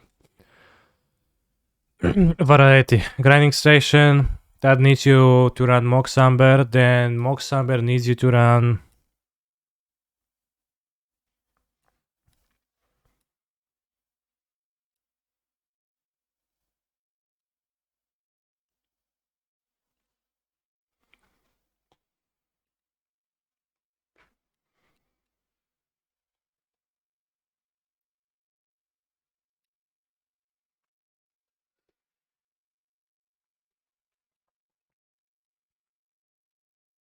grinding station needs you to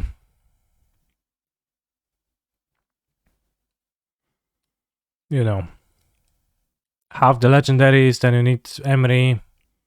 Then Emery does the same thing as DRC, then you would want ideally not for all of your cards to be blanks versus Graveyard Hate, which then directs you towards avoiding to play DRC, I think.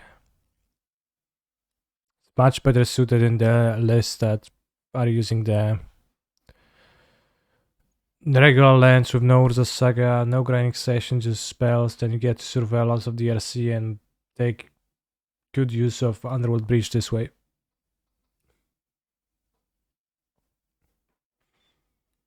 I was thinking lower on shares over DRCs. Yeah, I think Shredder is better in that deck.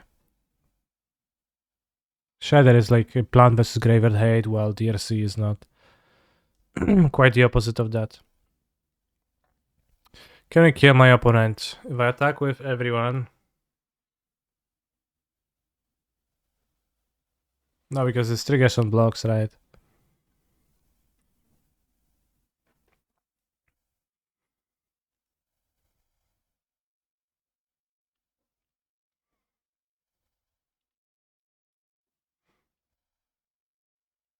I guess I can start by sacrificing the blood token and kill the Hope Tender.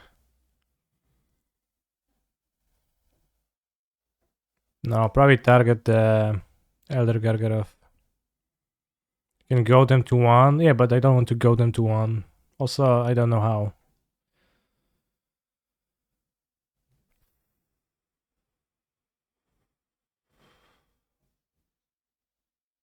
You lost in the finals, congrats. Sacrificing the Blood Type Harvester is same as sacrificing the Witch's Oven if I have 3 mana.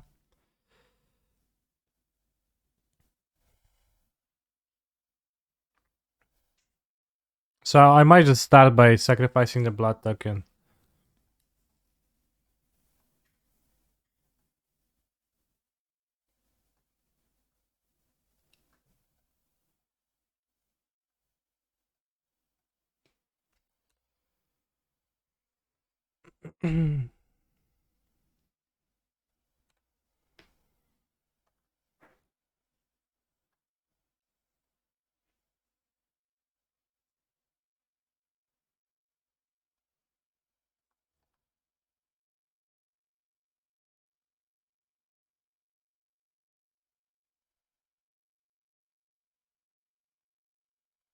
Not worth sacking the Harvester. Well, I'm about to.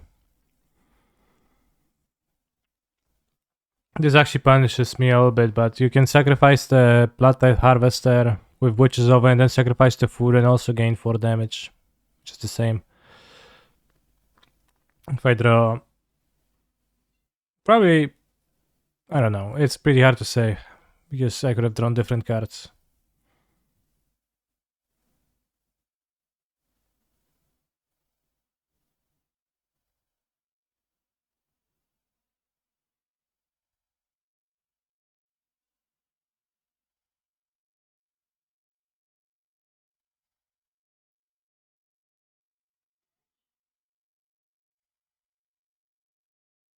They had the Ultimatum mana.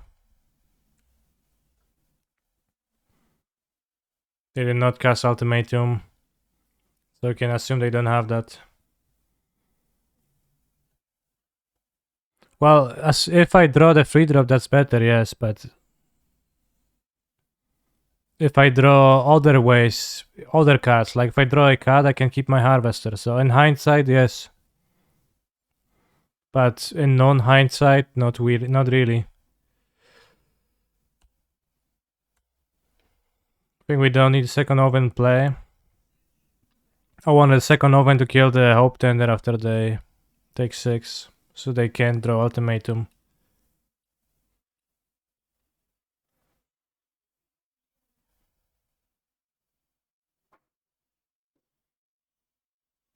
They can draw ultimatum or Gigant or Zakama. Okay, we don't need to sacrifice anything now because they'll just take the damage. And this is gonna die. He's a phenomenal control player. Yeah.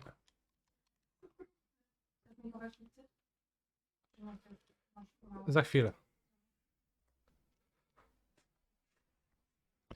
And now we can go Witch's Oven and pass. Thank you, Swampbite, for the subscription. But yeah, I was thinking that, but I didn't vocalize that. Sometimes I don't vocalize the thing, and I try to reverse engineer what I was thinking, and it doesn't make sense. But you can sack the blood, and you can draw a cheap card, and then you might be able to make your Blooded Harvester survive. Even possible to just kill the opponent.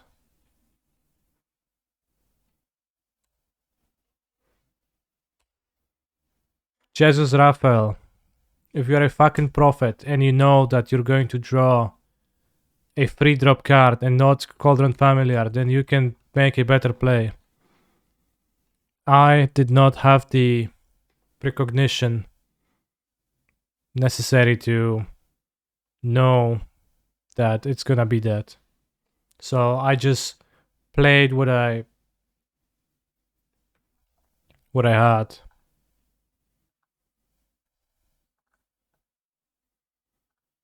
With the information I had.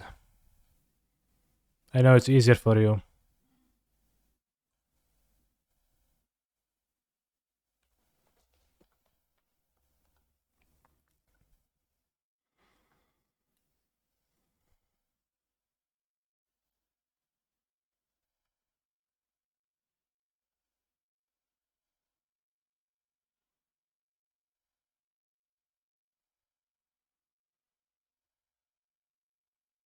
Very well put, Homichówka.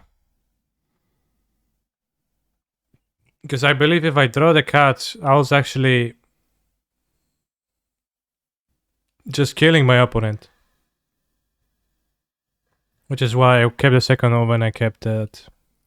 But I drew the Fable and it looked slightly bad, and then Twitch comes to the rescue to tell me that actually you could have played better, bro, because you knew there was gonna be Fable on top of your deck. Yeah, imagine being a combo player and your combo is to play a 5-drop mythic. A weak Fractask. And then you're like, yeah, I guess I lost. But my combo wasn't enough. Let's join the cube game.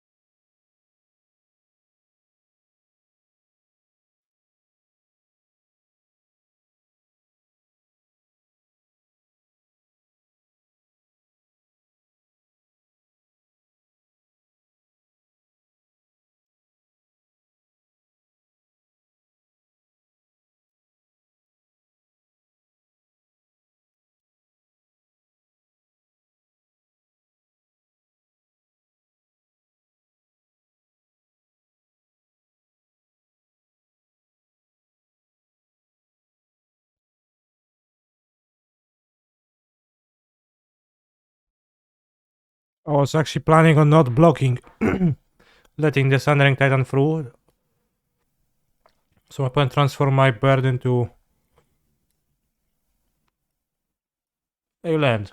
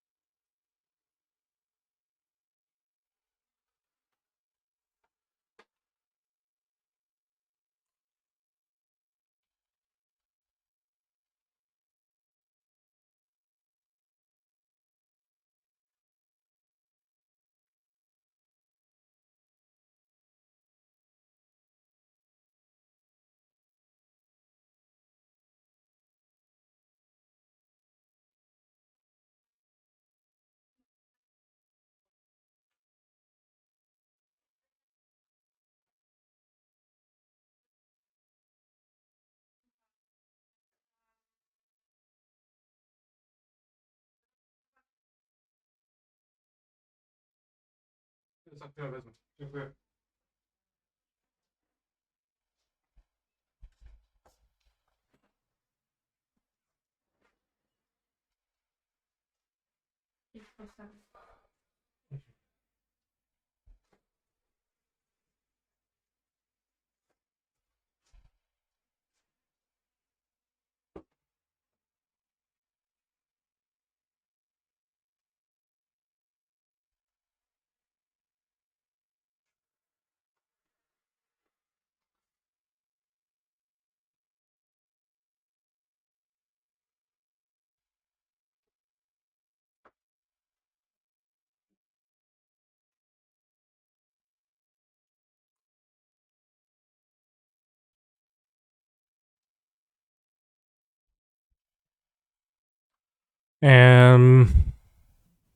Brainstorm? Interesting.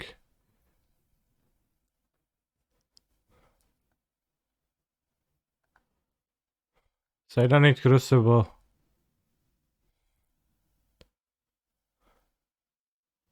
I think I have a limited amount of fetchables. I guess I'll put back the Ketrium too.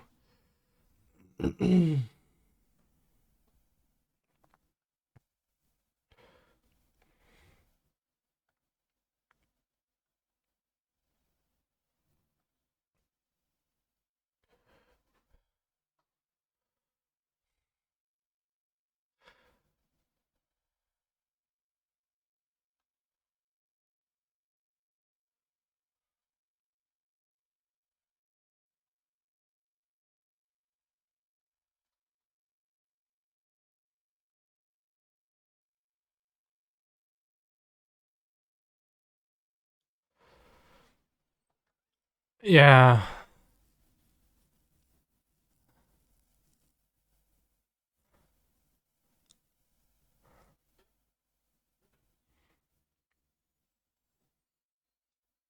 So I could risk dying if this dies, but...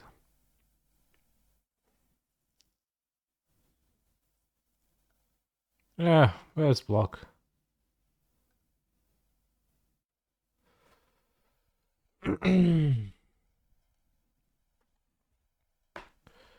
Parabéns, parabéns. Oh snap, I guess they can play something big. 1, 2, 3, 4, 5, 6, 7. Raz, dwa, trzy, cztery, pięć, sześć, siedem, no. Don't kill my round excavator, my friend. I need it. Do you ever time warp? Could you even? No, because my fetchland was the most stinky fetchland, so I couldn't. Oh, that removes my guy.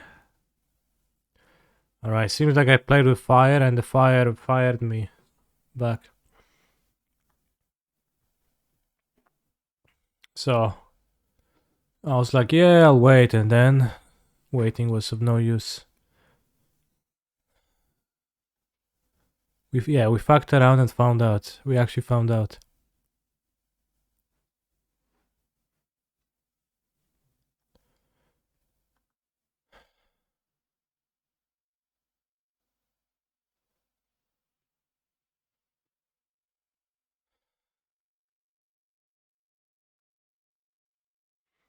I guess possibly time warping would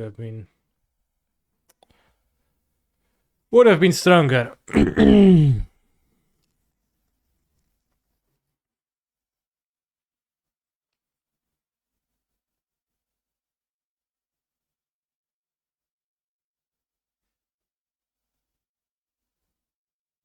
Ramin Up Excavator though and Crucible of War seem like solid cards against my opponent's deck in general.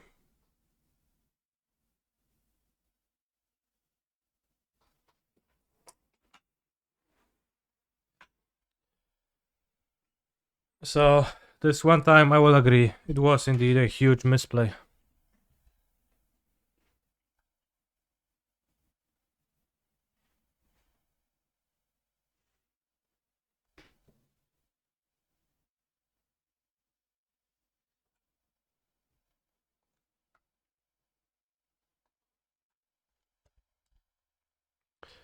Let's see where game 2 will bring us though.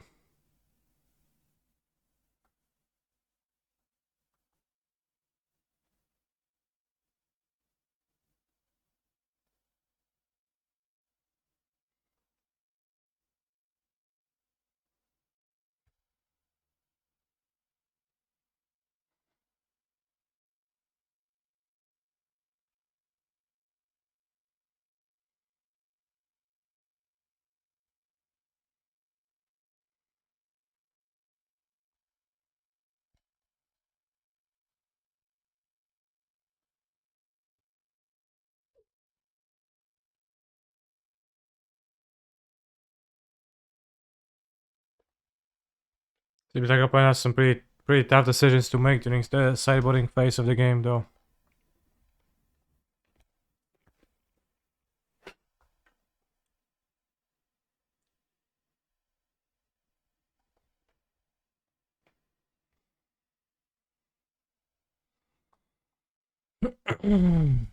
Buka, widzę cię. Let's keep this because of the ponder, but the hand is not so good.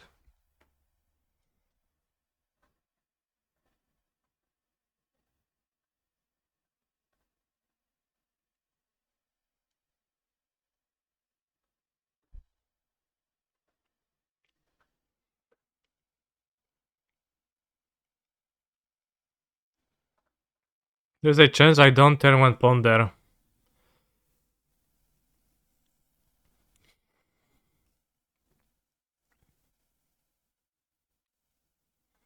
Which is actually plausible.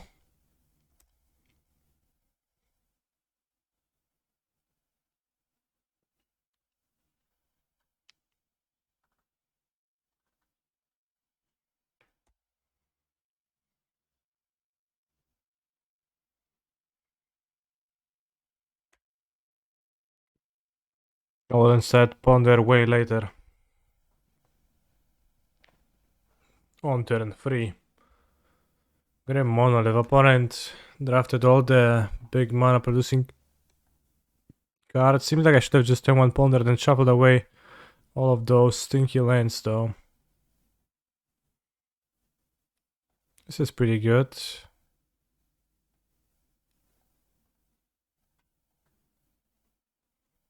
Can Uro can strip the planes. Game 1 it seemed like they're mono wide more so. Maybe they actually have a big blue compound where mana screwed and we lost anyways.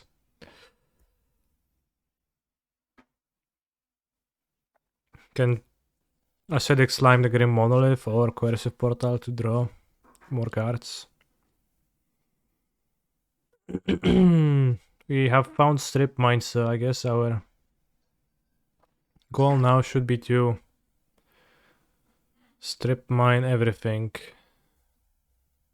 I guess I can strip mine. No weź, Time Walka miał.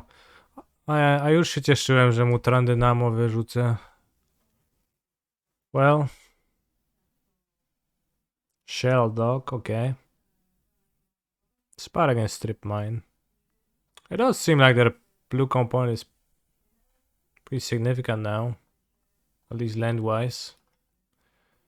Far from mythic. We're not on MTG Arena, so I don't understand what this nickname even is supposed to mean, but the hand seems keepable. Not good, but we can draw an enabler. Can play around the ace. Oh, no, I can't actually. Only have 5 mana, lol.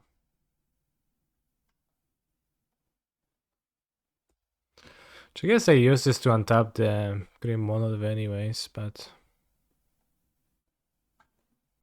seems okay to do anyways. If they play Carnal, I will lose badly. If they don't, I will not necessarily lose badly. So many options. In the meantime, in Pioneer, they play Winter Orb.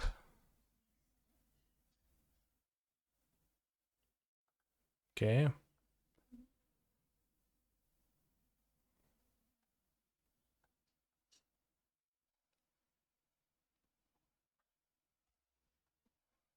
Interesting.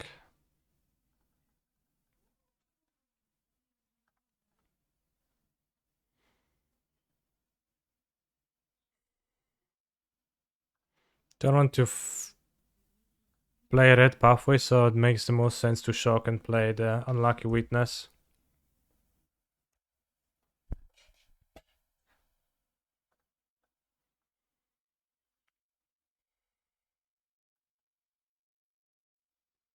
Let's get the bio.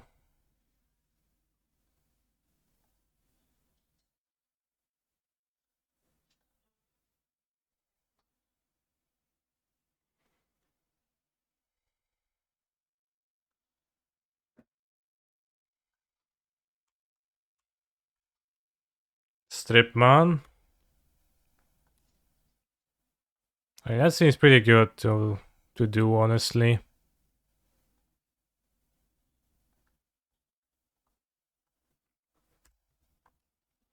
Untap your 1 land per turn, bro. I'm going to destroy 1 land per turn and untap 1 too. Well, I have 4 power and you don't, so seems good to me.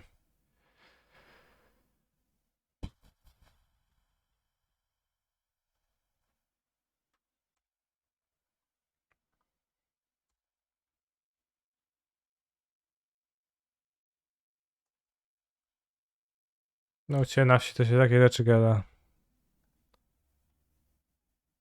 Walking Ballista, right? Winter Orb seems bad against the Fastbone deck. I agree. It's a bit questionable. I think we can play Krasis 2-2. But I think drawing 2 per turn in this spot is also gonna be great.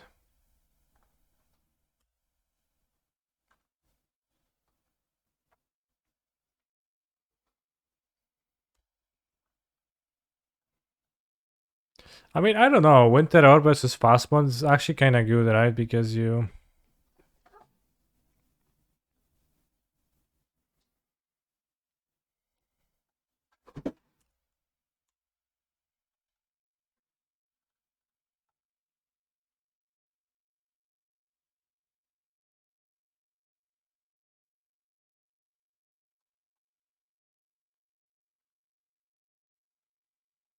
You could stomp my Unlucky Witness now. If they do it in the end step, it's fine, but if they would do it in the main phase, that's not okay. Cauldron Familiar, so you're gonna see Graveyard Trespasser.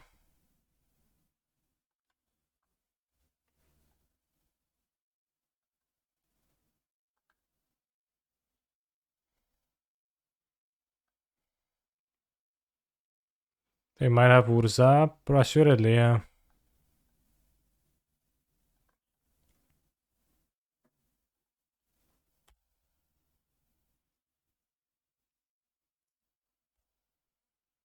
I should have fetched Blood Crypt with that fetch. That was actually a huge mistake.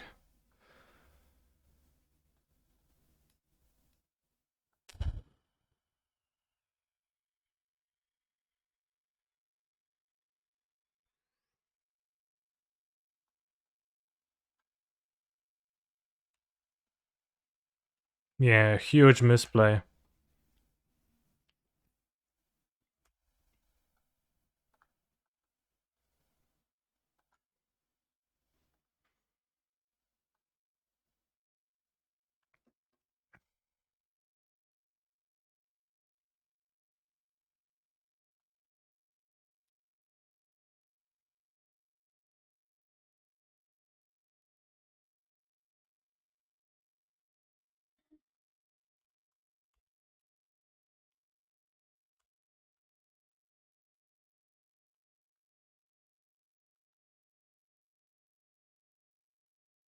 Could get dazed.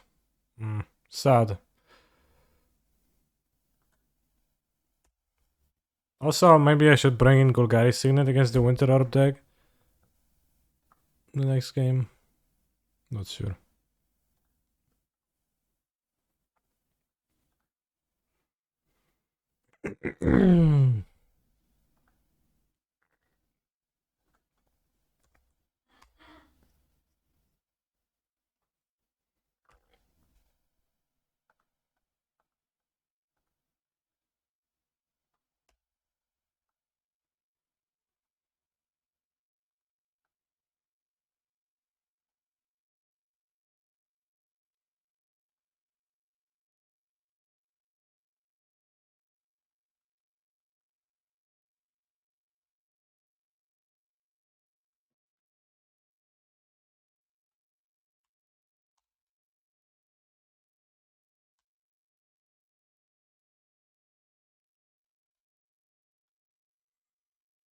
I can't summon Ura this turn.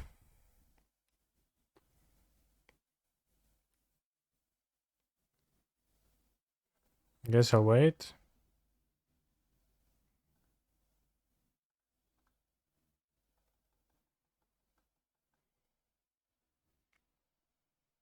Nice sacrifice deck. Thanks.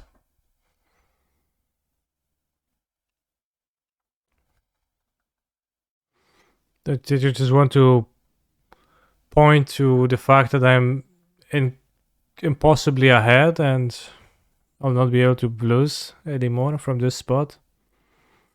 Or did you actually have something else to say?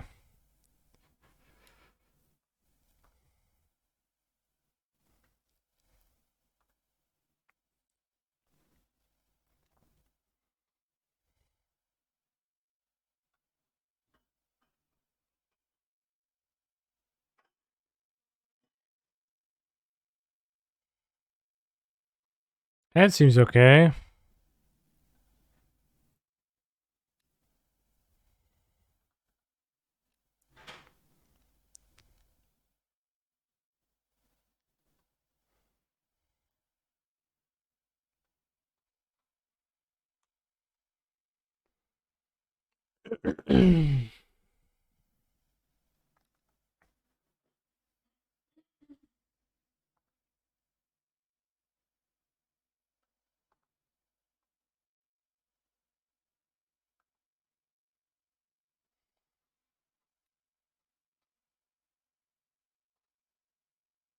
Impossibly ahead has never backfired in a Canis and Oscar MTG stream. Actually, it had.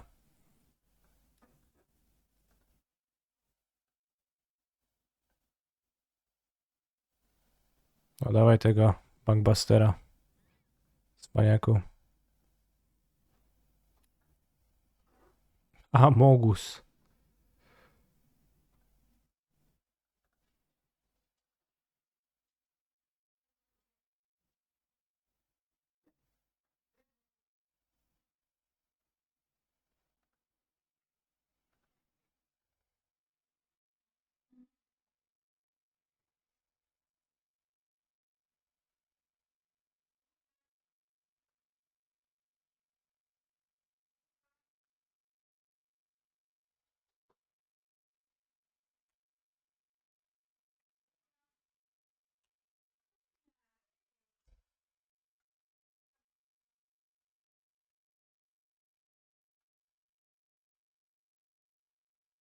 Amogus.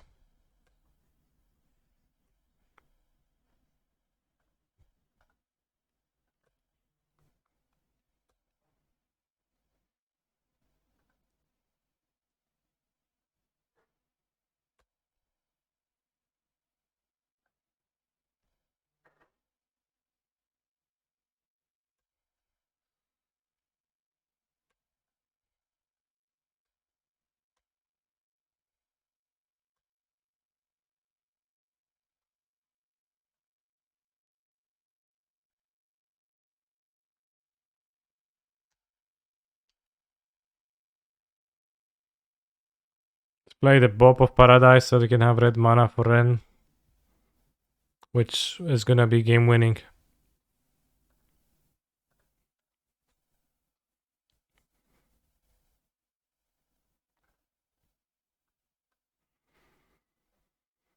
I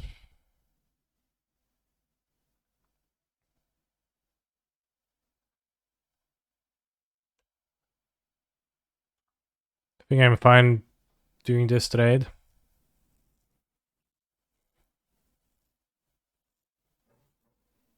We get Blightstep Pathway and Sokenzan, which is fine. A 5th land matters.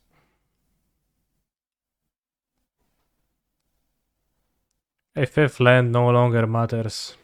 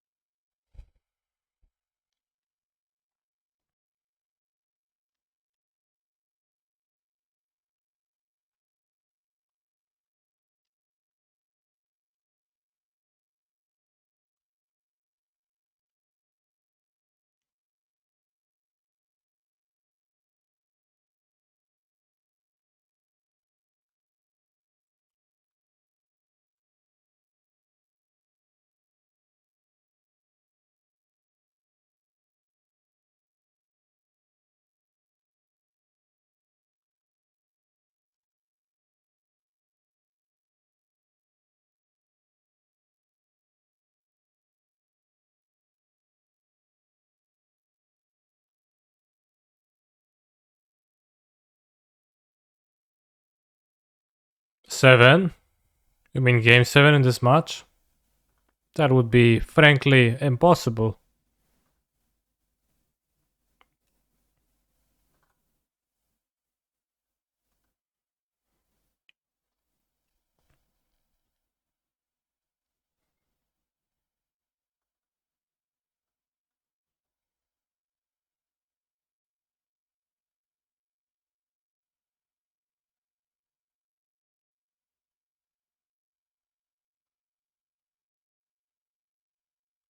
This might frankly not even be a good move. But now I can just untap my lands and it's gonna be pretty nice.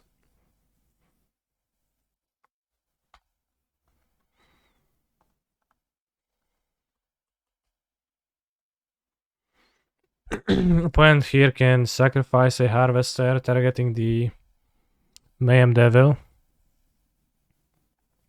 to which I can kill the second Harvester. Or the Reflection.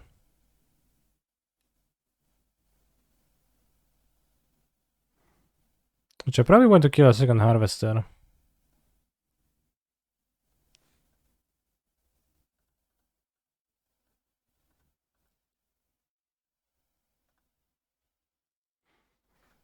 Harvester is sorcery speed.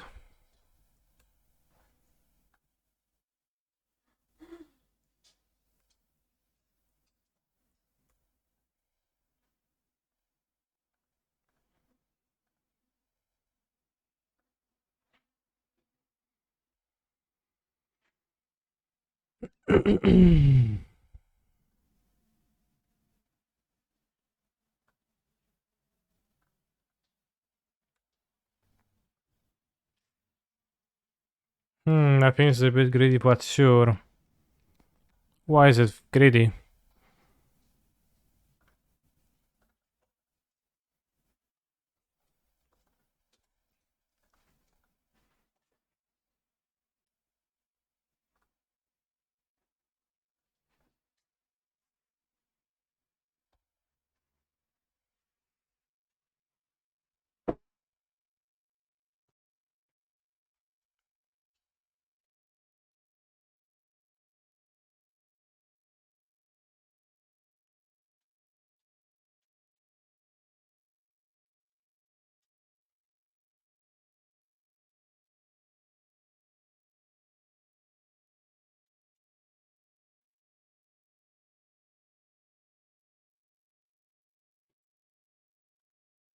Gosh, what if they have removal for reflection anyway?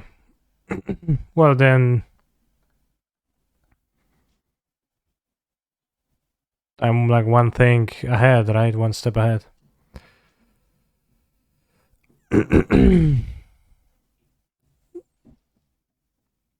They can trade the Harvester for sure for removal, and it also makes my removal a good top deck.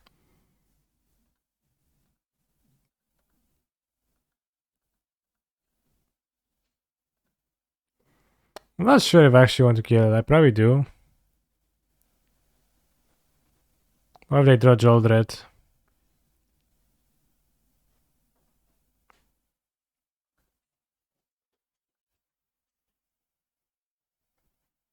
It seems like we're impossibly ahead, exactly.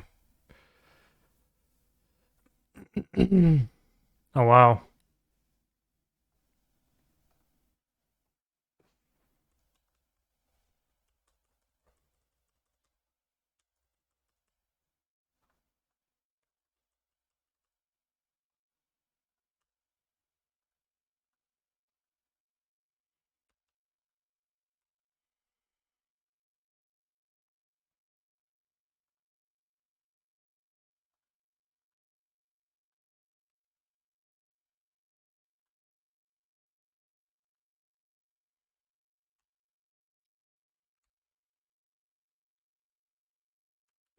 If they were to play an upheaval, it would get probably okay for me as a fast bond. Ooh, this card Croxa, solid.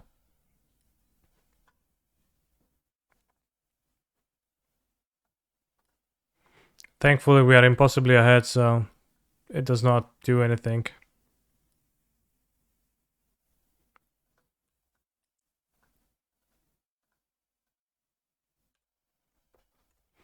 What language is this? It's Polish.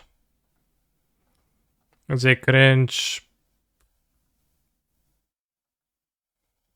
parody of Rihanna, Shut Up and Drive.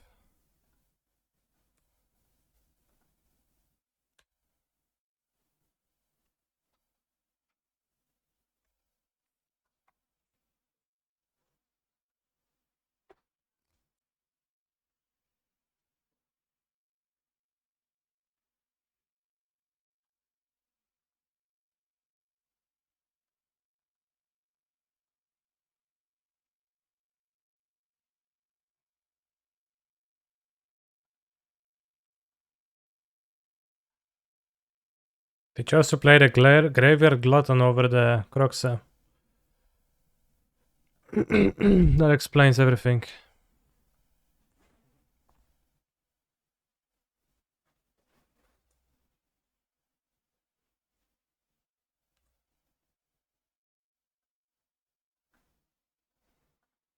I no longer feel impossibly ahead, just possibly ahead.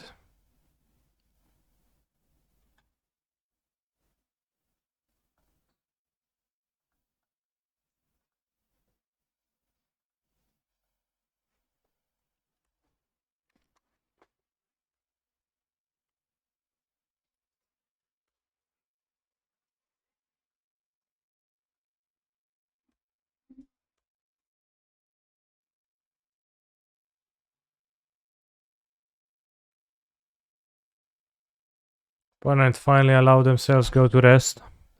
Is my Euro. So now let's continue being very ahead in this Rakdos game.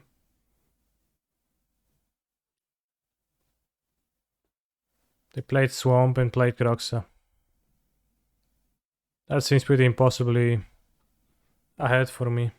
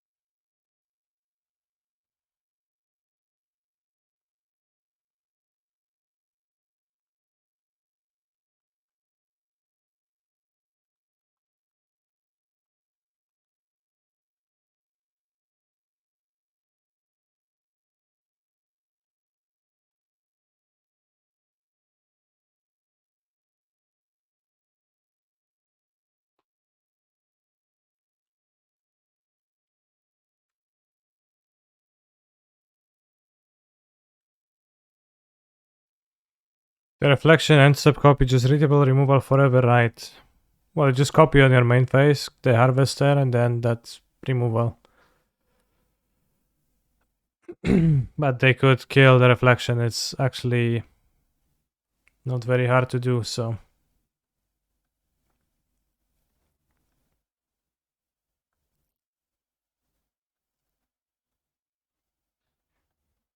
Not sure how I want to sideboard against Rakdos. They sometimes have needles which they could use the name Oven, which can be problematic. Or you could have Fotsis for some. He's a phenomenal control player. In this matchup. Obnixilis sounds pretty bad. Claim seems pretty okay. Eternal Life can answer Shouldered, but that's roughly everything that it does.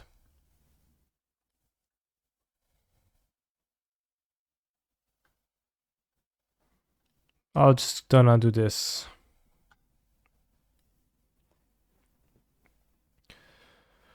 Guto Ferrerinia, thank you for the Prime Gaming sub.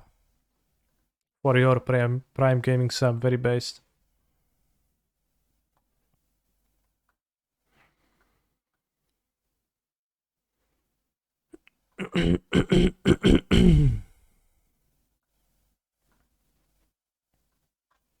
For Endurasis. Interesting. My hand kind of stinks. It plays a 10 for Yoko, so maybe it's not too bad.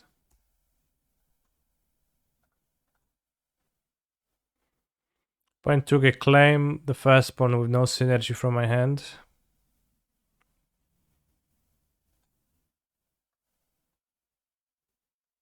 Don't want to push a harvester, I'll just play harvester on 2.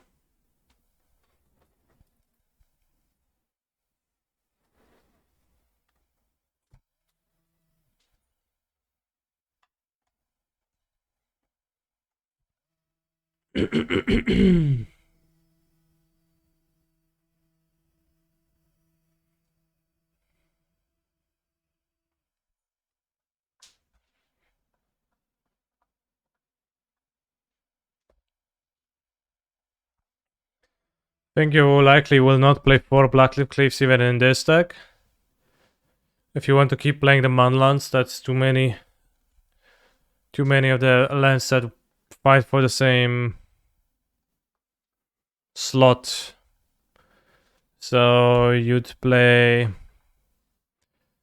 probably less Pathway, less Haunted Ridge in this deck.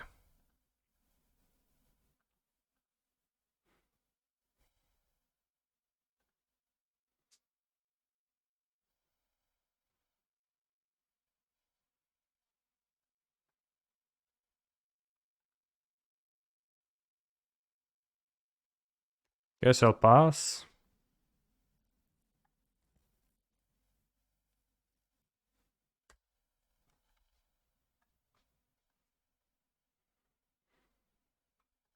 No play. I can return the guy and make them discard, but I think you can keep the Kolaghan's command for later too.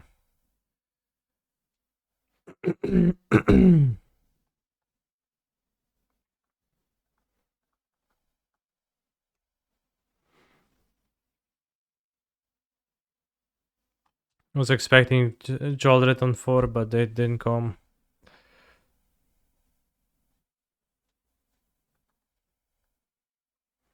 Seems like they just have nothing. They had to keep a juicy hand.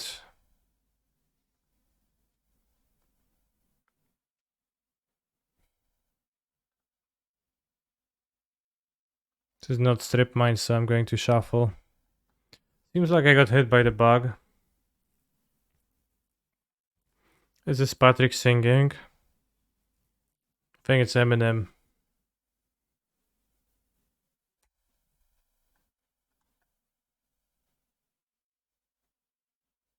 At least it sounded like that.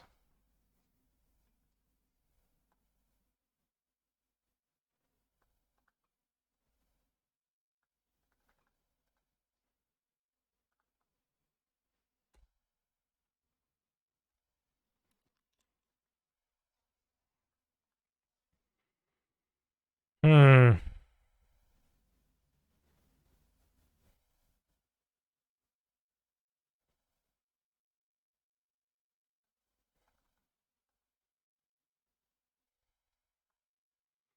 I don't really want to get hit by... Okay, I have Crocs now. Don't want to get hit by Stomp, or they likely would play Stomp.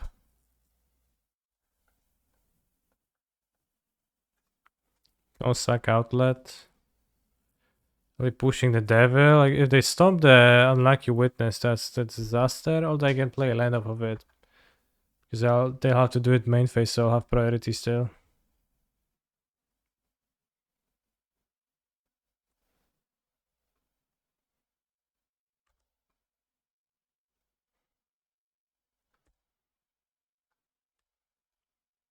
So you can play a land of the guy.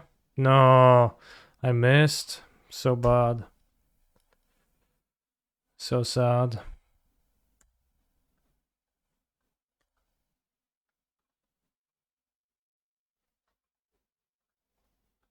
Probably will time out here. The seems like today is I'm playing super slow, and my decks are click intense, and it's gonna time out everywhere.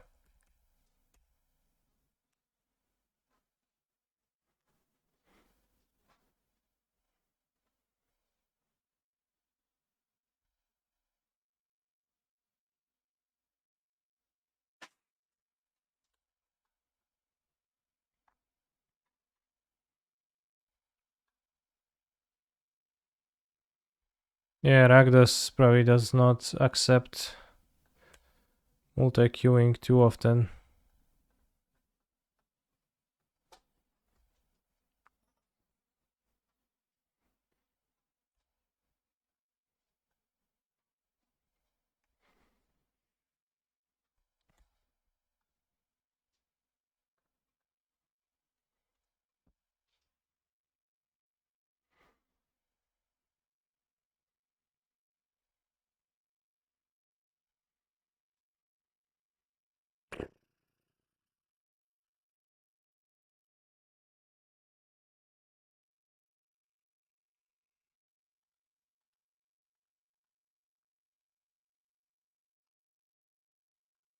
Remove your upkeep stops. No. If I remove my upkeep stops, I'm going to get confused. I'm going to make mistakes from not having them and not being used to how they work. So it will just be minus value. So it's not actually upside.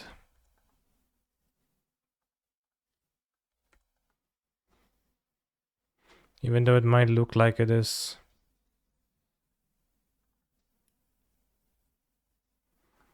Gonna Croxa me, but it's fine. Ulamog. Monk S Bros. I think we can answer Ulamog in the deck. Outside of Oko.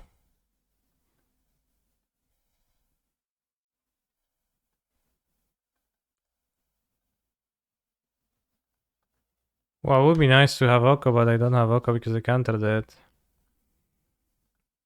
Alright, I guess in a lame way we died to my opponent just playing Ulamog, which probably we could have not played the Oko. Let's play this game. Time Twister into Oko wasn't out, but that was... Time Twister we've seen from Ponder. Means we didn't know what it was, but... You know. Let's play a challenge game.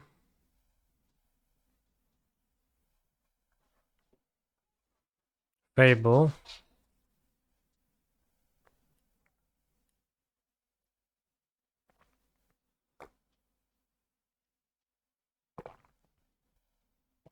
I really don't want to play Giganton next turn. To avoid Croxa. Croxa getting me.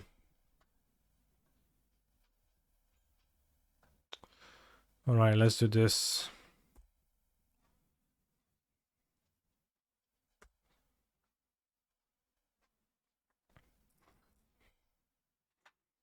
Alpinko, I actually didn't know that. Thank you for letting me know.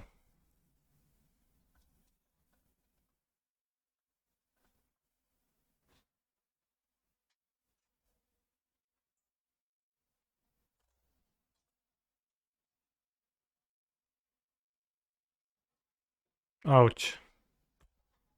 Yeah, I mean, doesn't matter much now. Although I cannot remove the card, so every subsequent open is a dead card.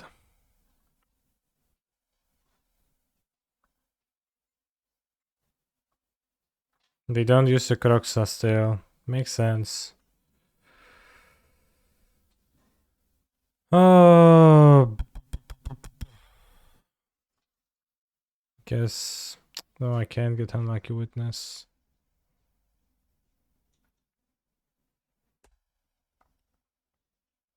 Make them play the Croxa.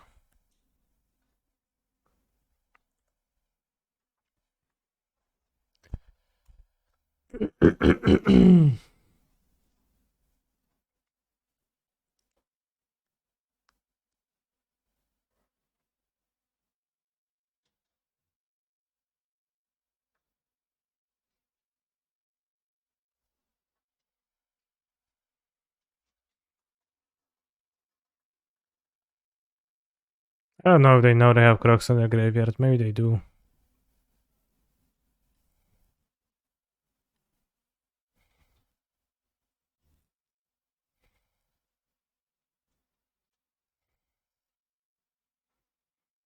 I take the Devil.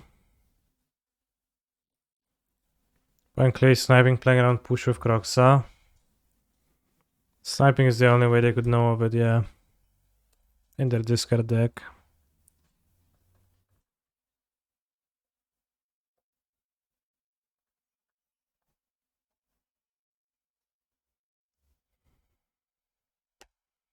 This is my deck choice for the PT. I don't know. The PT is in a... Well, I guess it's in 3 weeks. So it's not that long, but... it's not happening just yet, so I don't have a deck choice yet.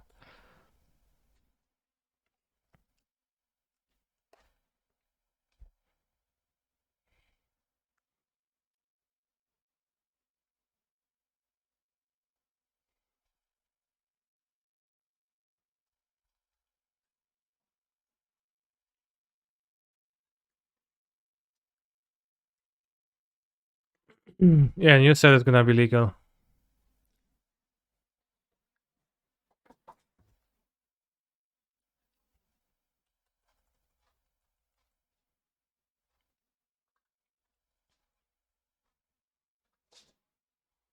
Croxa would be great for me in this spot too. I think this deck should play more Croxas. It's weird to me that people don't.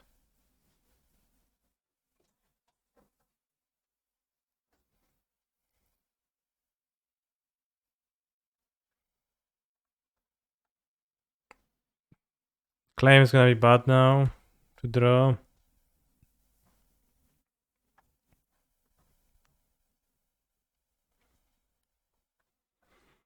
Swamp.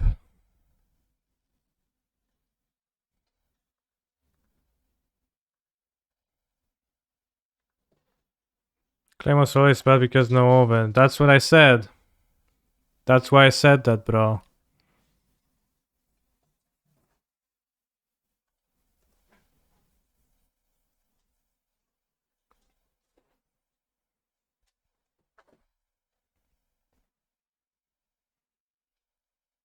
And they're one card away from Croxing again, which not great.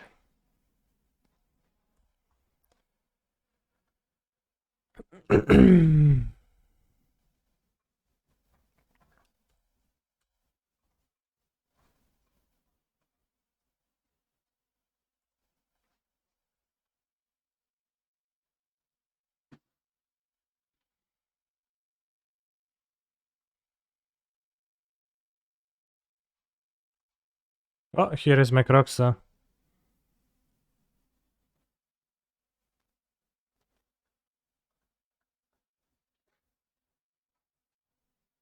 Which means they can Croxa too.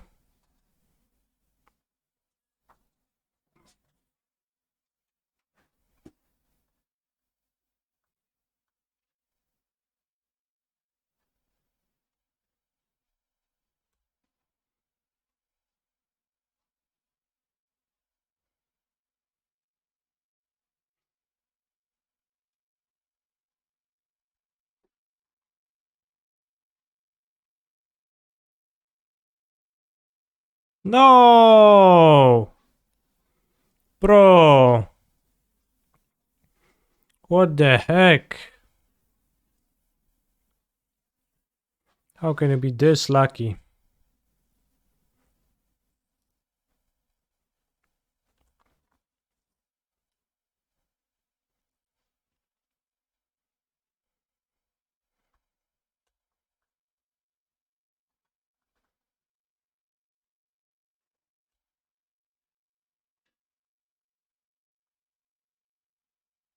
It does feel like there's a little bit...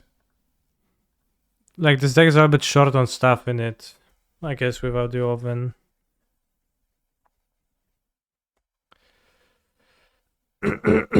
Salty Kani. I'm not salty. I know I am salty. Come on, just... Vampiric tutoring the Graveyard Trespasser right on the top of their deck immediately.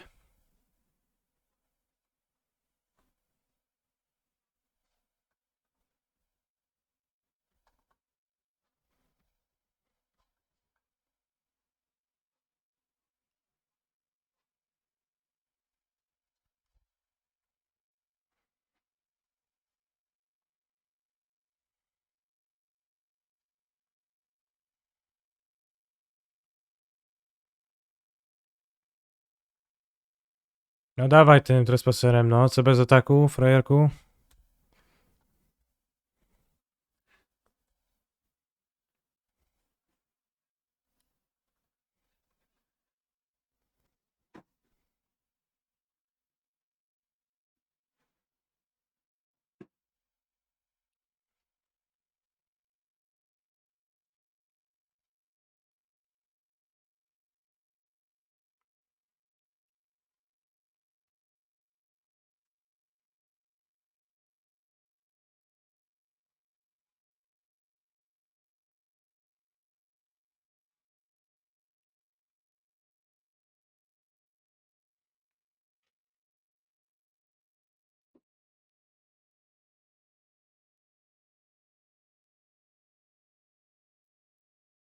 Why not killing Croxa there?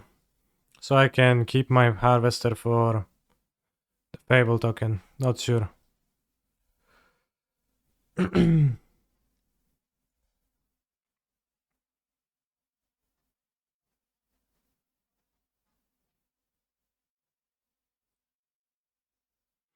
Well, the price for the Legacy Tour, you can Google them. I'm actually not super sure at the top of my head. It was around 5,000, I think, for the first place. Flight accommodation for the regional finals and I think 24 boxes of the newest set. I'm not sure about the exact amount.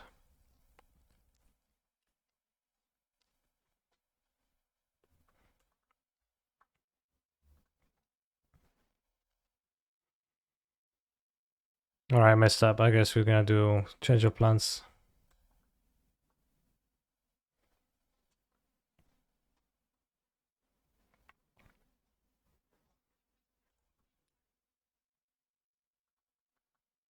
Oh, you can't kill a devil with the removal. Because it doesn't kill devils. That's so silly. 25 boxes. They sold amount, yeah.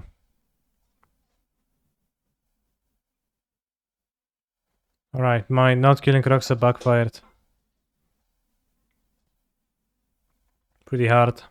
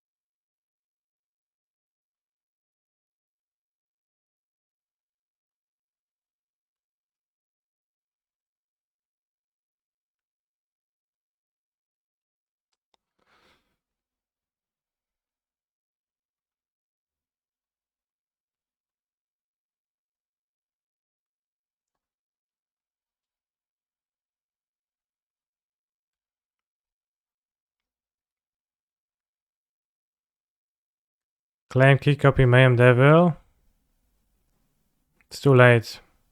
Well, it wasn't killing anyways.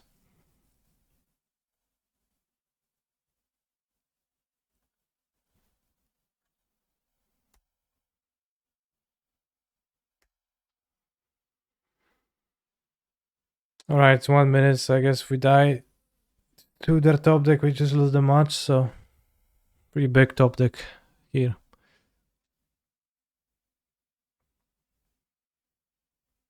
Jakie gówno zamawia? No Zerg 4 z Olsenem na spółę na przemian. Ale twoje dzisiaj, homik, też są różne. Could have won if did null this before attack and haste the Kiki. Yeah. Would probably better to play the first one before attacking. Okay, they drew a blank, so you won.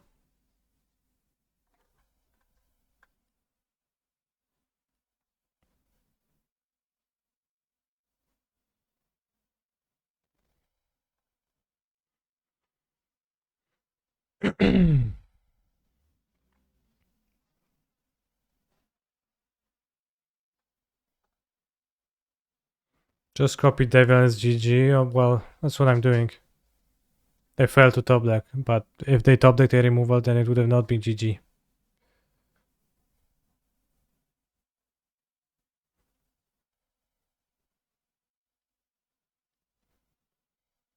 What's Kaki?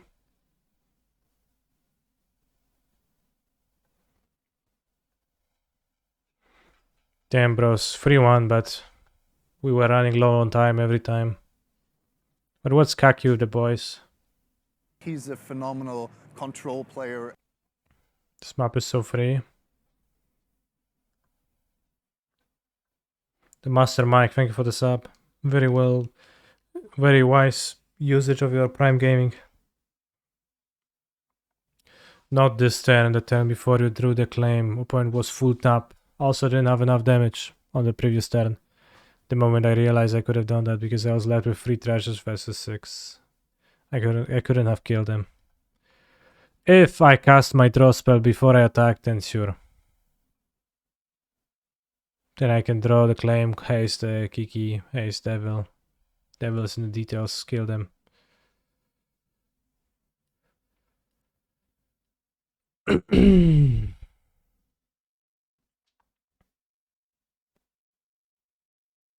Time pressure came into...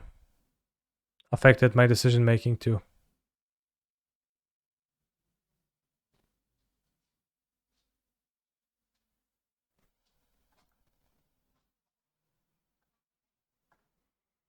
Trackmania Lingot, super hard Trackmania maps. Damn. That sounds interesting.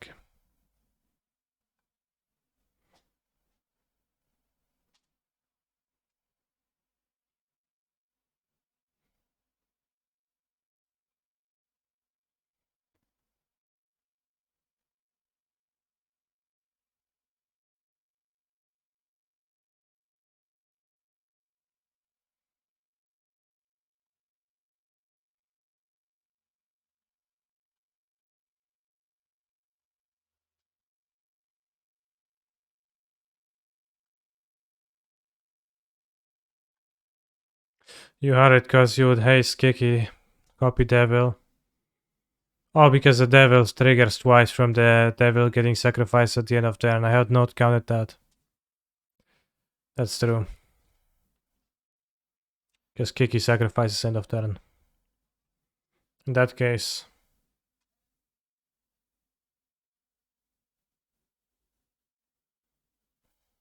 I could have done it even after combat. I think.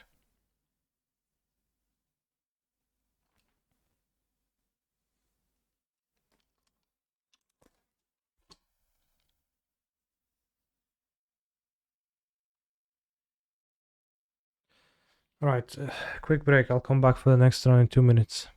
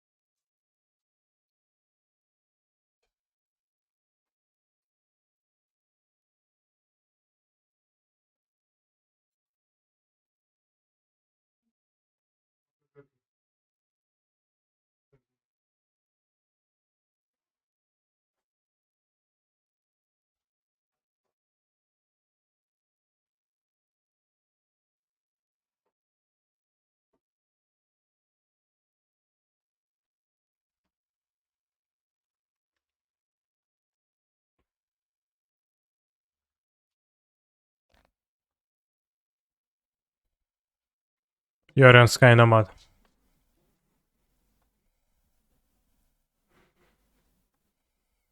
Okay, I keep playing as 6 imp.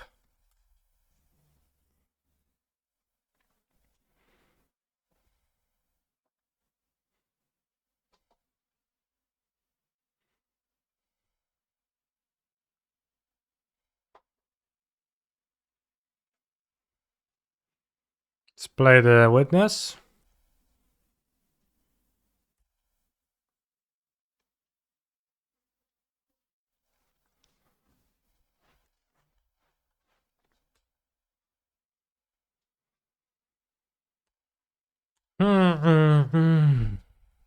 I don't quite want to play Croxa right now. Although maybe I do. Claim is a free discard of Fable anyways, as it is not playable. Croxa seems more impactful this turn than playing the cat to drain them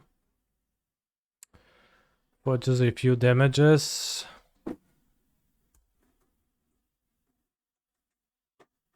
I guess since we have the alternative play of grabbing the Giganta against potential absorb, I grab the Giganta now.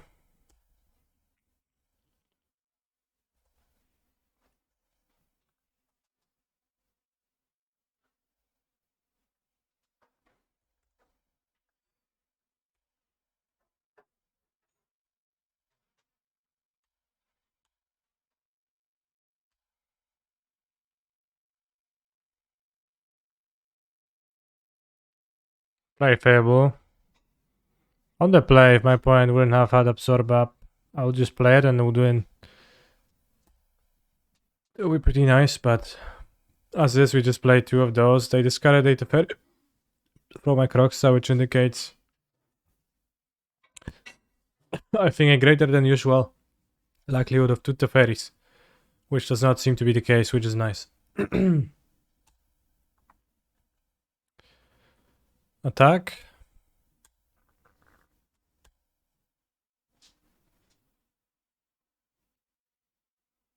Could play Giganta. Seems like a good spot for Giganta. I don't mind getting Raft.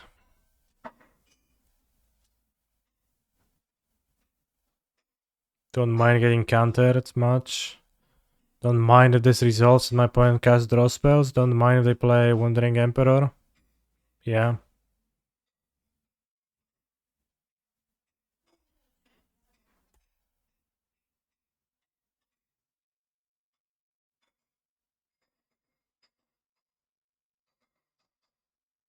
Narset, wow.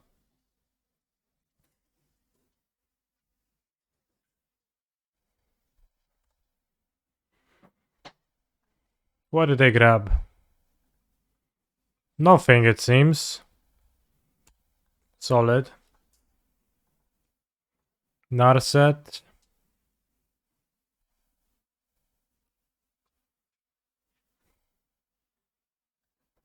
Right, Narset with everyone. They have some fateful absence or something. Okay.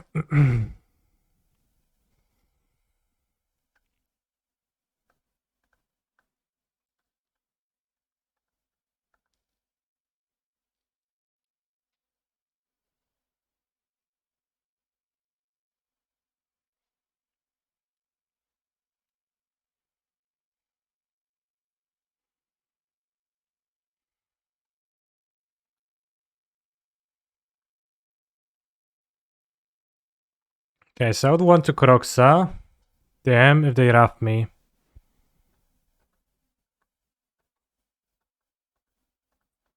I think.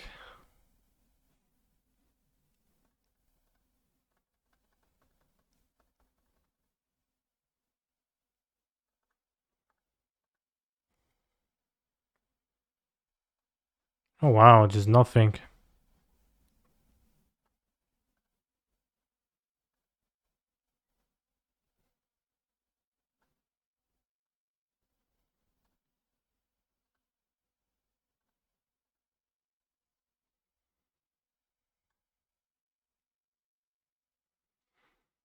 Why does nobody play Emergent Ultimatum Control deck in Pioneer? Well, just casting 7 mana cards in bigger formats is most often not actually all that good. Yeah, Lotus does that.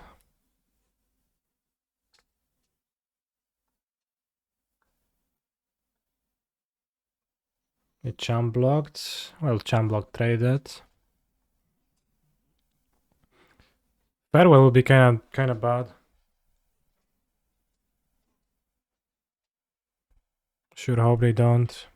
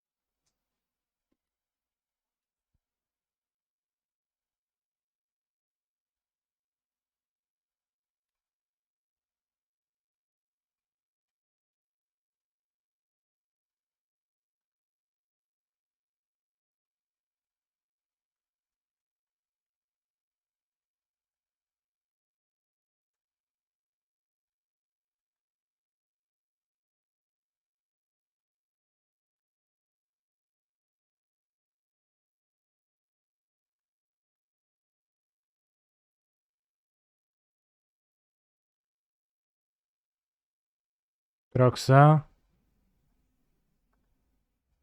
And you can haste Croxa.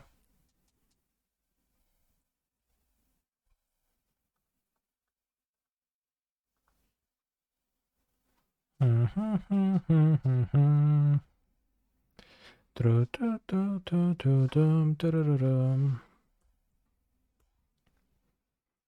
if you Emperor the Croxa, it's fine with me. That's the last card, so you go Emperor the Croxa. I exile. Would I rather have the Witness or Eaten Alive the Emperor? I think Unlucky Witness puts more cards into my graveyard. Or they could blend the Orion, Wandering Emperor, use it again.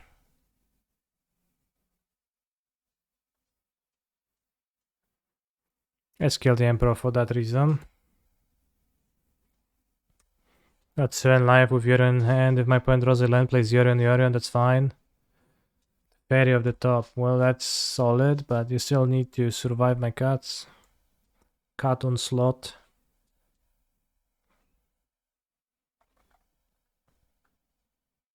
Portable, come on. Choosing the cat, not the oven. Interesting. Not sure that actually is good for life points, but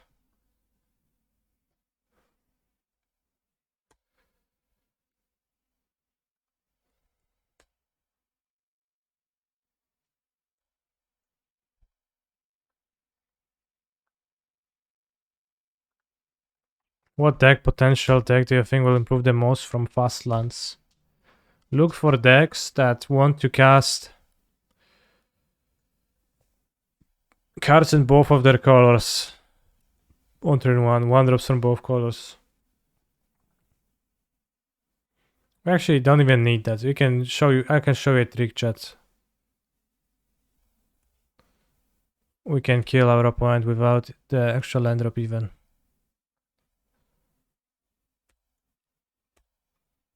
See? 1 more damage. Because we killed our cat with a food token and it could trigger twice with the other token.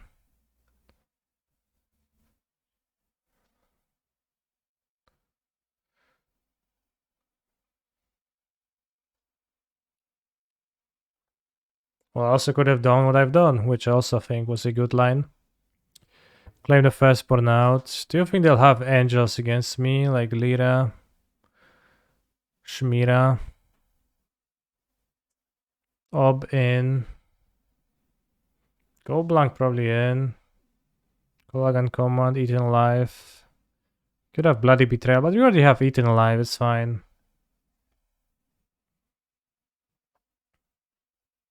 No, if I just hold priority and sack all the foods the same card, I actually deal 1 less damage. Because the cat does not retain. Well, actually, no, because I waste 1 damage killing my cat. Okay, it's the same. You're right. They might play Regal Caracal. Oh shit. I don't want Collagen's common actually. Although they play Portable Hole, so this is a nice 2-for-1 potential here.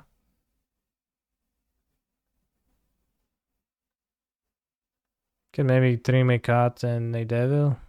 Gets control.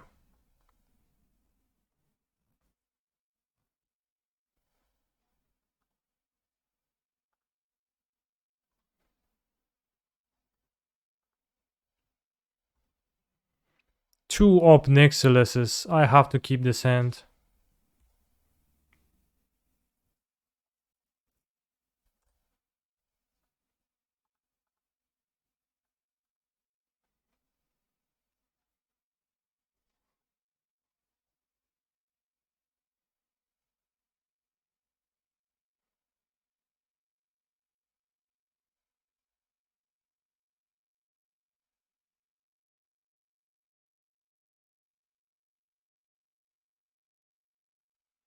Veto? Probably could take the...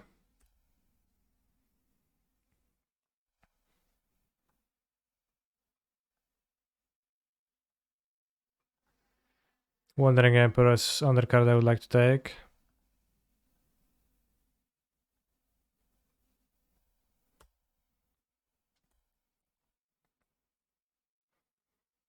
Bonjour, Monsieur Canister. Bonjour.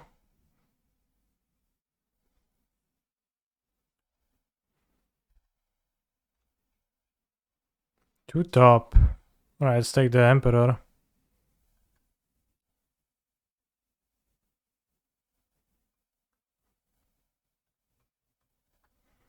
Can play the oven, they can lock down here, it's fine. They lock down their own thing.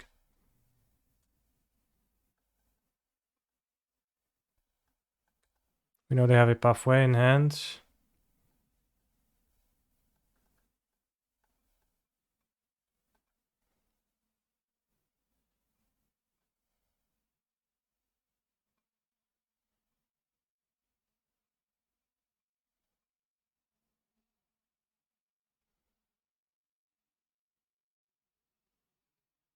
I think I made a devil.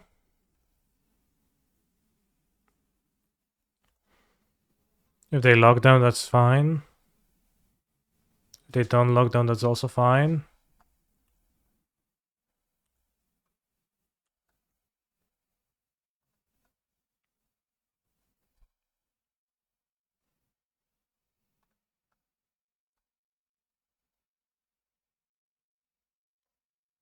They have another Emperor now. Typhoon.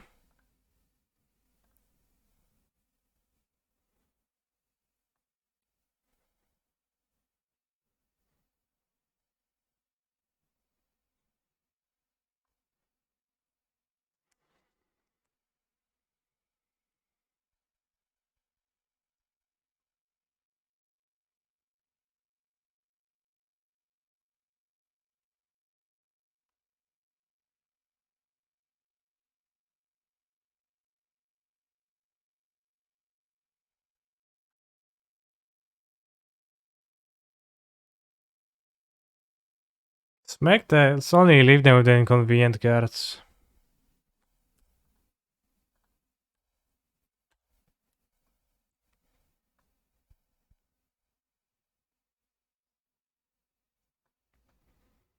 I mean, one Obnixer is gonna die to the legend rule, so it's not as ideal, but what we can do is we can go Casualty X, Pow, 1 damage to the shark.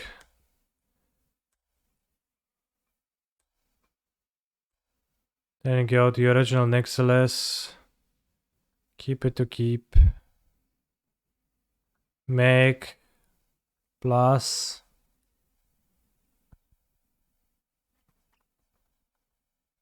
Sack.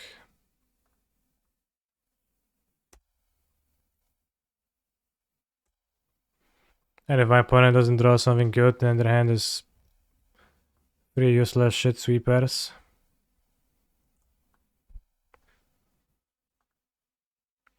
Plus.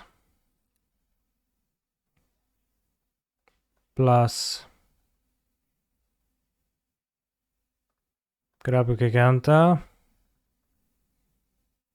Probably play the lands. I mean, not sure. But if I drive Manland, I wish to have played a land this turn, so it makes sense.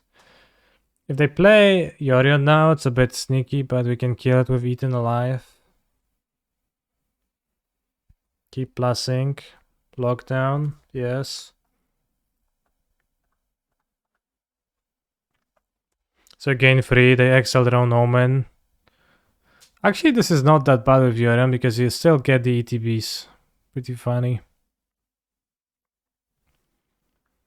But we just plus the ops, I think.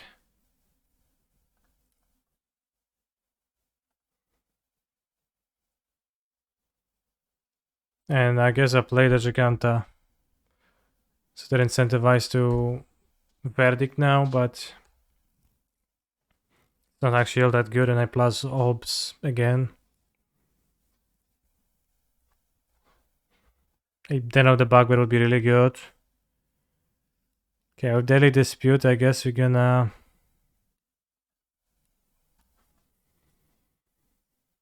make a devil. Plus.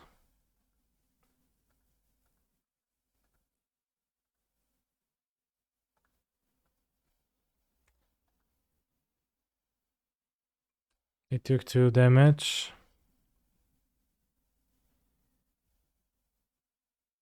Yeah, I'm not sure which one is the better to minus.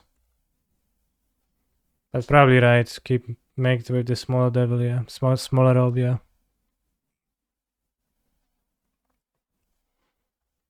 They no longer have Yorion. They have Yorion in hand and 3 unknowns. Guess what did you lose? I timed out against Angels game 1. I think I had the win.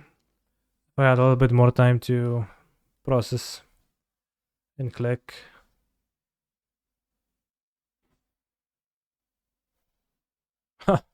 Land number 5. But it's irritated farmland. Not so good.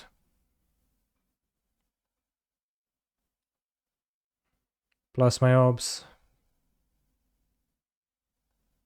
Farewell, okay. 2 damage.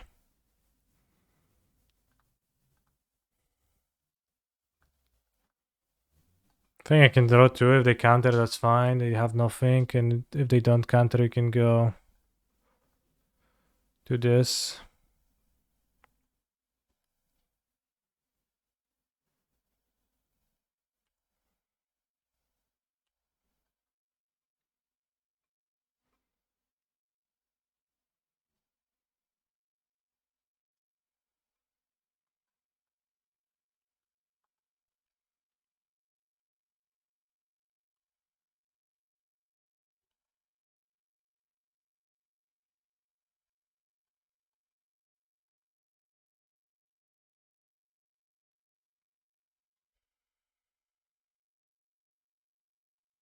If I play the Harvester, it would get exiled by the Yorion, which they play always.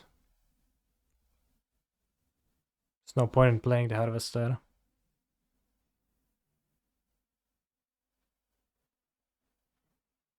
6 mana. Dream Traveler, okay.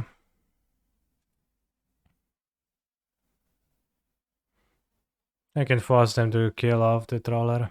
Because we have a removal for it. We only have 1 card.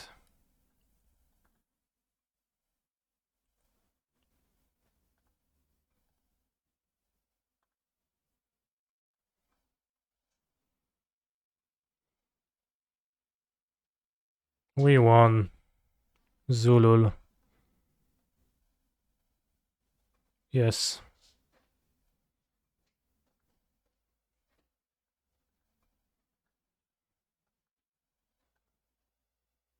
No, actually,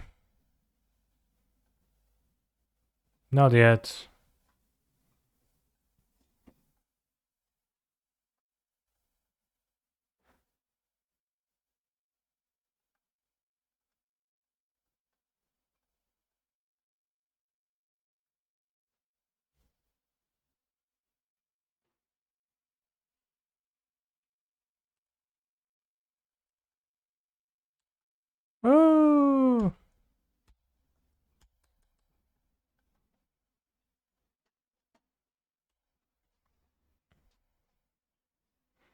Bros, Linkin Park is such a classic.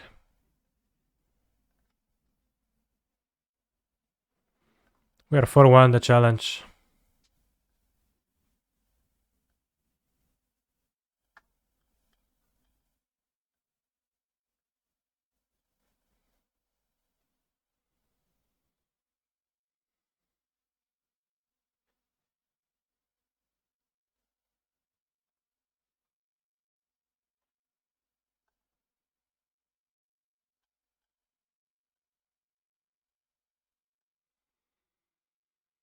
Obviously changer of this match.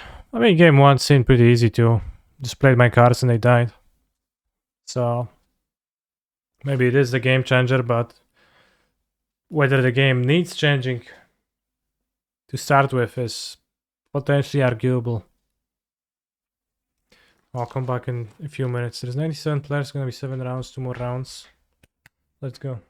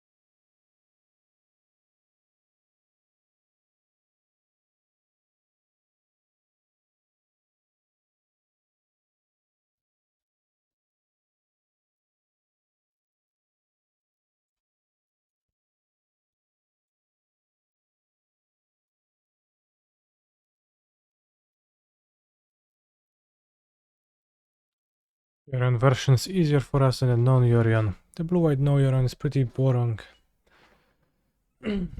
Yeah. I guess the Yorion blue-eyed version kinda sucks.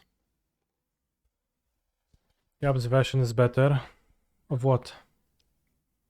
Oh yeah, toss a coin to your Witcher. Remember when the Witcher show was good, chat?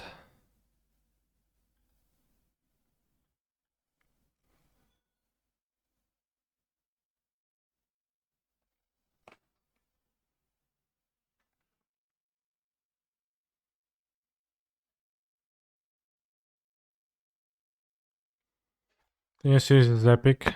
I actually haven't watched them. I just know they're lowly regarded.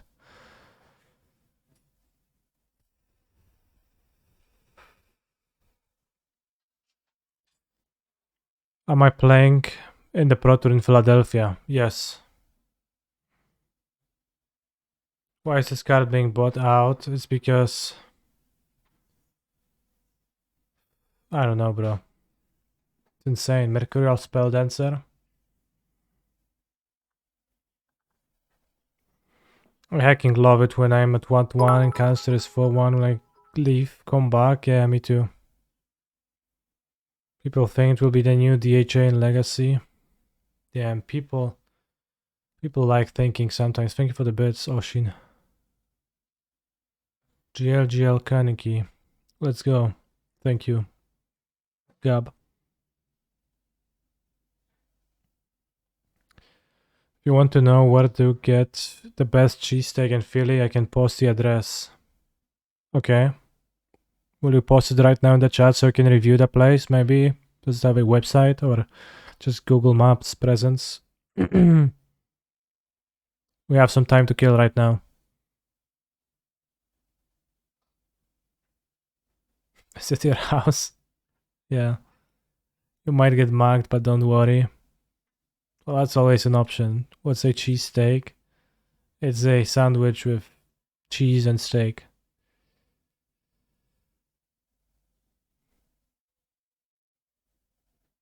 And other stuff. A cheesesteak is overrated.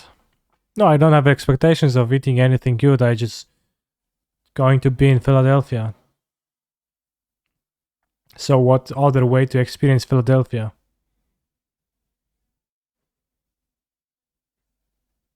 Should I play Monred, Kuldotha or Cherry, Harry MTG, Mardu midrange for a popper challenge? Bro, I don't know what's Cherry / Harry MTG, Mardu midrange, but I would personally play Tron.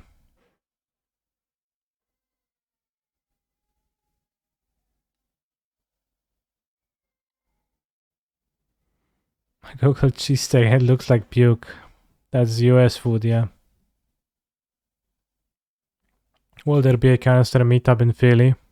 No. But I was planning on recording a travel vlog from Philly, which will constitute of chapters such as me holding a camera saying, "Hey broskis, I am currently going to fly to Philadelphia." "Hey broski, I have flown to Philadelphia. It was 20 hours. I'm tired." "Hey broskis, I am meeting with my broski Misplaced Ginger," to which Misplaced Ginger will say, "Hi," from the background. "And we're going to eat a chili feast steak." Then I'm going to say, "Broskis, we have eaten the chili feast steak, was not so good." Then I'm going to be between rounds, I'm going to be telling you, "Yeah, bros, I'm like 5-6, but the deck choice I had, I metagame perfectly at just a Karsten lineup. And in the draft, I opened no good rares. Everything was not my way, but bros, 5-6, I can still qualify."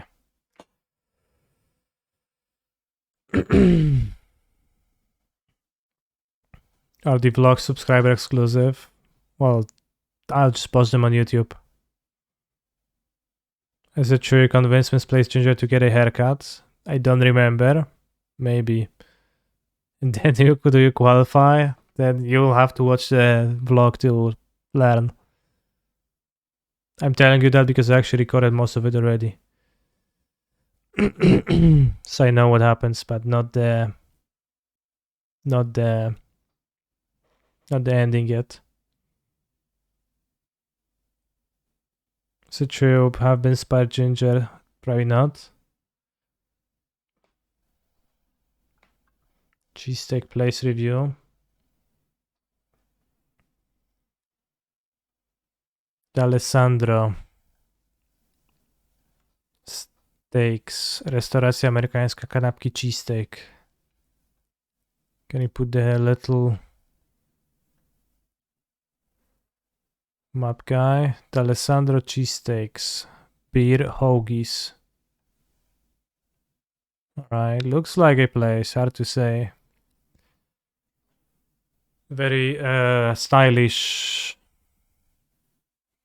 sign.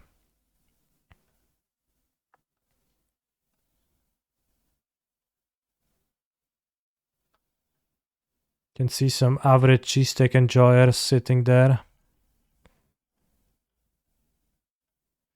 And saying things like, yeah, I can't wait to bite into my juicy cheesesteak. Can't wait to pay $11.20 for a beer. Was that the case?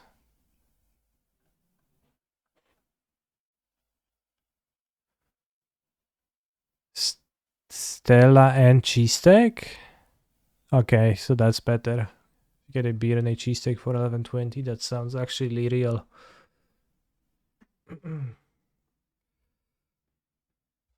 Plus tax, true.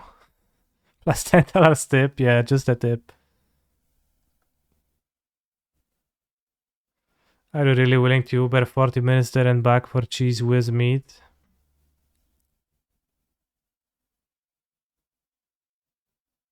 Do you actually tip when you take away? I don't know. I don't know the USA person habits that well.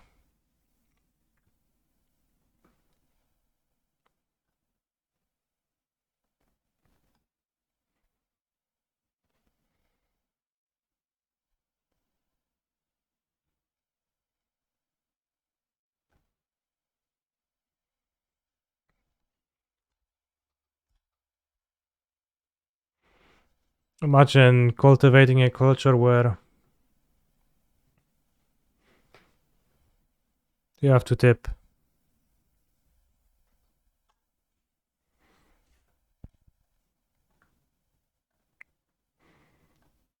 Sounds pretty arbitrary. Canister, watch this. Update on TikTok hostage situation. Why do you think I would take interest in the TikTok hostage situation? Well, maybe I will. Might as well.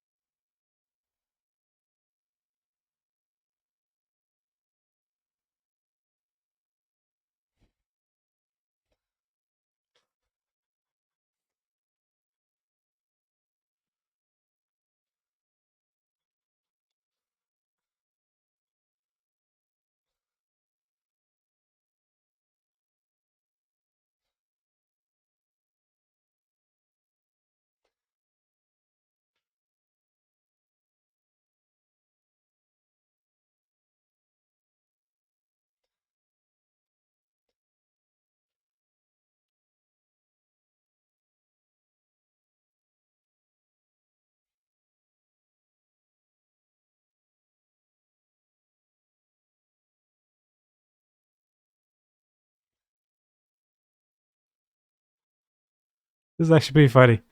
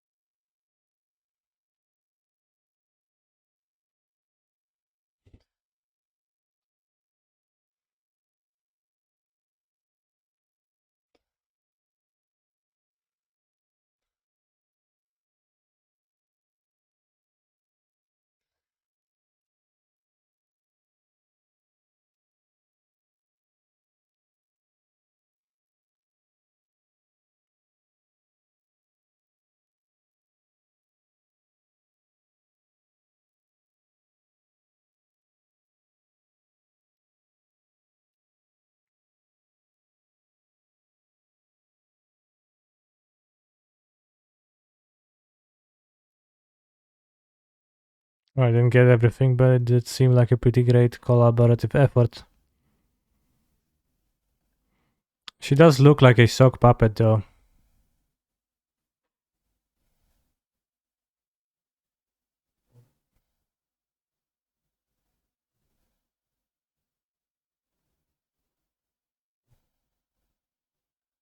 But possibly she just didn't want to be there.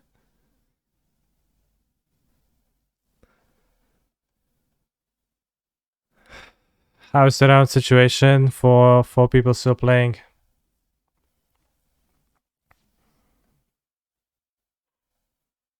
Let me introduce you to my canister, who is amazing. Exactly. Let's take a walk around Philly. Roxboro, yeah, how do you pronounce this? Roxboro? Roxboro? Seafood house? Probably not like that.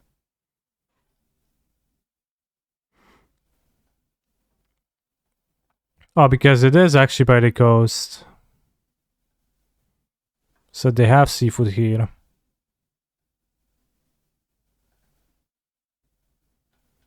Seafood, gyros, steak, seafood, chicken, salads, pizza, fiesta, the best.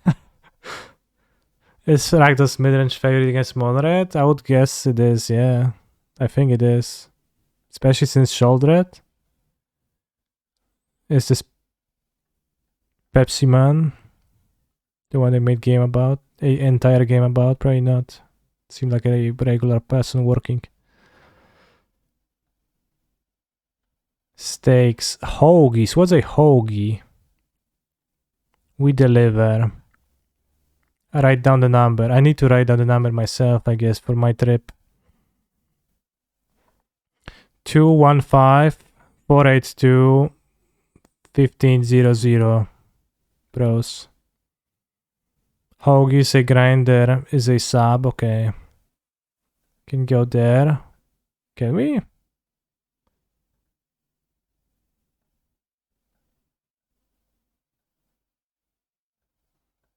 Alright, nice.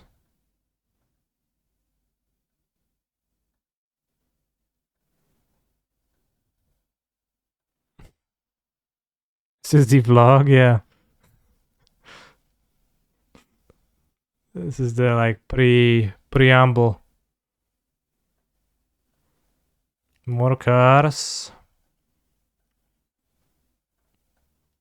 Alright. 638. Garbage can. Maybe that's the number. Apartment number.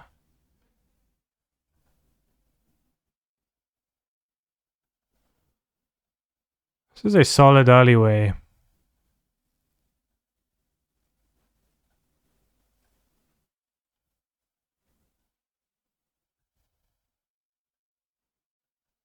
Yeah, and the the way it's like kind of goes in there. Kind of spooky. You could get killed here. Could get killed here, and who would notice, right? You would just get put behind a trash bag.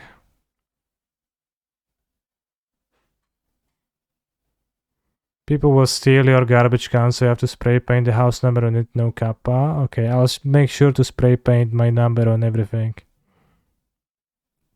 I don't know, if somebody kills you and just puts you behind this trash can, and is gonna notice you. Besides the person who lives here. Or persons. I don't know how many people live in such a thing. Is it like one family unit? Multiple? Could be.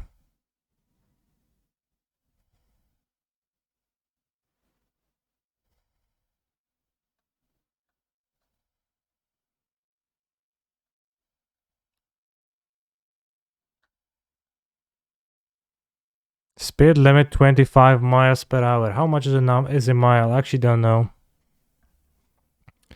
1.6.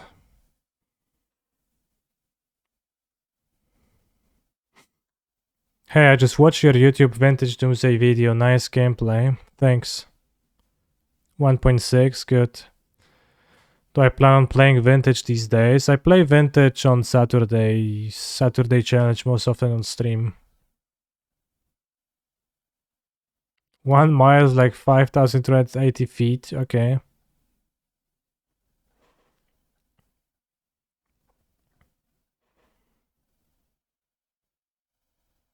What's this?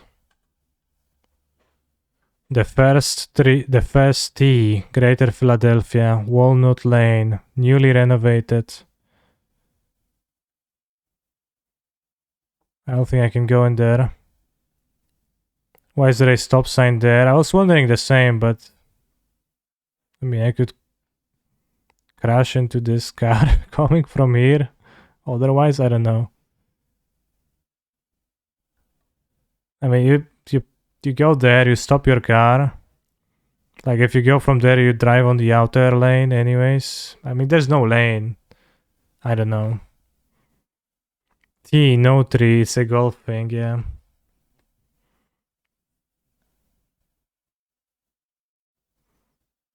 And like, this is a pedestrian passage, right? Crossing.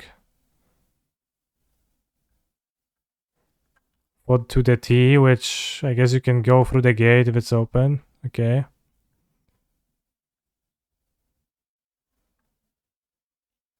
I don't know. I don't fully understand the stop sign here. Seems like you could do without it, but maybe you can ask this car. Damn, which car?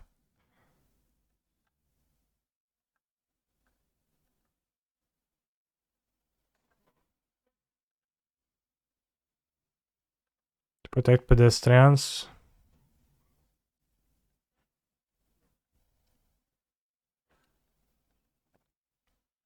I have heard that in the US you can, while on a crossing, if you are turning right,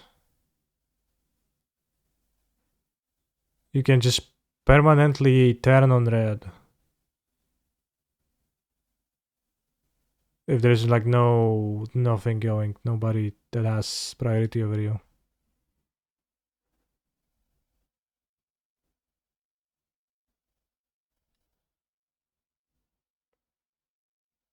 Not in New York City.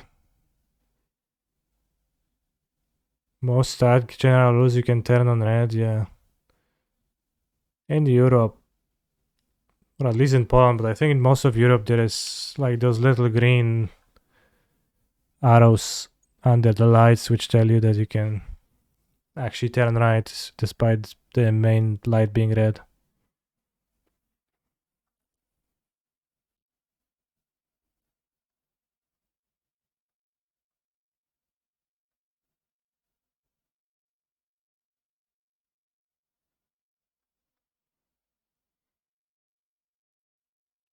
No ale jak jest światełko, to przynajmniej wiadomo, nie?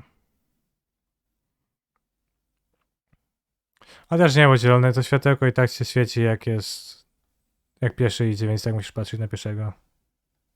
So I guess I don't have valid grounds to criticize the United States here. Because it is literally the same in Poland.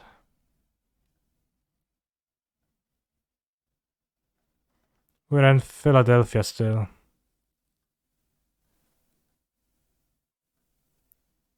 Okay, green lights, so we're gonna go there.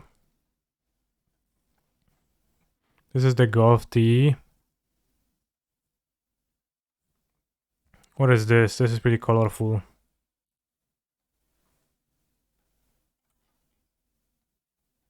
Interesting. Are you excited to play high level Fire Extra Limited at the PT? Yes.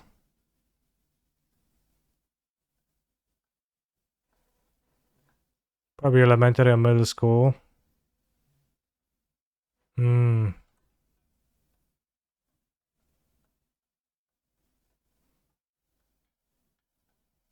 This is an unnumbered trash can, so you can steal this one, chat.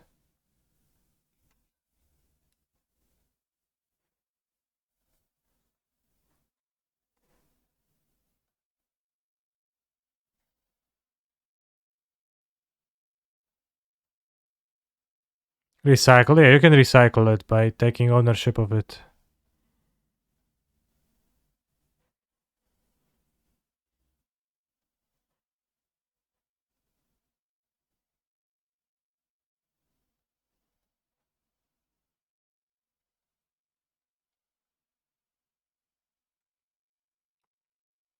I don't see the number on this either. So you could take this one. Damn, this street.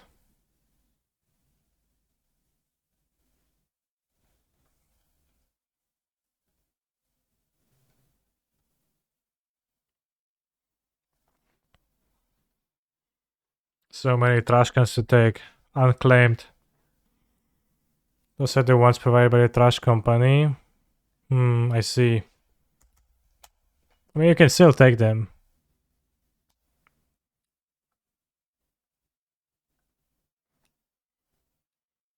Our next stop of our journey could be checking the venue at which the Pro Tour Fire X is going to take place and walk around it from the outside. Kahira, the Orphan Guards. Okay, so control. Keep.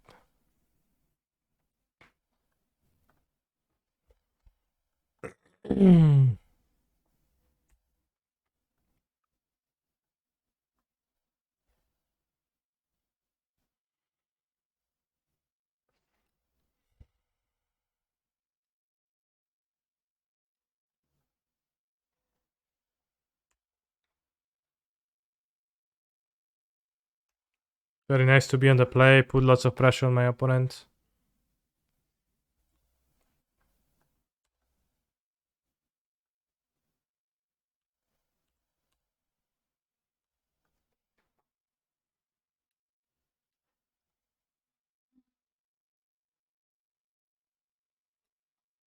I play the devil, who is in the details. If I get... Sure, it's fine. If I get countered, I get countered. If not, we have lots of damages. I think the new sword is going to be a limited bomb. Sure. It's probably gonna be pretty good. Your opponent is going to be playing at least one of the colors pretty often. And it's pretty good when we do.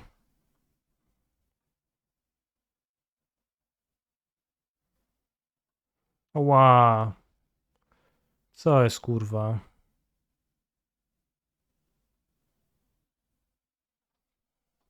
It has a pretty good effect.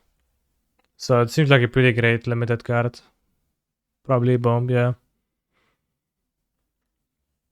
Although pretty slow to equip, etc. But pretty great.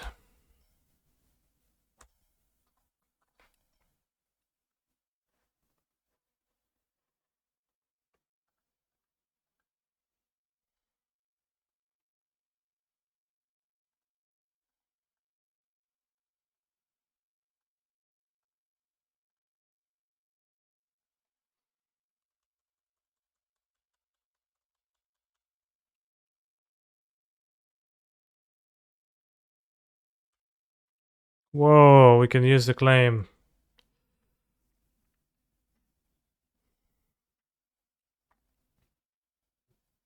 Whoa, they have the ferry.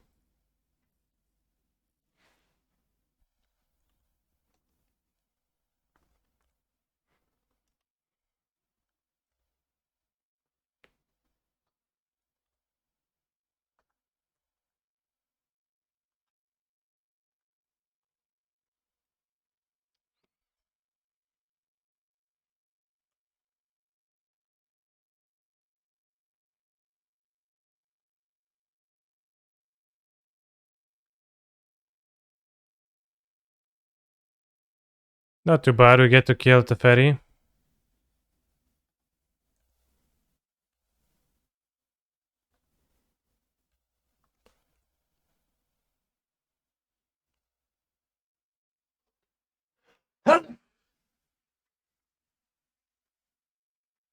Am I completed Planeswalker Enjoyer? He's a phenomenal You control seem player. medium interesting 14 months, wow. for the most part.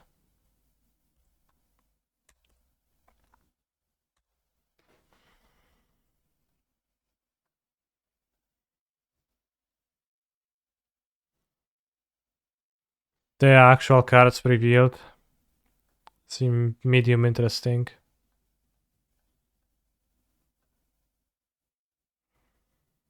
Maybe I should attack with the then.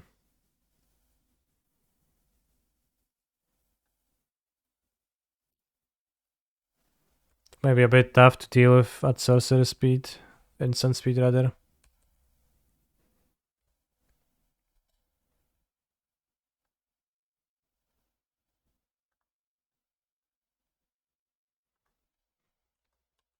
And we make extra goblins which need to be swept, and sweeper is not super great now.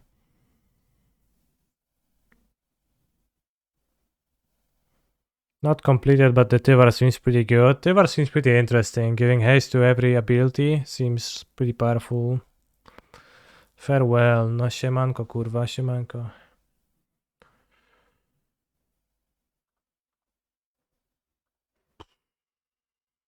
Bit rough, but...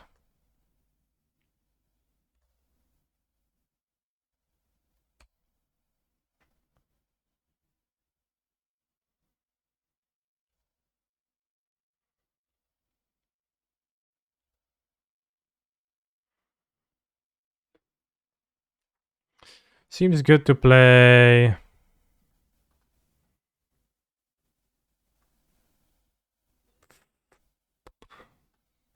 Fable and Mayhem Devil, right?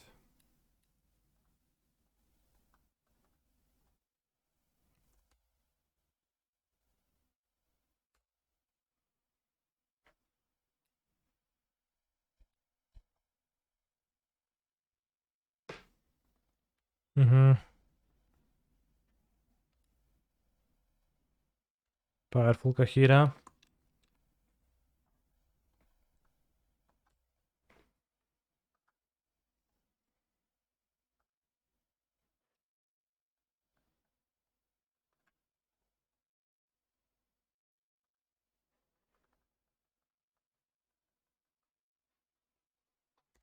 Wish I had Kroxa here. Of course, I guess wouldn't always been possible through Adios, but...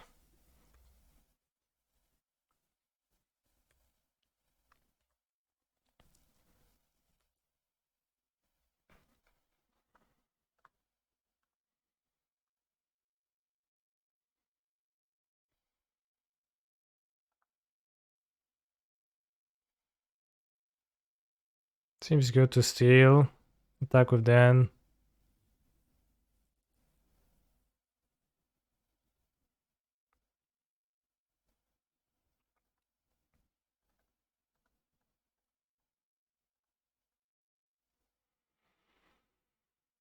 Will be tough against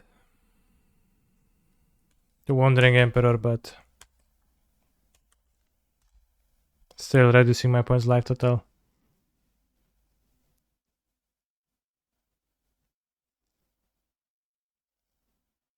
Do I have it? Well, seems like no devoted druid given this block.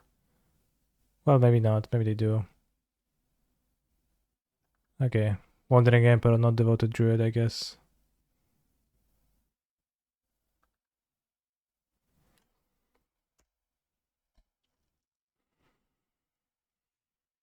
I think that farewell was pretty distractive. Took my cat forever. Okay, now the ferry. It's gonna be a bit much.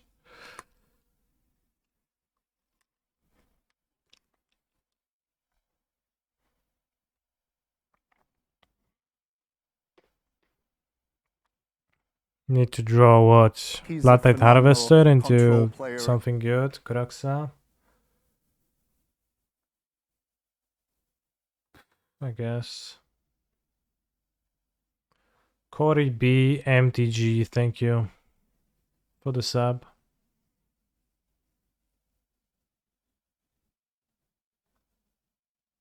Kept a spell in hand, so. Copy with Kiki. It is a legendary creature, I can't copy it with Kiki.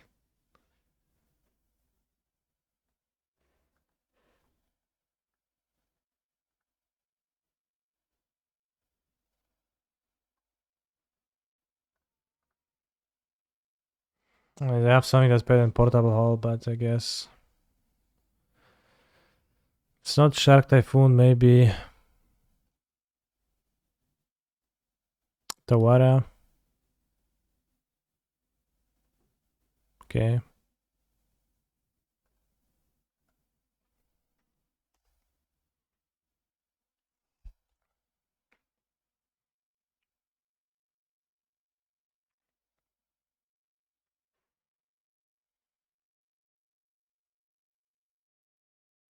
It's rough, but we are fighting. If I copy Den of the Bugbear, I get a tapped Den of the Bugbear.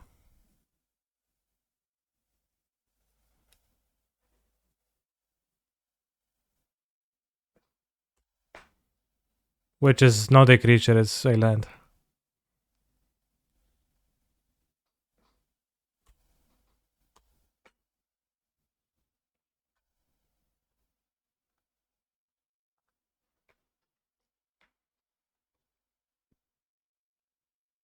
Actually, I played a land now.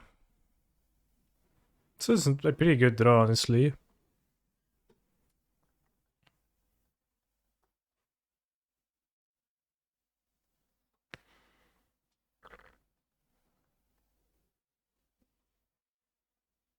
You want to watch more of The Last of Us, then just watch it. Simply.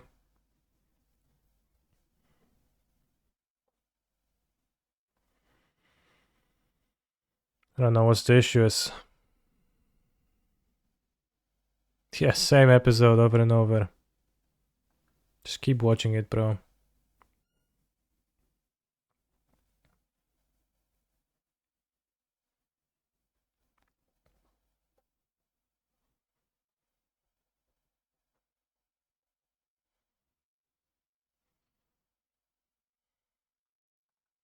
Attacking with the whole...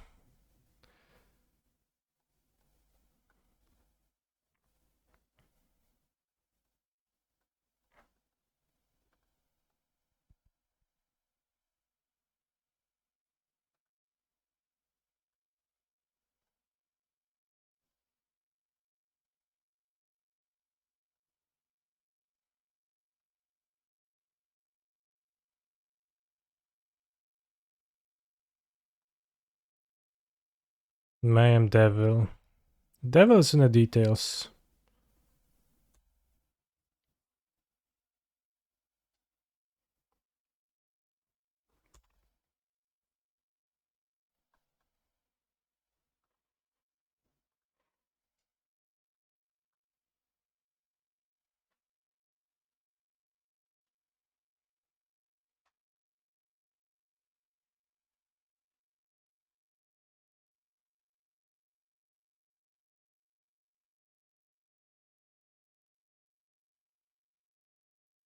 We're not entirely out of it.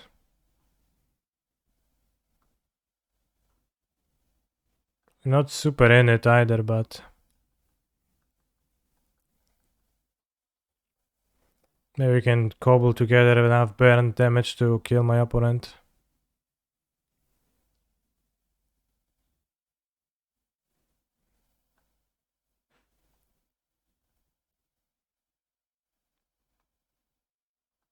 I don't know, maybe I should commit to copying the devil.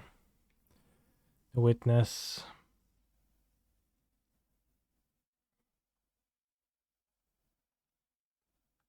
Let's copy it now.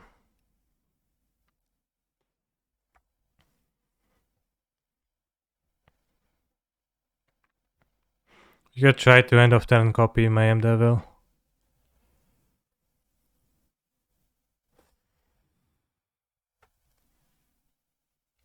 Wandering Emperor, okay.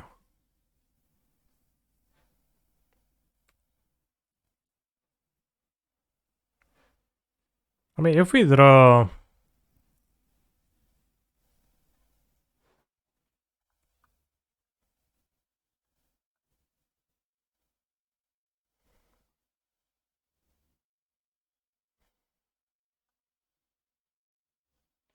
a spell that kills a fairy.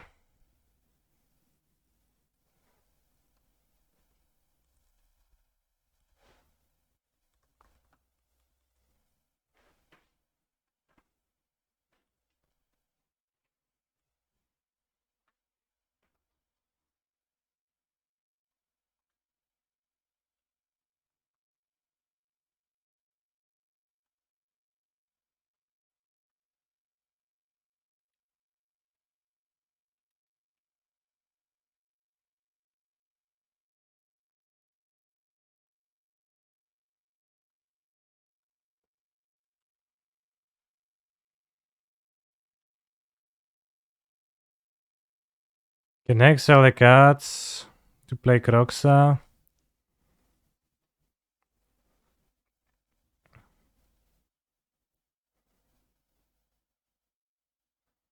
Which does not even necessarily sound like a thing I should be doing.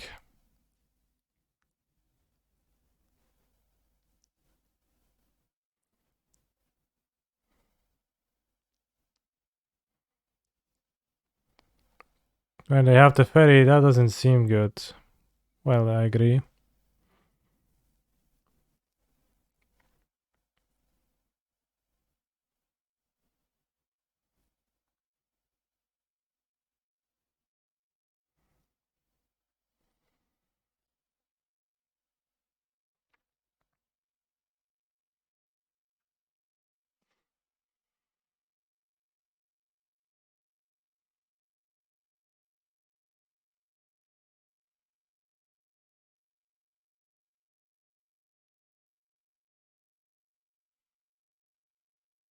Also play the Hive Dive Tyrant for no reason, but blocking with a single one. Alright, I'm passing for now.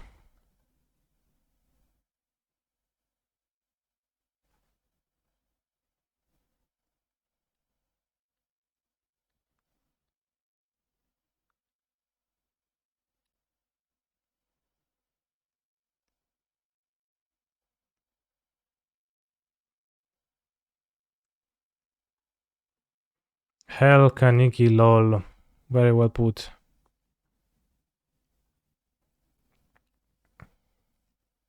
I mean hello. Hello. I guess.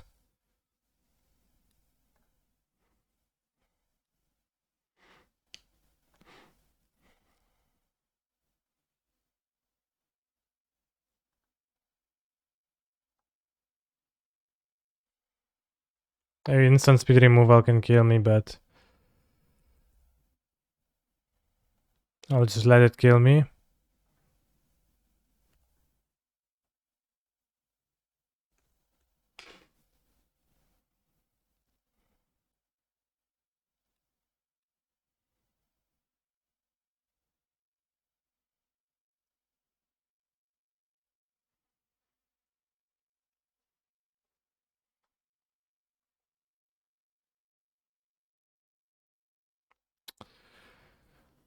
I can't afford to draw poorly now. I need to win.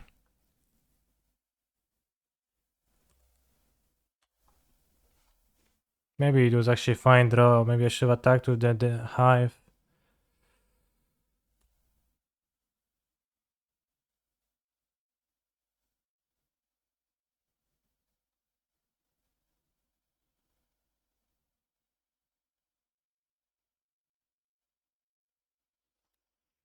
I should have attacked Hive with Hive. Well, that's kind of poor.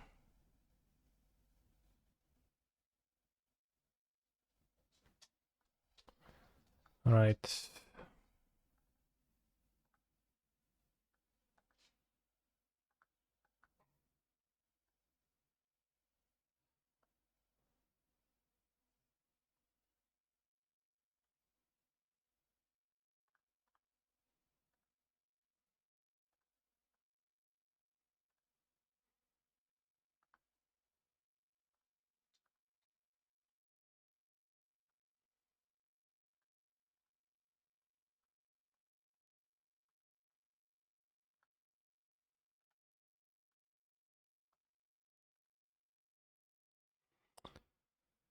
There's the sensor cards too, technically.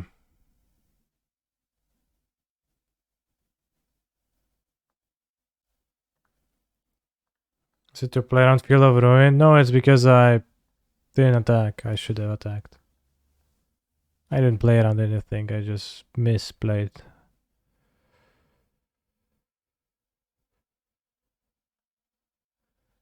Couldn't animate Hive? I could have, yes. I should have done that. I misplayed, bros.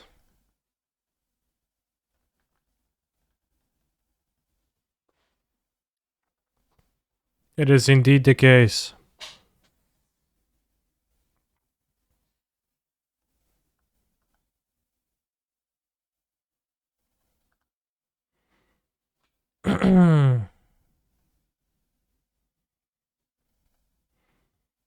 It could matter a bunch. 3 extra damage.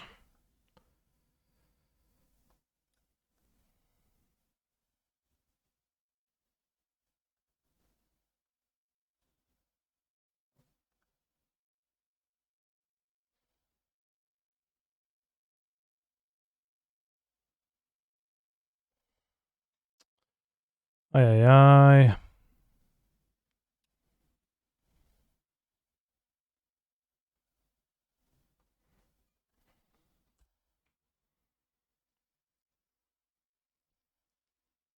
I have to jump block the hole. Because I paid 2 life for the blood creep. That was also pretty bad. Unnecessary.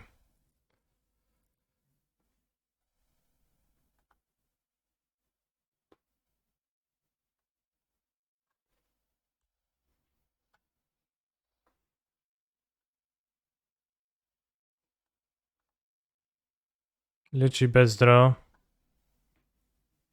Let's see if we get absorbed. And nothing matters. So at Kuming, okay.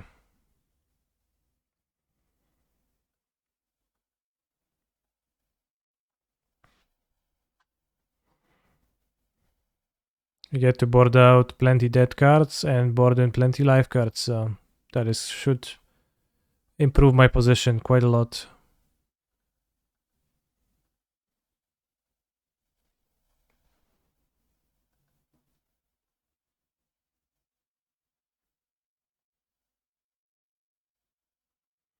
We haven't seen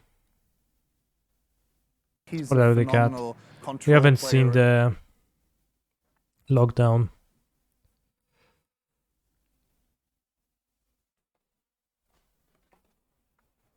Thank you, Psychonaut, for the gifted sub.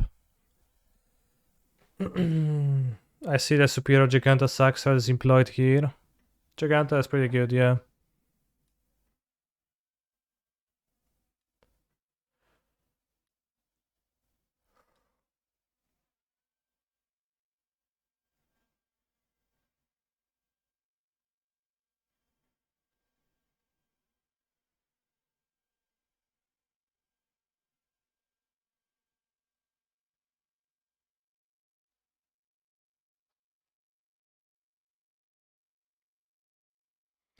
So do I Fotsis turn 1?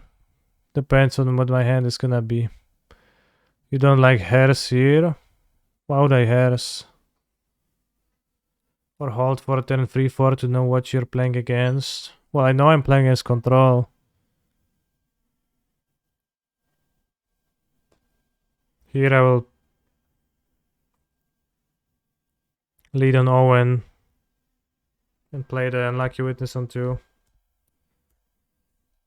But there's no hard rule as to when I will play my Fotsis, but I'll just look at my hand and think, okay, do I want to resolve a specific spell or do I not want to resolve a specific spell?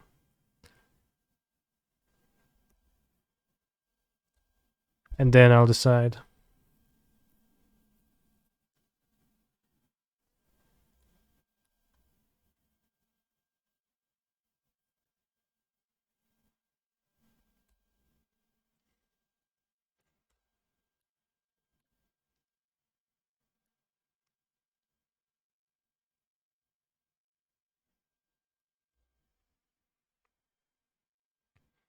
I would like to play Fable. Hive.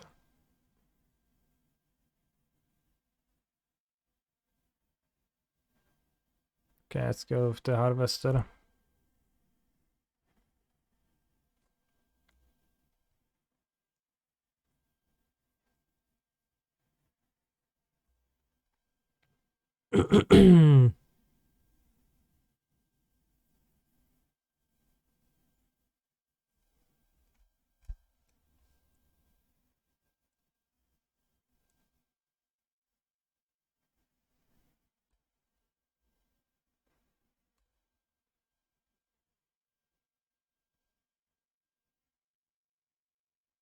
Could play the ferry if I don't do anything, so... It might be better off not playing Fable now.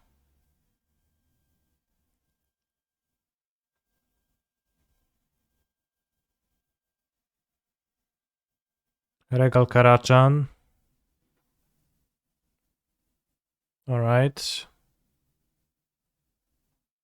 Those for sure are cards.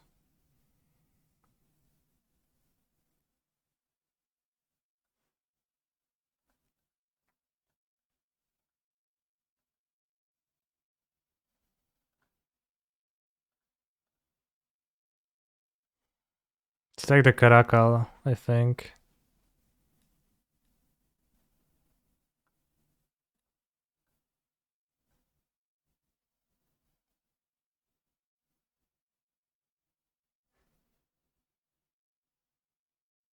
I actually don't know if Caracal is harder than Emperor. For me.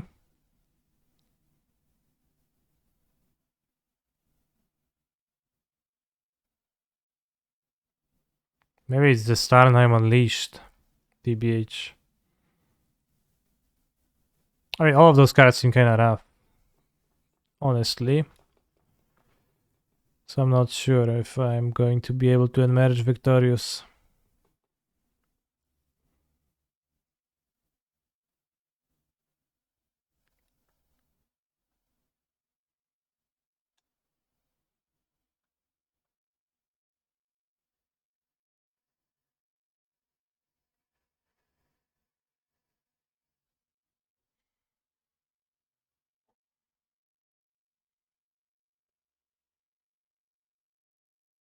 Tapping out for the Caracal seems kinda weak if I draw the Devil. So I don't think my opponent will even do that if they untap and draw the 5th land.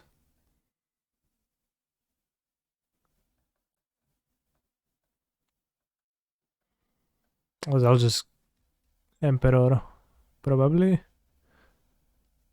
Portable Hall. Okay.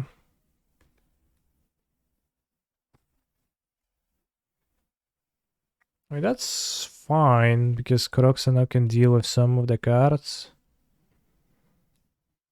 Wandering isn't better option.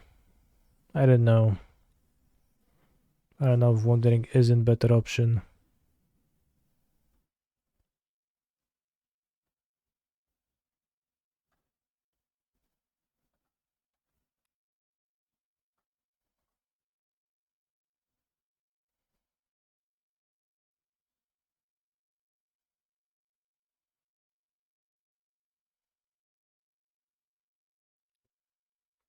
Always feel like I want more Kroxas. The second Kroxa to find in this deck.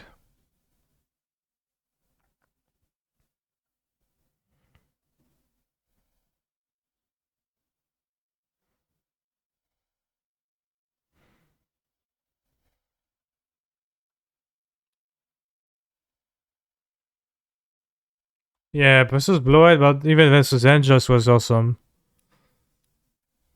And most decks don't even play the first Kroxa. He's a phenomenal control player.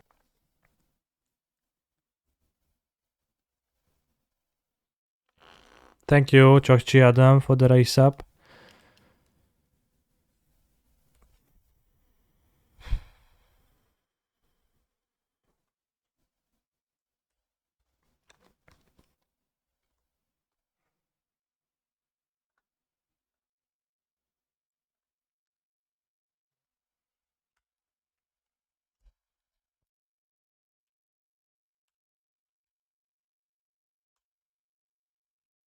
Do I think the new 2-mana removal spell we see playing Blue-Eyed? Maybe. It's good.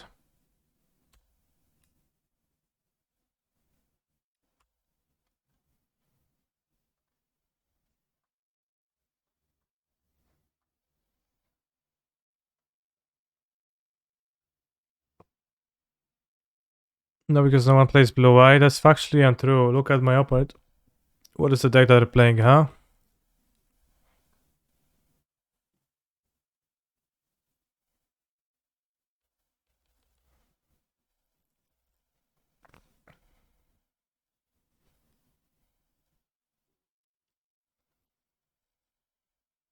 So they only have played down arms in their hand from known cards.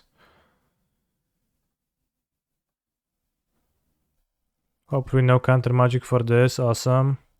So I can Rick Roxa. Almost. Yeah, we can Rick Roxa, we have 1, 2, 3, 4, 5 card, yeah.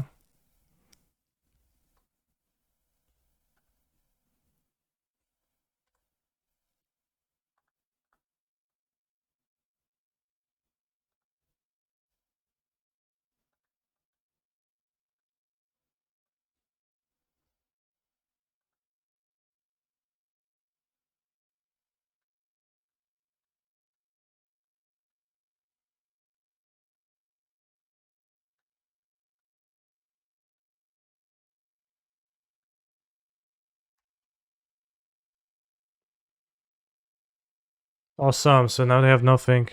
So I probably should have a bit more removal against their deck, but I don't know what exactly.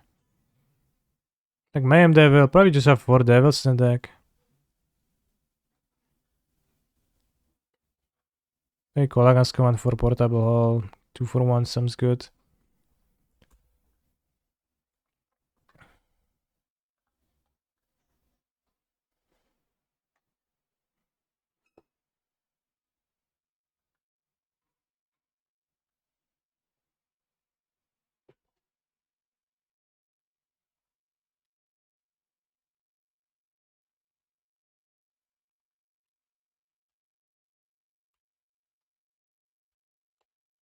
Mam 6 minut, mordo, więc już się szczym.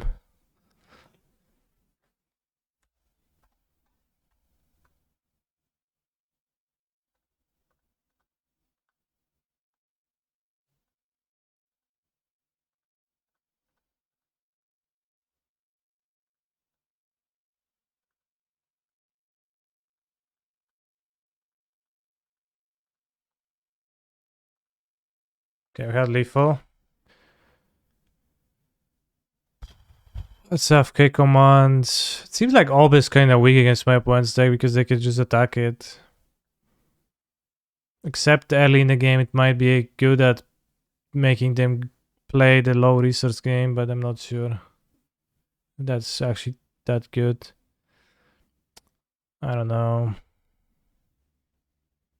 Orb kind of stinky. Probably keep them. Maybe board out Go Blank, although Go Blank is good against the 5 drops. Not against the 4 told cards. I'm on the play, so Go Blank actually does look better.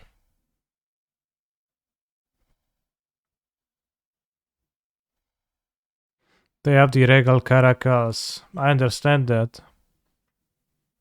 You're on the draw. Yeah, so that's what I meant. That's what I meant, that Mindbroth is on the draw better.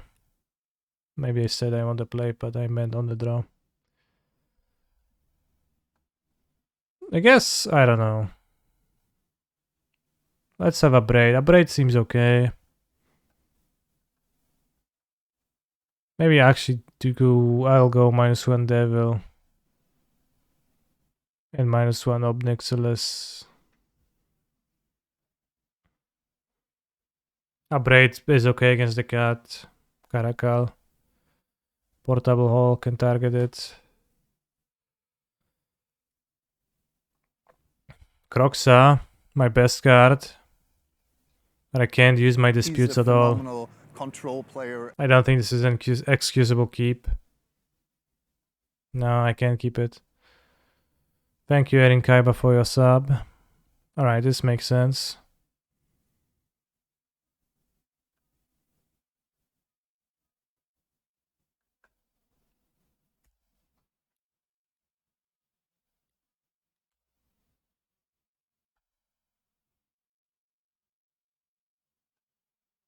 Sleet on Thought Seizing. Wow.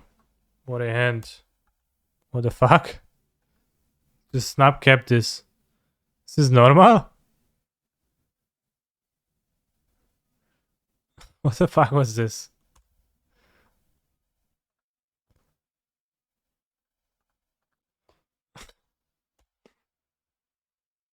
You know, we're never beating this hand, I agree.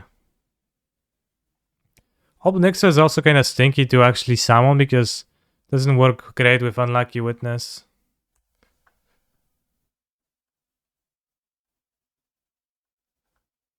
Not grabbing the Kahira either.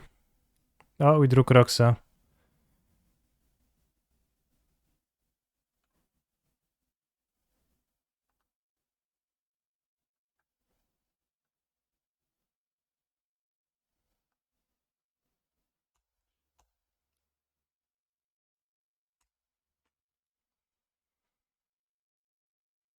Do I play two Obnixiluses? Not sure if that's even good. I waste a card from the Witness. Kinda.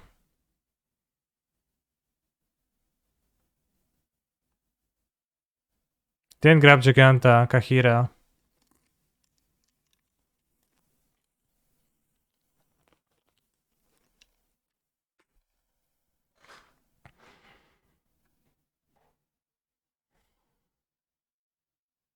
I'll dispute in the end step, yeah. Seems better to me. Oh wow.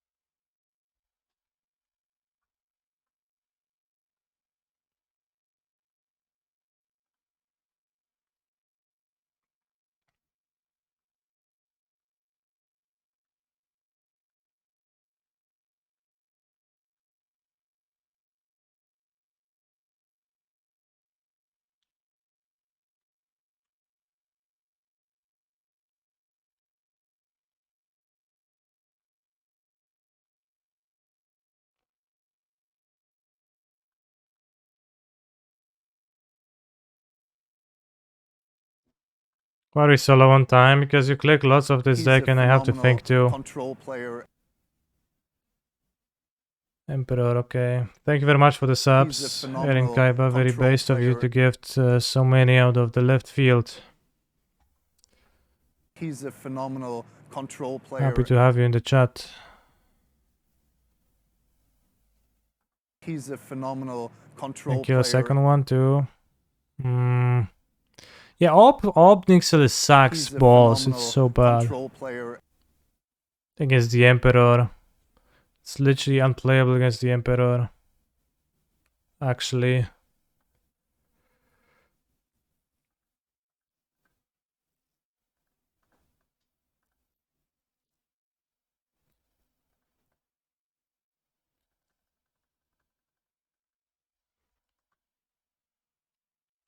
Discard it instead of taking two. Why is that?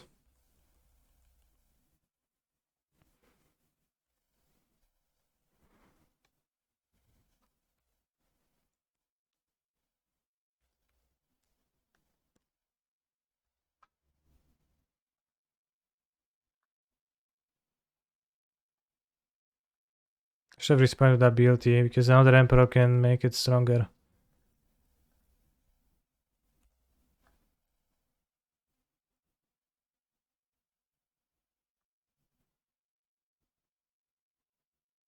Dawaj te Ferego, no. Regal Caracal. Oops.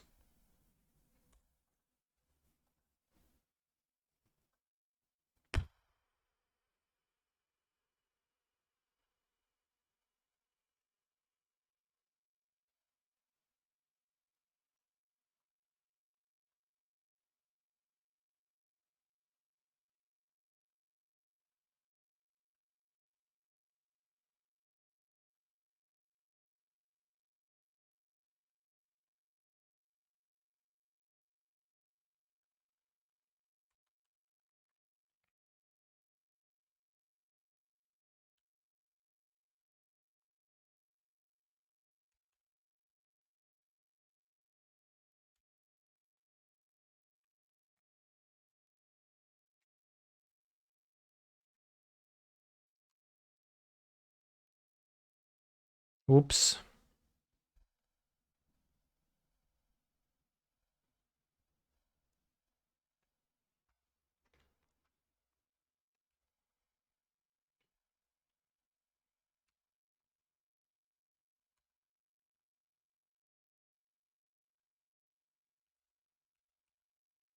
Weird to attack with everyone.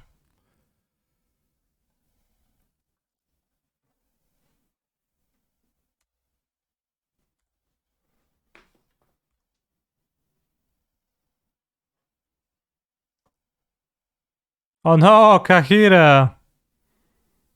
It bombs them all. This is insane.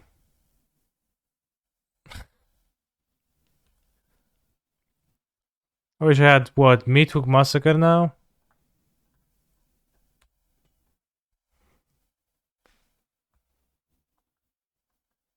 Yes, control.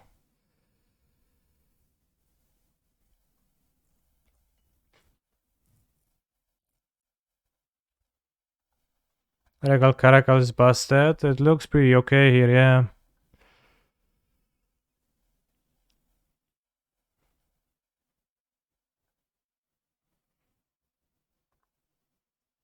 No, well, I had the Thoughtseize in my hand, I just couldn't play it because of stuff, but Ob Nixilis seemed kinda poor.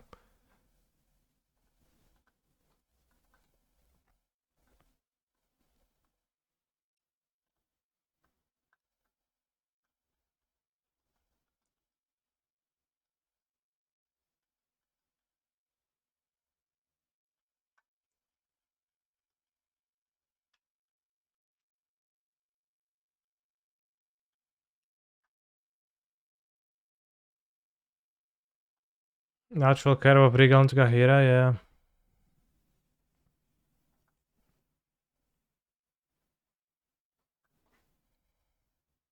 Because Ob Nixilis is always gonna be super weak into the Wandering Emperor, because it can just attack it, just like in the story.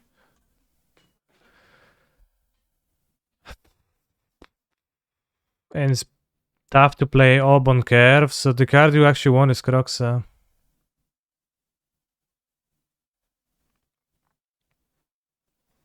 But Sacrifice feels pretty decent. I feel like.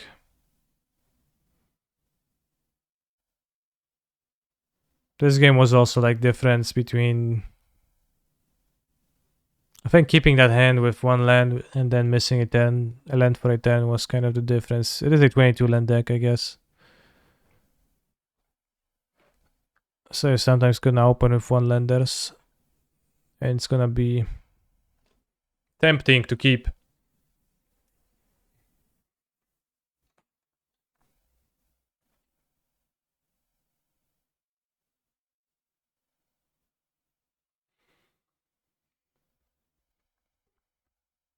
And Caracal seems to be a bit better than Liras, etc. Can you make a Twitter poll asking if 6 lands make disappear as a keep against any deck? Yeah, that keep was... It's not S tier, right? What is S tier? What is not S tier, bro? What's your question? Please form a question that's going to have a question portion and a question mark portion so I can read it, understand it, and then I can answer it. If there is actually a question in your question and it's not just letters and words cobbled together into an intelligible mess that conveys little to no information.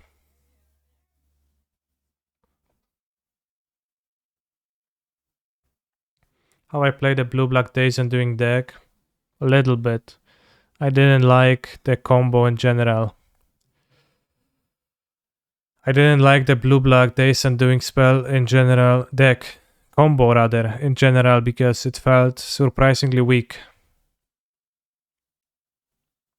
I played it in a few different decks and I resolved the combo and then I still lost because my opponent actually had some cards on board, which was a little bit lame. And besides that, I don't play control decks too much. Who would win? 1000 lions or one of every Pokemon? There's more Pokemon than 1000 right now, so every Pokemon. Especially since it includes a literal god of everything.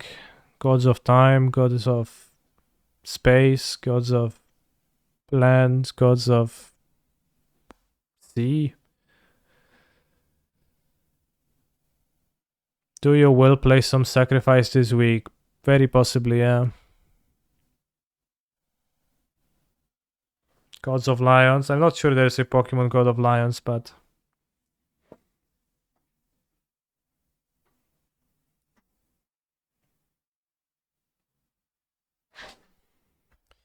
yeah, there is some lion Pokemons like Taurus or Kangaskhan.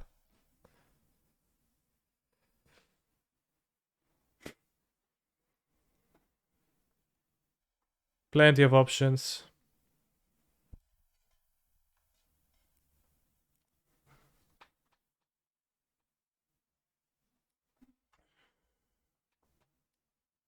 Alright, next round. Lions suck anyway. Elephants would have a bigger chance through elephants are tough. I like Graph River against Mono Green and Control. Seems okay. I've seen some people sideboard Red Boar. My decklist has 2 copies of Eaten Out, Eaten Alive, which is also an answer to Planeswalkers and every big creature, so some mix, probably okay. Graph River seems kind of weak, honestly. Sorcerer Speed, and you kind of want to play it out, but not really.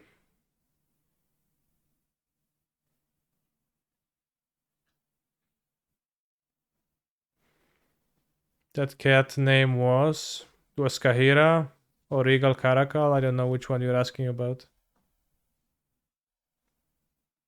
Is it always same names in top 30 of those MTGO events? It's not always the same names, but it's the good players win often, yeah. If you're comfortable with that, test some Shoulder over Giganta for your suck plays for the week. I mean, I've seen deck lists, I've played against decks having Shoulder in Sacrifice. Companions have been out for what, 3 years too? Like, I know what Giganta is, and I know that Giganta is great.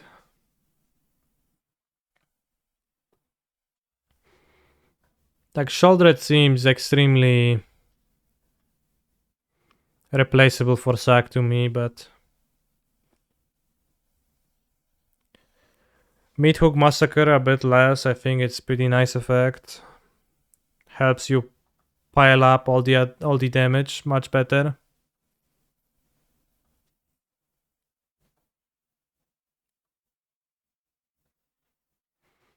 I'm going to keep this hand.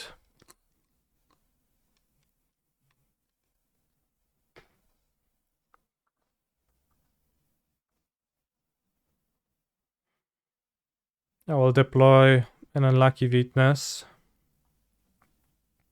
Those decks always play 4 Claim the Firstborn. I'm not actually sure if that's really what you should be doing if that card is that good to play 4 copies of, honestly. Which you could retaliate with, oh, but then should you play Sacrifice at all? And I'm saying, yeah, I mean, just diminishing returns and kind of sorcery speed removal. That's what I mean. Like, for example, I'm not sure if I wouldn't rather have 4 pushes to begin with for instant speed.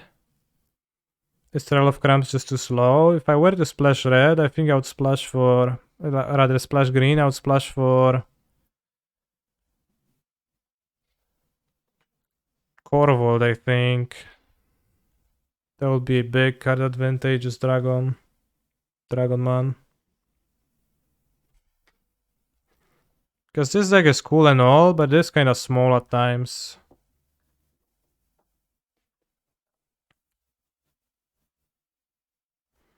Sometimes you are top decking, you don't have much going on, and you're like, yeah, I guess there's not many cards that I can top deck that are very good.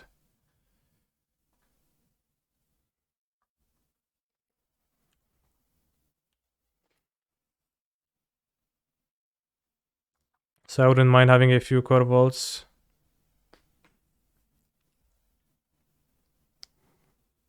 Agile seems kind of close. Like, if you can just do that, you're kind of fine. Shoulder, yeah, but shoulder is not card advantageous. Shoulder is just stuff.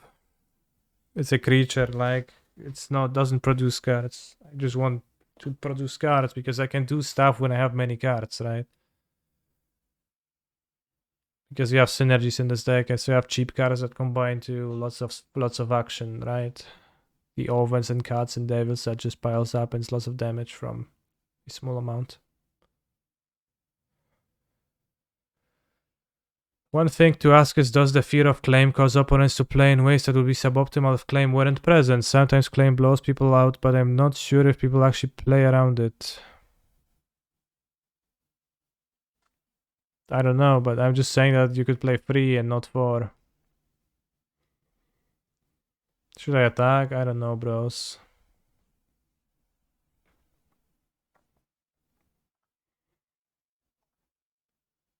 What if I don't attack? Play a stupid company and then I win.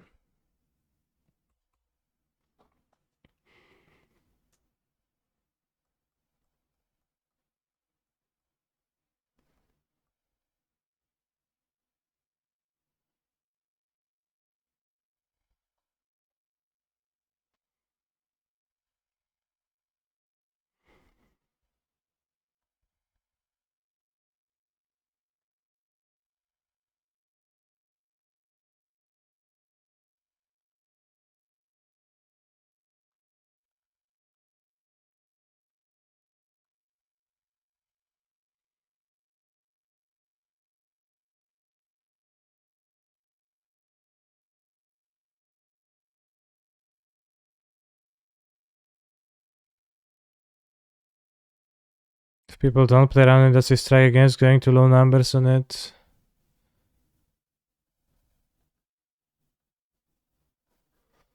Because you don't get a benefit like you do with Spellbeats, for example. No, I just want to play less than 4. So I don't draw 4 against control, etc.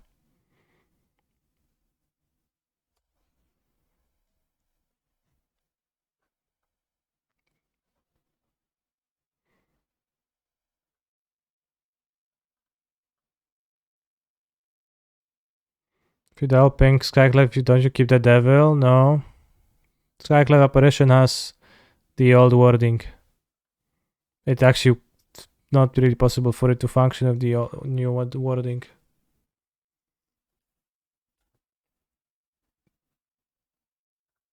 I think I can attack because how they block. Why not kill Skyclave first? So I get to draw my cards and I don't care about the Skyclave. If I kill it in response, then I don't even get a token.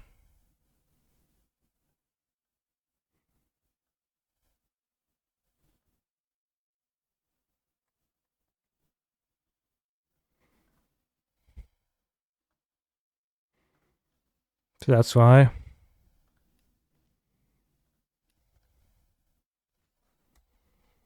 There's also Village Rise that people play sometimes, which is more card draw, but if you have nothing in your deck to draw, that's also not great. Merit of letting damage happen, sack Witness EOT. No, I can sack the Witness on the next turn. I guess the merit is that I will have the cat in my graveyard, yeah. It's interesting.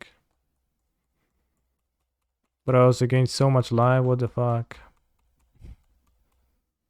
Did they make an angel? Watson Elish Norn, very sexy. I like the red flesh protruding from the white bone armor.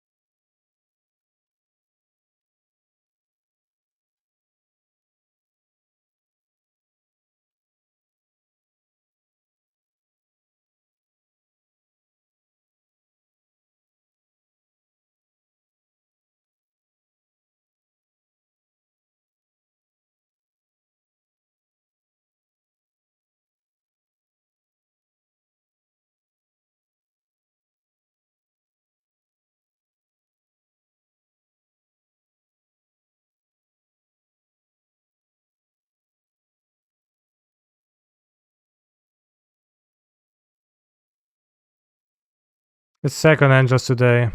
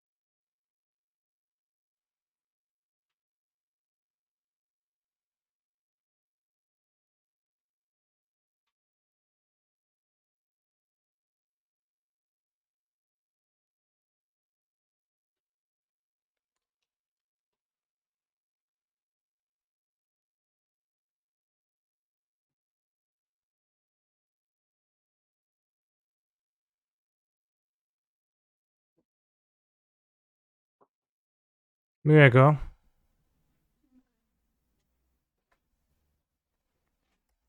Nice Angels deck, idiot.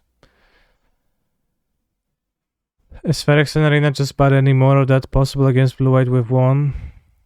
No, I don't think you want the type of a card that just draws cards and sits there.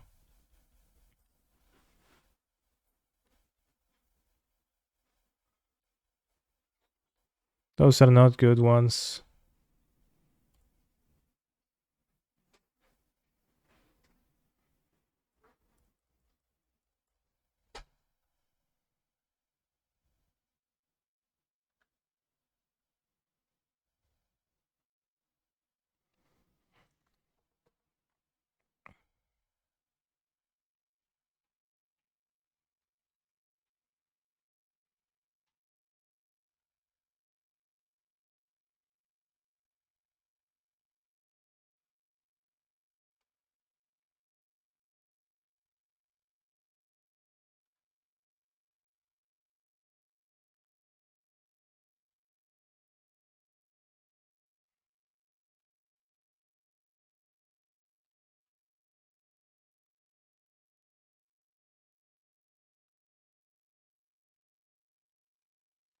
Time for them to draw the reconstruction and get 4 angels and gain 40,009 life. Okay, now they drew just 4 life, nothing. Okay.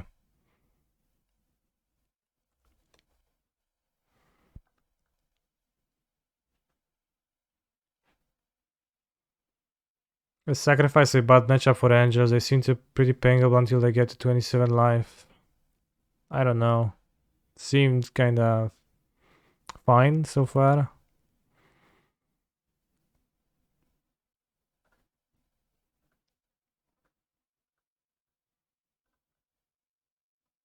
Like you can ping their creatures. Possible they have the enchantment, which sacrifice is actually the one matchup where it's actually good.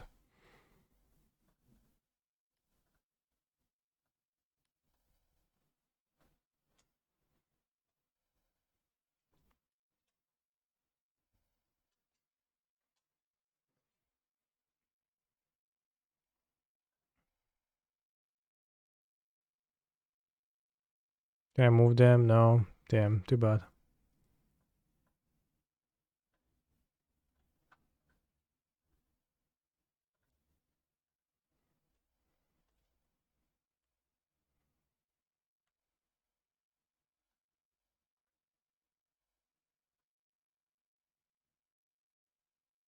Maybe I had lethal. Let's see now. 9, 10, 11, 12, 13, 14. No, I don't. I guess I had. Postpore got blown out by the Raiden shield. No, I didn't really get blown out. The only reason I lost is because I didn't have time. I timed out. But I had the win. It's gonna board in Fotsies right now too. And I wish I had more Croxos as Angels. Seems really good.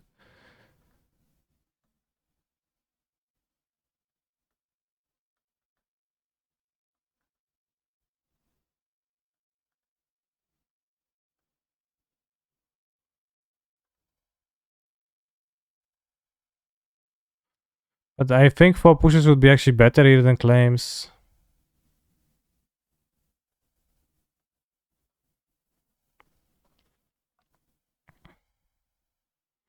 Well, I'm swinging my particular game because I'm able to replicate it 100%, so... You can say what you want, but I don't care.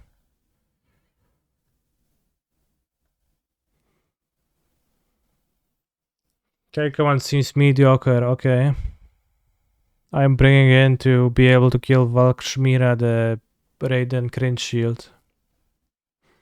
Which they commonly have post-board. Plus they have creatures with 2 toughness, not many but some. And they have portable holes sometimes, at least they had it the last time against me, so... There's many ways you could interact with them.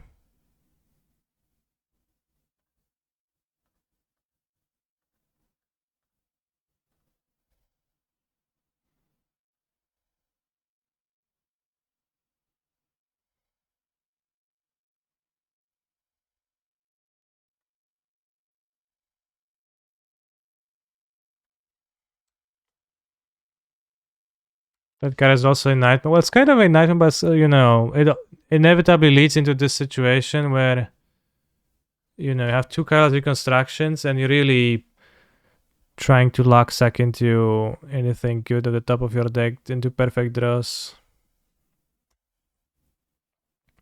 And I think Roxanne, this game is really good. That we have to draw it, which we might not. You know, they probably will rip lands every turn anyway, so nothing really matters, but...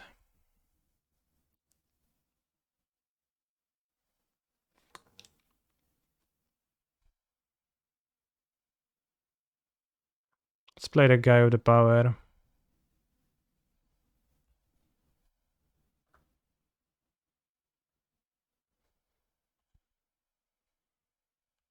Need to deal damage.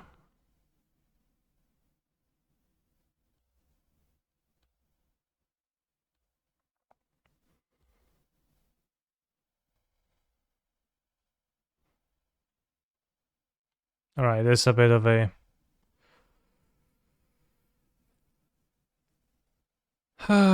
this is a bit of a tough situation now.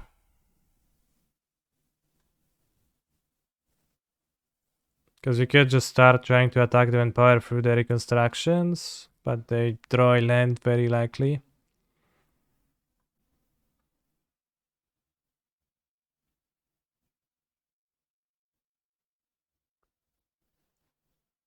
Or I could just attack them, play the devil, that's kinda okay. Red Black Sack has like highest win ratio in current Pioneer meta, doesn't it? Well, at the RCs.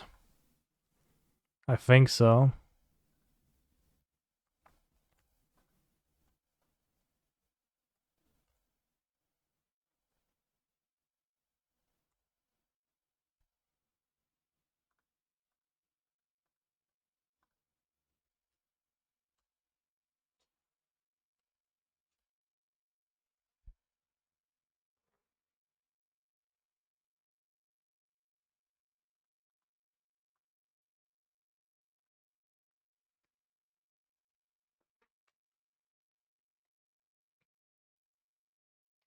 No dawaj te swoje sranioły.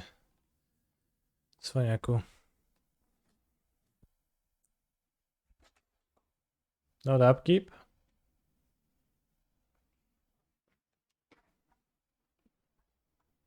Impressive.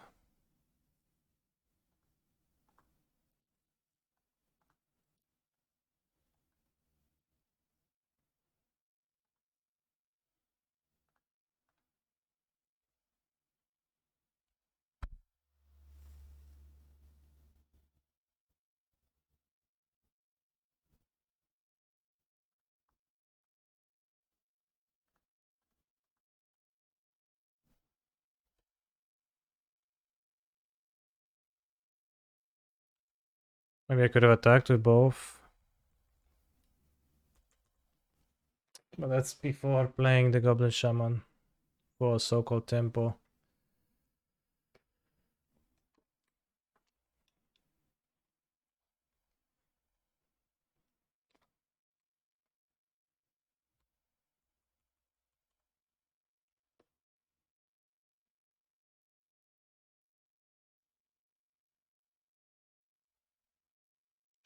Right, we might honestly have trouble out pinging everything here.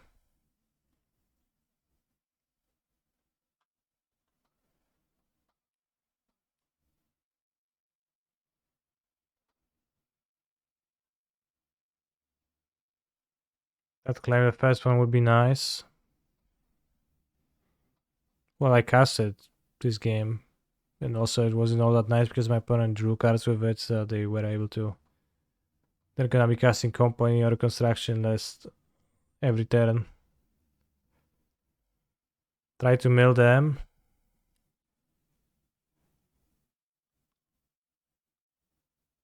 Well, they have 44 cards. You may, so you can't.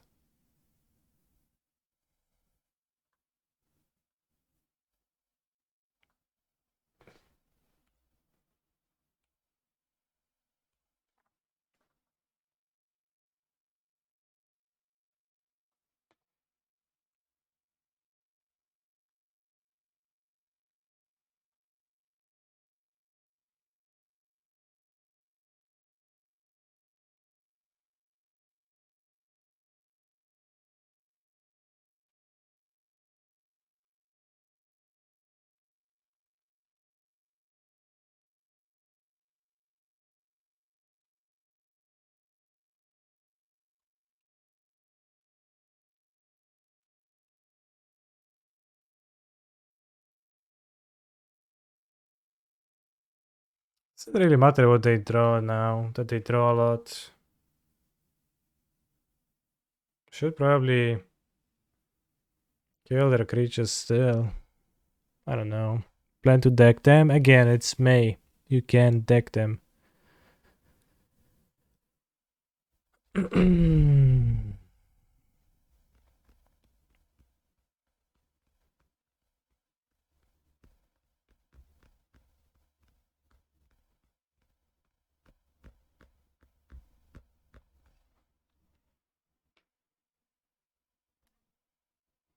If the deck can fit Shoulder the Apocalypse. Very good question.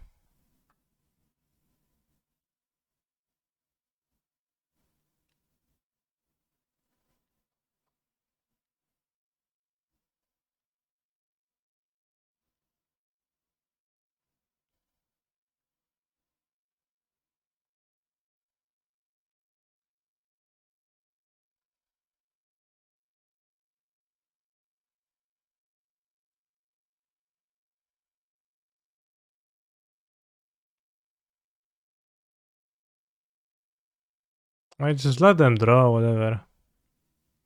I should have not moved past combat, but I was thinking and clicking. For no reason.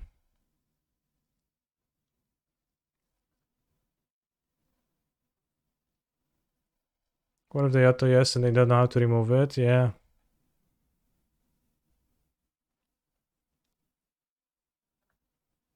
See, my opponent chose not to use Shepherd Sanctuary's ability now.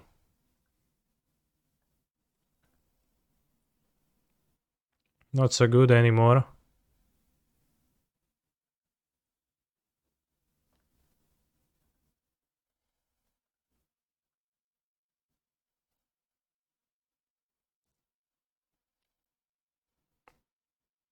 But I mean, the worst they can do is cast a company.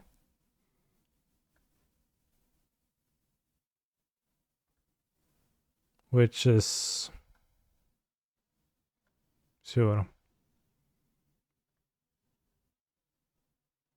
I guess they already have the reconstructions in their hands, so same thing.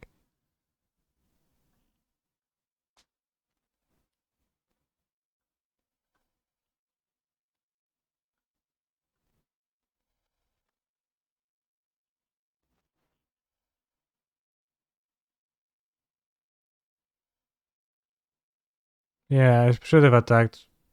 I mean, I don't know who should attack. Like, not the devil and the shaman. Not really either, so... Why cast company instead of look at 7 with the reconstruction? Bro. Nice deck.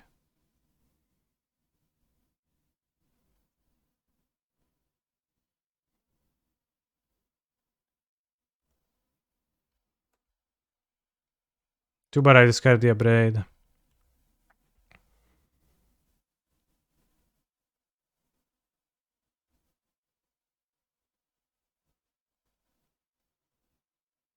Hmm.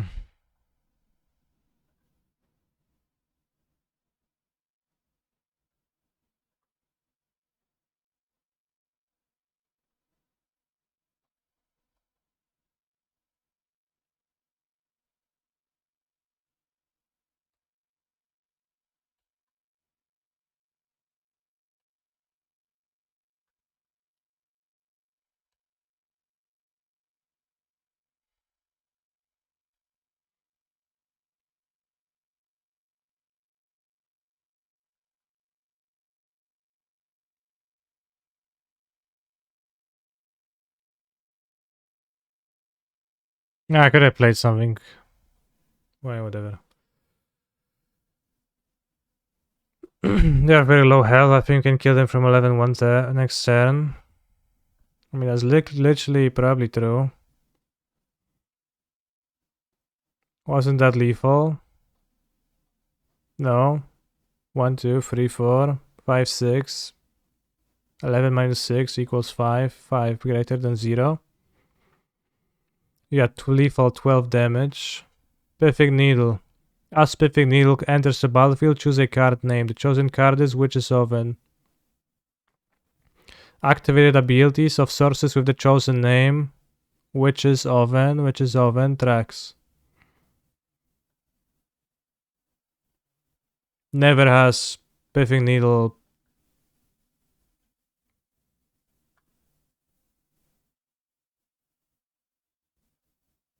been noticed by chat.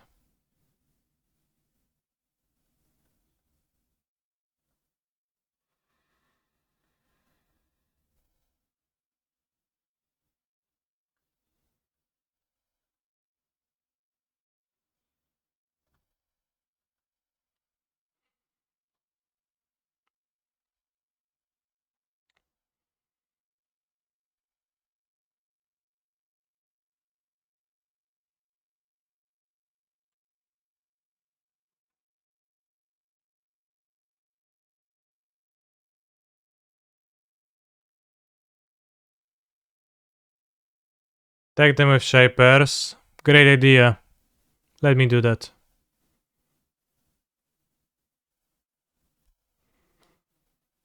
On my way.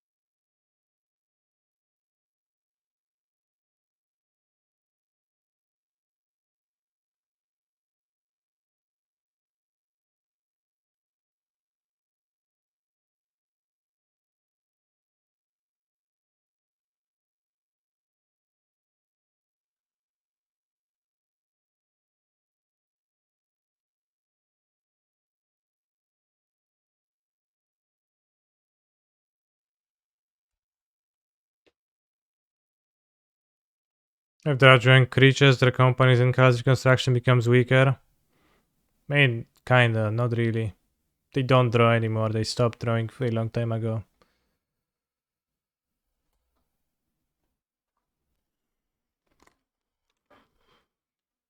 Do we mill them? Great idea.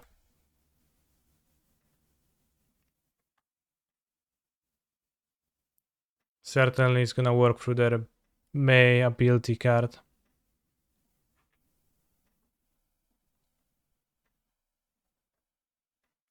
Solid. Nice deck, bro. Nice Angels deck. Any chance you scoop?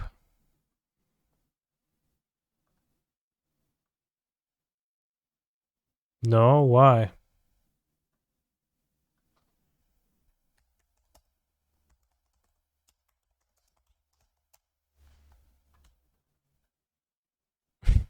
There's a good chance they will scoop.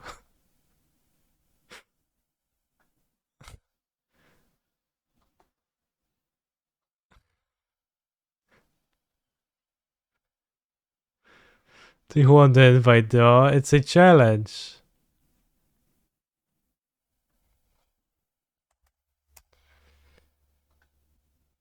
I don't know why they even asked me that. Is what they think they have high tiebreaker so they can top with the challenge? I don't do that because there is a person just as worthy of the challenge top 8 in the 9th place otherwise, so that's unethical anyways. And also the joy of beating angels through double shapers is pretty good. Is that Andrew? Who's Andrew? They were joking.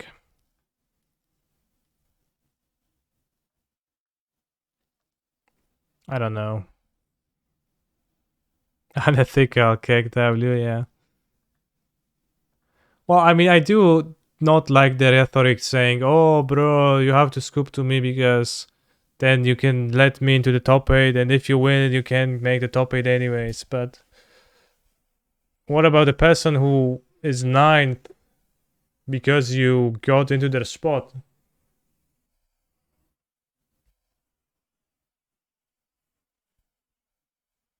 You know, like in theory, in the tournament, everyone is competing against everyone.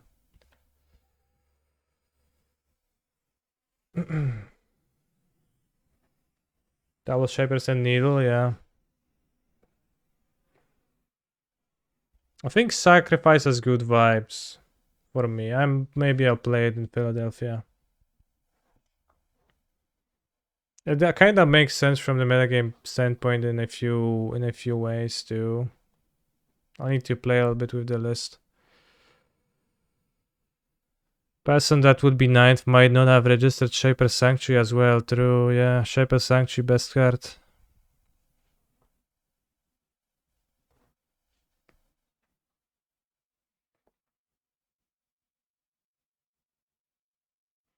Worthy of a screenshot that Kanye wins 2-0 versus double Shaper Sanctuary against Angels. Yeah. Well, it's also, it also been helped by the fact that my opponent Reconstruction X4 and hit 2 creatures here. And earlier in the game, they companied and they missed. On the other hand, you do have to cut creatures for this, because Angels is all creatures in land, so. And they kept the reconstructions and companies, so obviously you reduce your hit rate on companies, which is kind of what I dislike about Shaper's Sanctuary, because it just makes your Sanctuary, like, the best card you can draw off your Sanctuary is companies, but it's actually not, because it's kind of a shitty card at that point in your deck because you cut out from underneath it. I feel like they should have drawn more and just cast the creatures. I mean, even this turn they have 7 mana, they can only cast 2 creatures, so if they Reconstruction and hit 2 creatures, that's as good as just casting 2 creatures. Sacrifice 1 prestigious RCQ and Strefa, 30 śmiałków. Was it under your in your hands? They probably drew a bunch of creatures that made company and reconstruction weaker. That doesn't matter. They draw cards from their deck, but it doesn't mean if you draw 5 creatures and 5 lands, it doesn't make your companies weaker. Because you still reconstruct from your deck, and your draw is on average going to be producing an average output. Like drawing cards, blind drawing from your deck does not reduce your odds of hitting with reconstruction. That's like the Shriekhorn, should I mill the upkeep argument.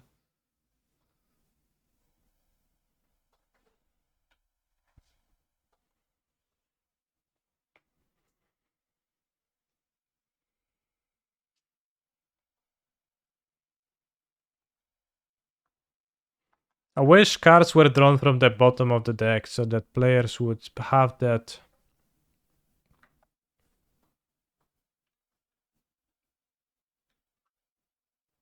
Maybe that would be easier for some players' imagination.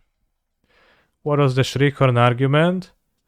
One stream, I spent a good half of the stream arguing with a Twitch chatter. We were playing Dredge. We kept a one lander with Shriekhorn. I didn't mill in the upkeep before I took my draw step. And a Twitch chatter came in and said, hey, you should mill to increase the chances that you hit a land. And the next 2 hours of the stream, we tried to explain that it actually doesn't make a difference.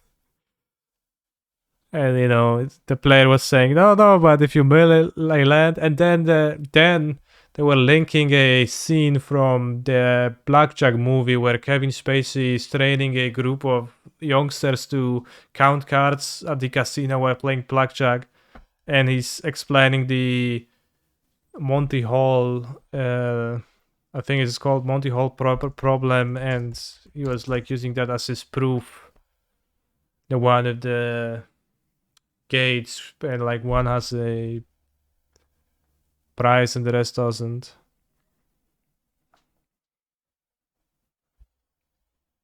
But you know,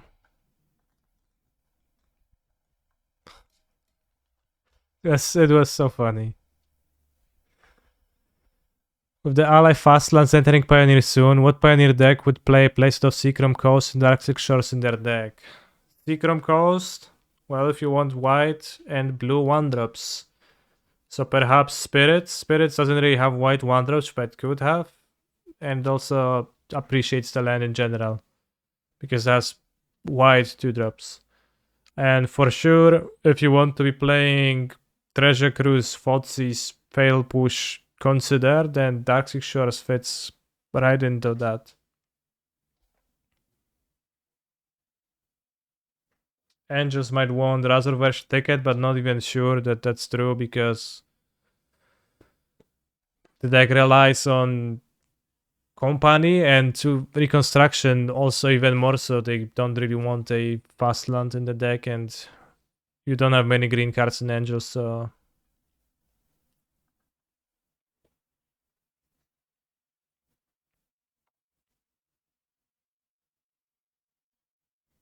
there is some stuff you could do.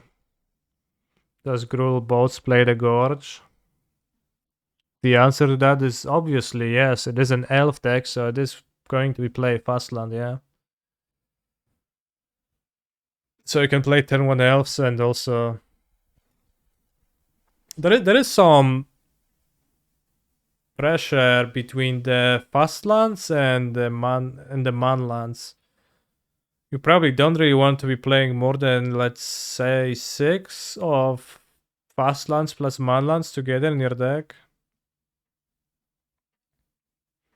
So if I want to keep 4 manlands in my sacrifice deck, I don't think I play for Blackleaf Cleaves, but I think I play 2. 6 sounds around okay.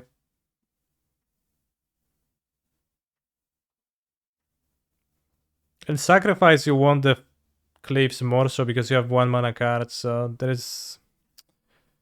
I guess in sacrifice you might just ditch Ridge entirely, so you might play 4 Cliffs, but mid-range will not play 4 manas and 4 Cliffs. It's gonna play like 4 manas, 2 Cliffs. I'm pretty sure. And sacrifice you might play a bit more, I guess, because everything is 1 mana.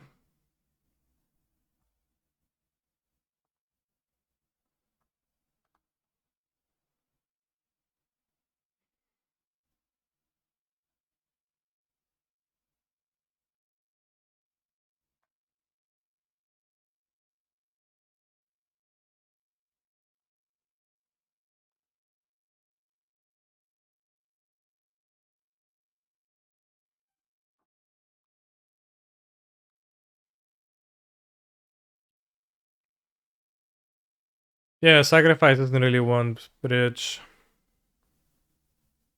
Okay, it's pretty bad in there. In mid-range it's pretty good, so you have 4 drops like Sholdred.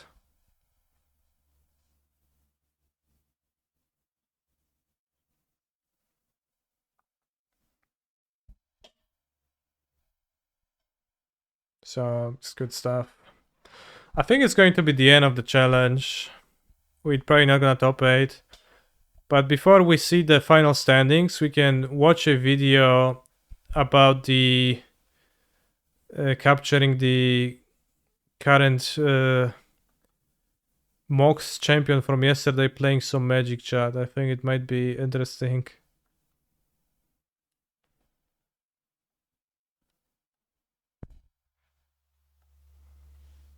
I don't know if you've seen it. It's a video by Harry MTG, my favorite Magic the Gathering YouTuber.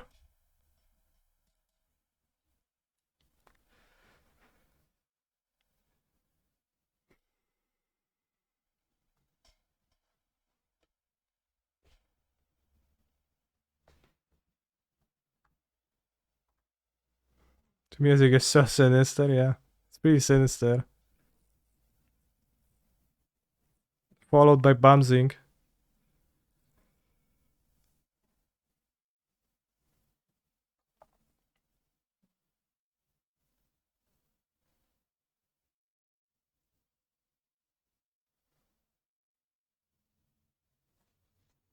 I don't know why it's so quiet. It's the max volume.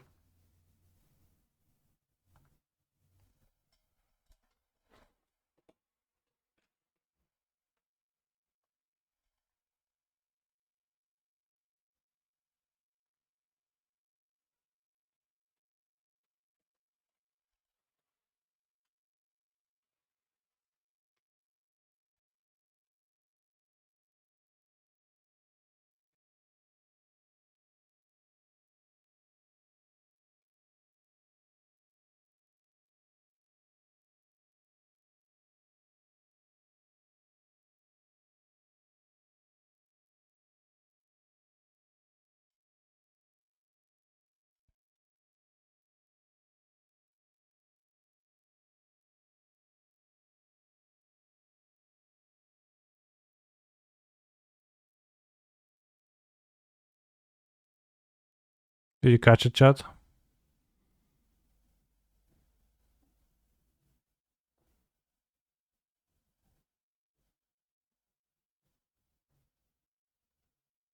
Actually, I didn't see shit.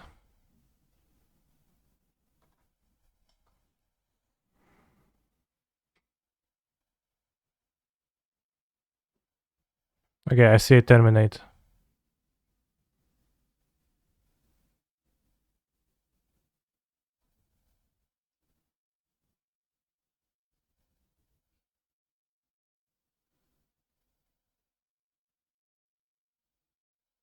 Yeah, the top card didn't change.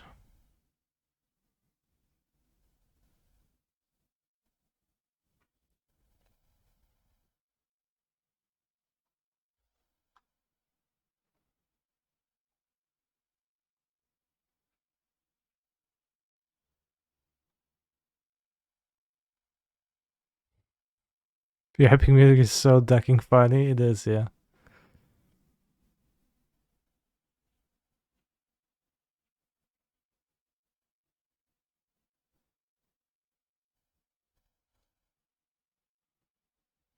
Terminate, okay.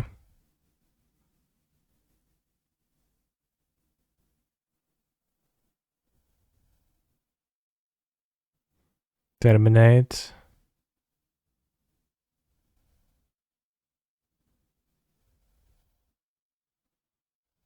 What was this movement with the terminate?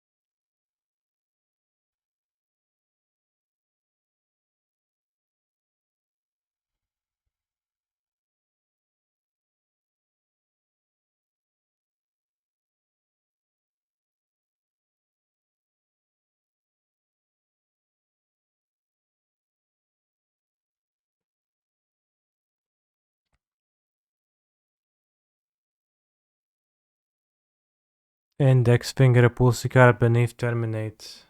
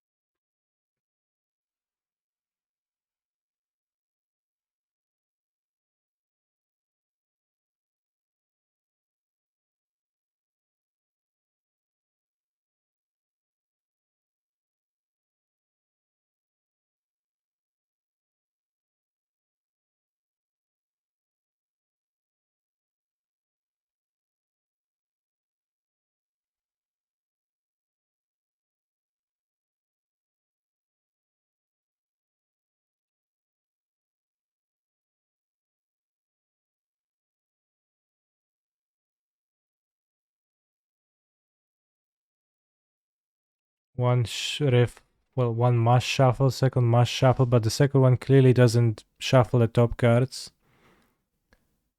Places the deck. Does that in your opponent's upkeep.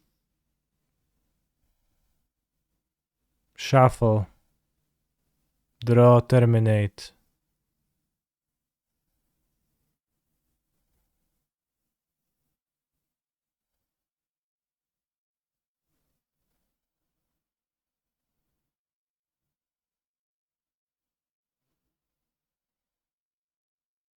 And top decks terminate. Damn, pretty lucky coincidence.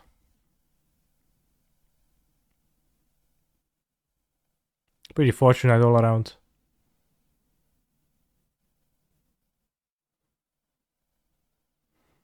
This was in a tournament in my country, and he's banned from ever competing in them again.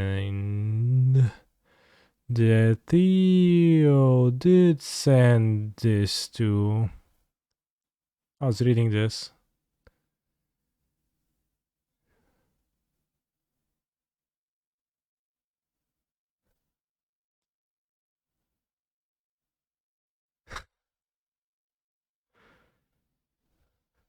If they weren't cheating, top decking Terminate is actually extremely unlucky for a career. That's true.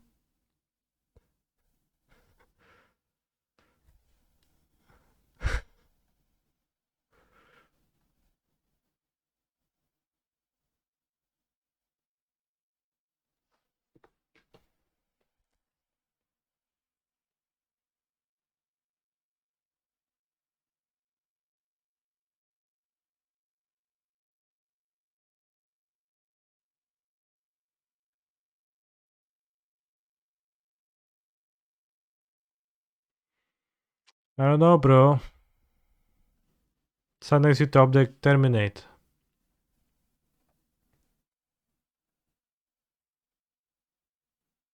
It's that simple.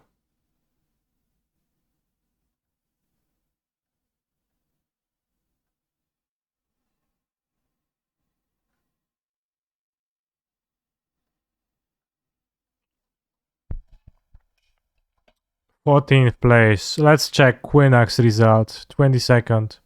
Congrats on the 22nd place, Quinak.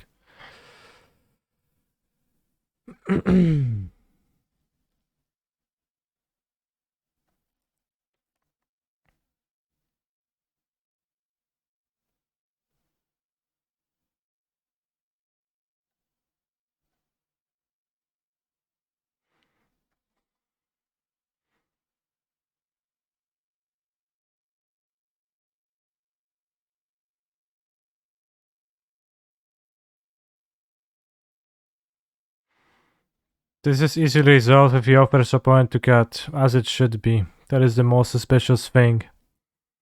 Well, I think the suspicious thing is that you can see him shuffling a Terminate to the top of the deck and then pretend to shuffle the deck, put it away, and draw a Terminate, which is one out to draw and to win, right? So,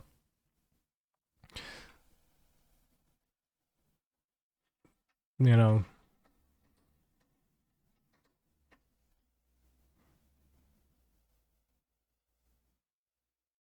You could also just not stack the Terminate on the top of your deck and not shuffle it on the top of your deck. So it could be solved by the opponent not cutting, but you could also, you know, take advantage of the fact that sometimes people want to play faster, they have game free to play, they trust you. Maybe you just like abuse their trust. I think that's also not okay. And it's a shame. Did I finish the cube draft? Only played one match. But we streamed for 8 hours, broskis. I will not be finishing right now. I had a good time playing Sacrifice, besides the fact that when I double queued, I had a terrible time because I was pressured a lot by the clock. And